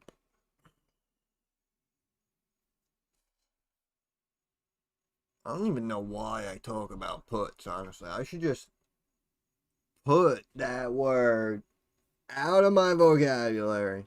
It's all about the calls, baby. It's all about the call. I think if you just buy calls on everything, you'll make money in the end.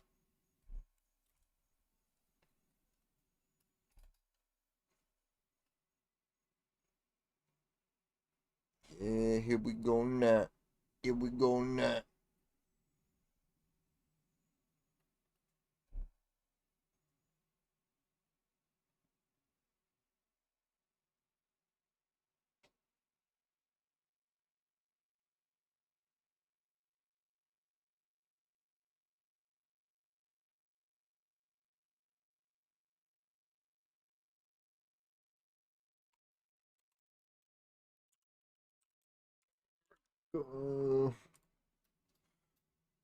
The Oracle of the Market. Yes.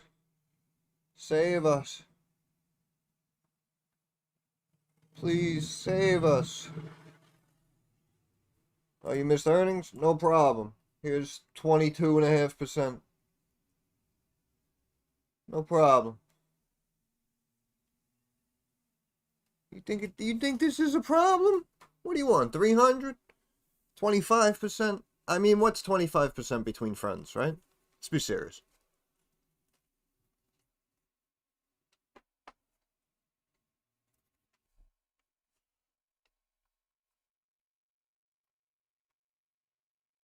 Oh, man. Yeah, we're approaching 4.5 hours on the stream. But I think if I try to go to 5, I'm going to start pulling my hair out.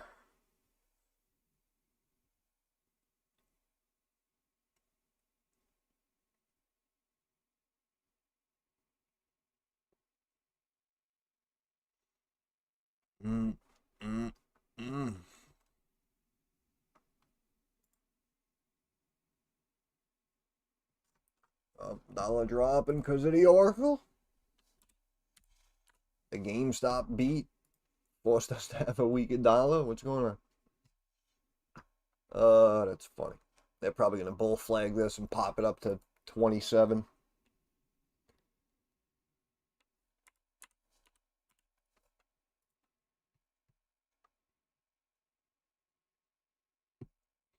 Chewy climbing. Fuck it.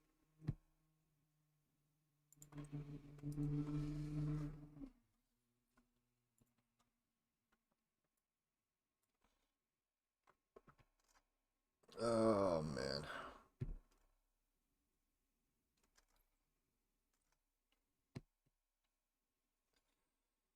I hope that happens.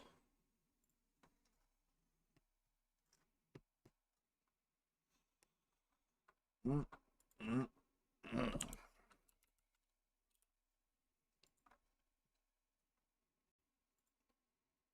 at that, huh? Look at that, huh? Where were you in friggin' 1986, bro? You didn't know to buy this. Ridiculous.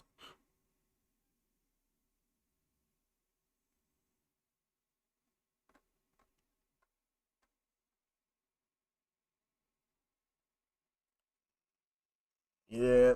Good afternoon, brother. Enjoy the beer. Have a cold one. Like I said, technically anything can happen. I have seen with my own eyes spikes like this, and then they open flat or red and start selling off. I have seen this before. But stocks only go up. So I don't know how much help that's gonna be.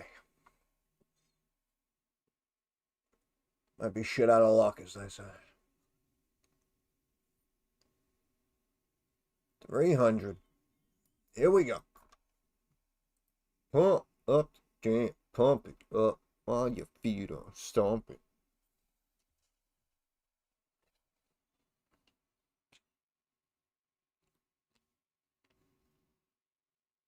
Yep. Appreciate it, appreciate it. I don't know. I mean, technically, they missed. You know what I'm saying? So, I mean, people focusing on the backlog, but I mean, they technically missed earnings. I felt they were overvalued. This is why. I mean, again, if the stock dropped 20%, would have been massive.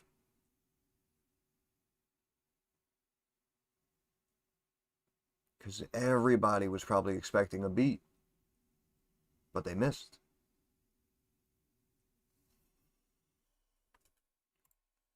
That's why, like I said, until market opens and it starts trading, we don't know yet. Nothing is cemented. Even though it kind of looks like it's forming an ascending triangle and it's preparing to pop to above 300. But you never know.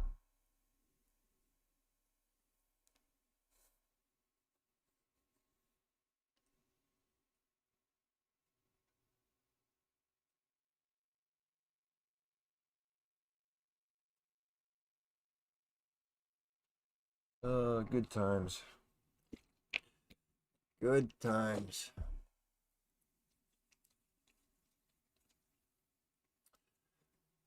All right, brother. Thanks for stopping by and hanging out, man. Have a good evening. See you tomorrow.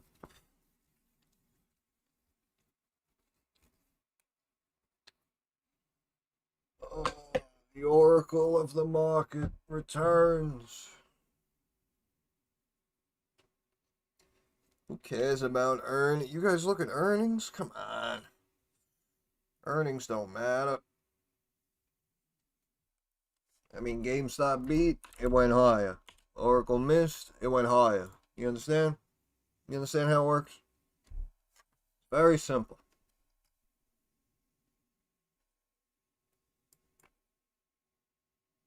Mm, mm, mm.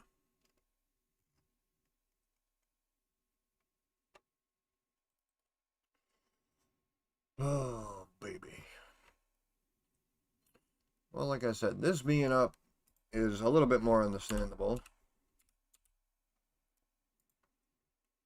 They really surprised me with that revenue beat. I did not expect them to randomly bring in almost 100 million above a 900 million estimate when they were bringing in 700 million in change, but good for them, I guess. Good for them. Yeah, this is oh man. Like I said, I really truly believe this should be lower.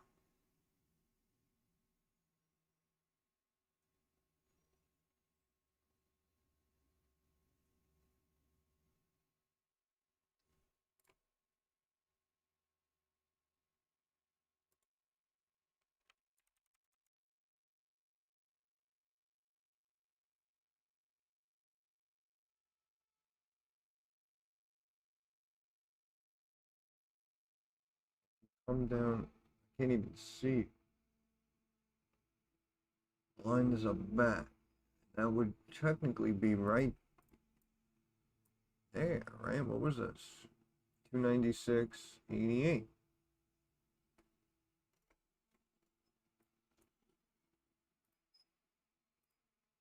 Mm-hmm. Mm-hmm.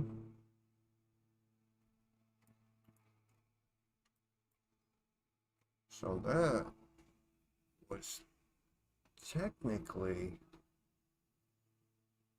a double top.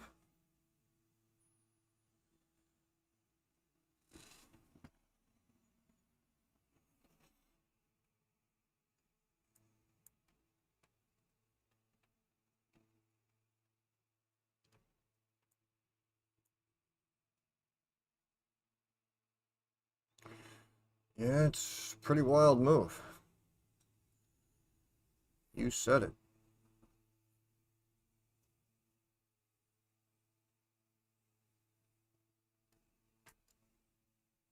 Notice initially it dropped though.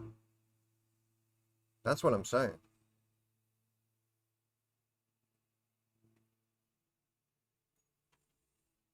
And I'm telling you, if I was a larger scale trader, if I was in shares,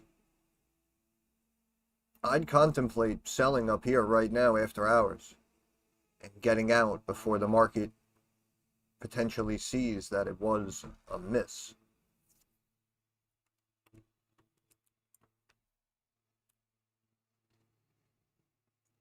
Yeah, if we just talk about AI and say like, oh yeah, our phone's ringing off the hook, it doesn't matter. We're just gonna keep pumping the stocks. Oh man, very dangerous. Very dangerous. Look at how tight this freaking stock is right now, man. So you're either gonna see 310, 315, or you're gonna see 250.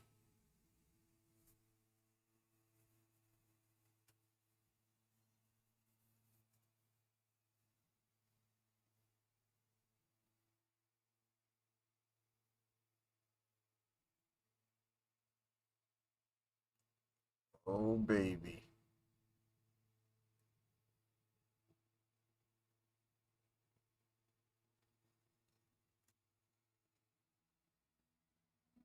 Oh baby.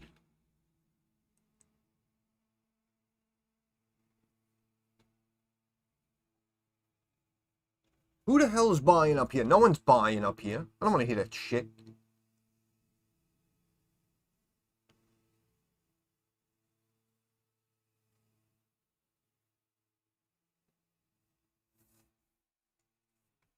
Look at the cells coming in.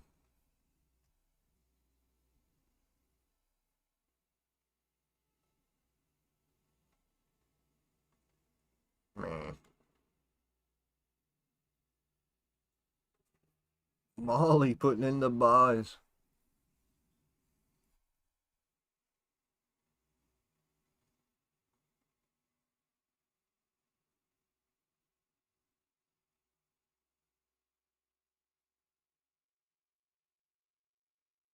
And these are the breaks.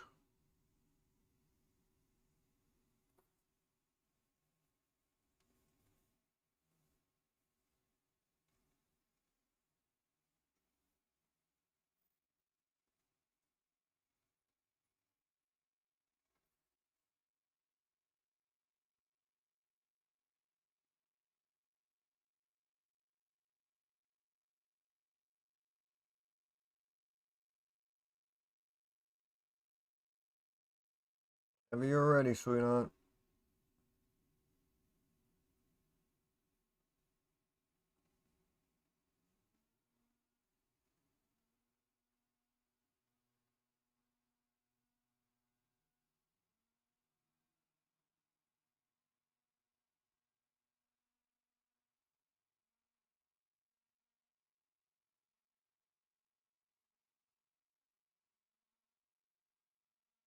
Would you make up your mind already?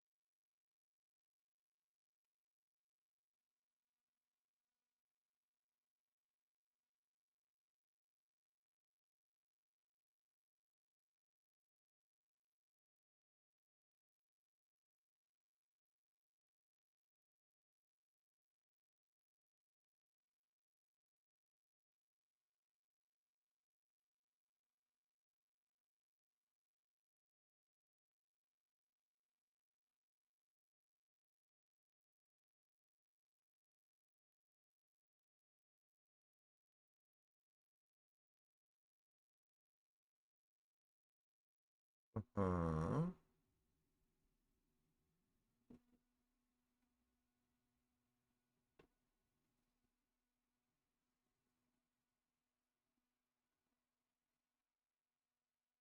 Show me that 5 p.m. dumb, baby. Come on.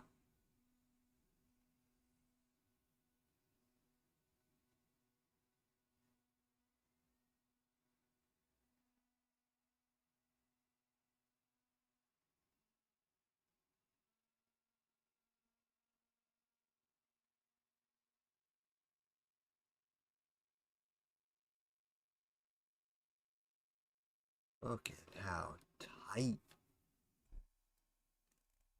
Look at how tight. Can't even see them. Can't even see them.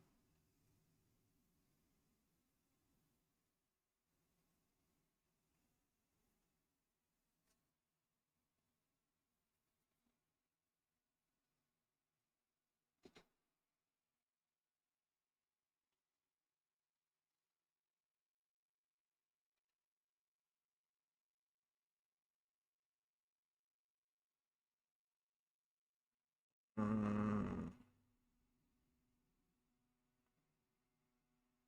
Wow.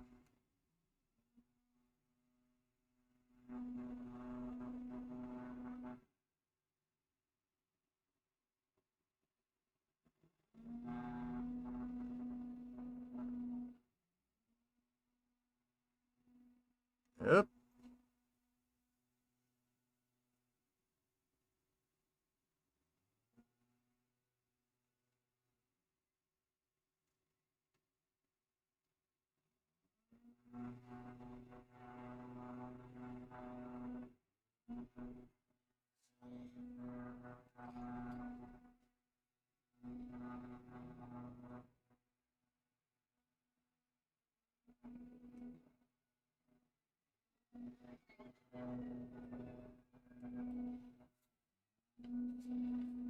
Wow.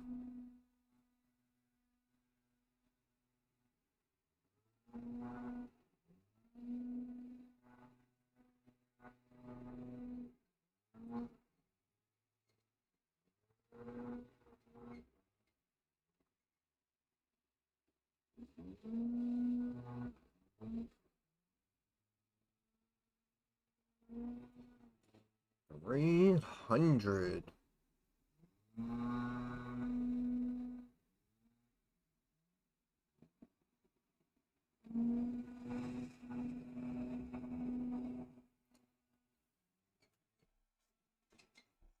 $301.25.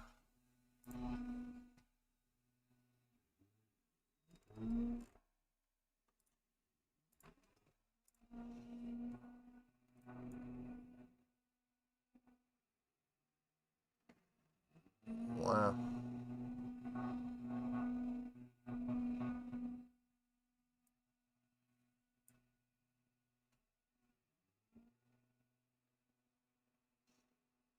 $302.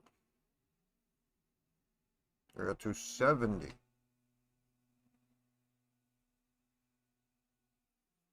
Oh my.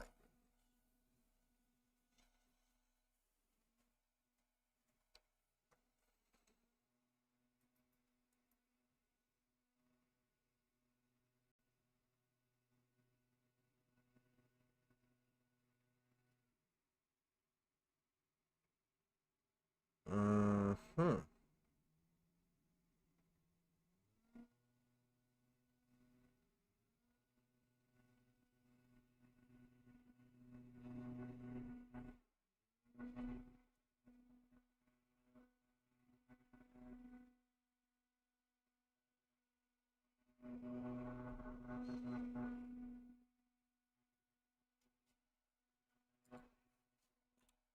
GameStop up 25% too.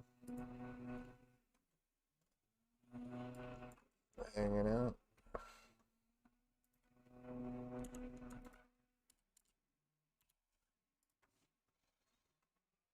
$305.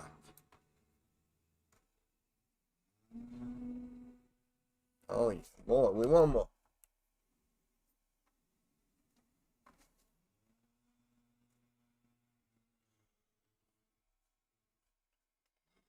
More. More.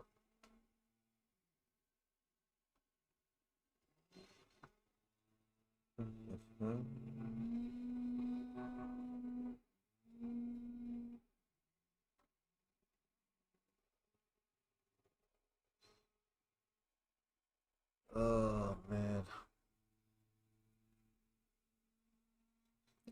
I really thought justice was going to be served.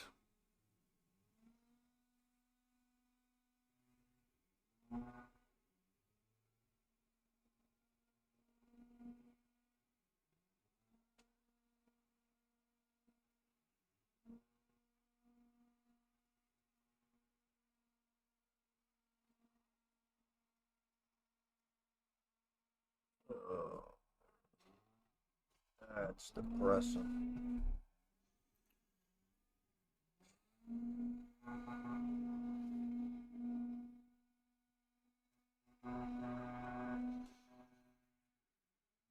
It's insane. They're really going to keep pumping this.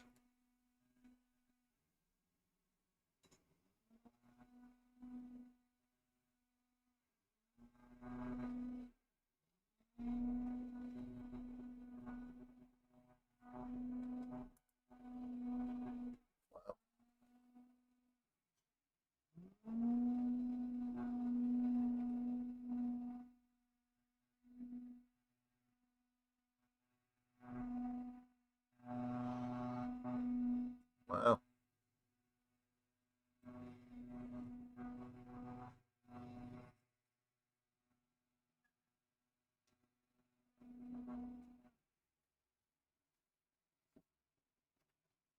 $308.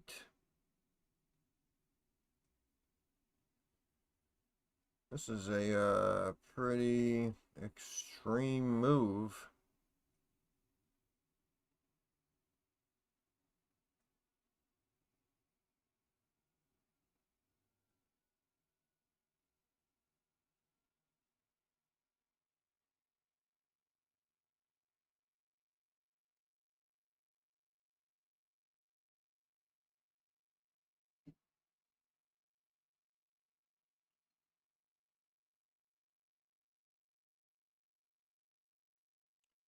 Nothing but green candles.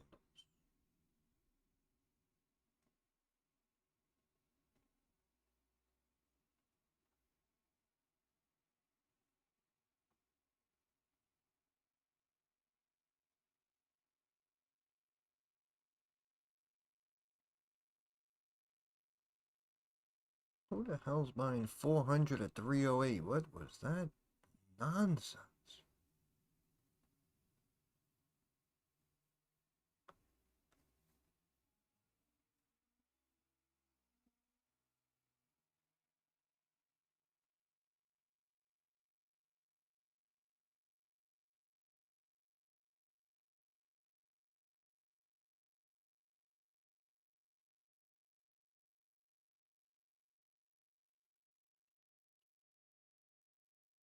We're really gonna pump this freaking thing up 70, 80 points? Like, really?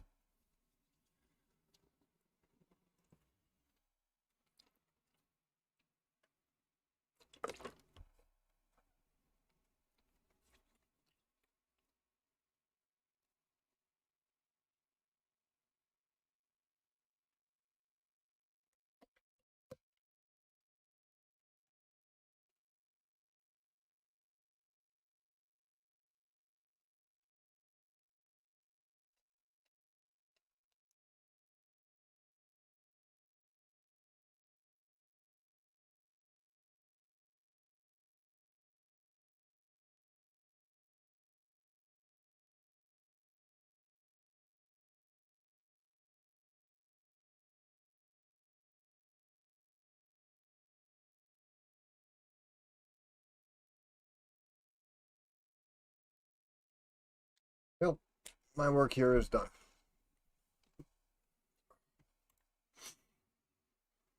Thanks for hanging out all day. And thanks for showing your support, of course. Love you guys. Sometimes you win, sometimes you lose. But anything can happen. I still say you never know. Believe it or not. Believe it or not. Yep. Have a good night, Deli. Joey Bag of Donuts. Big Nick. All you guys.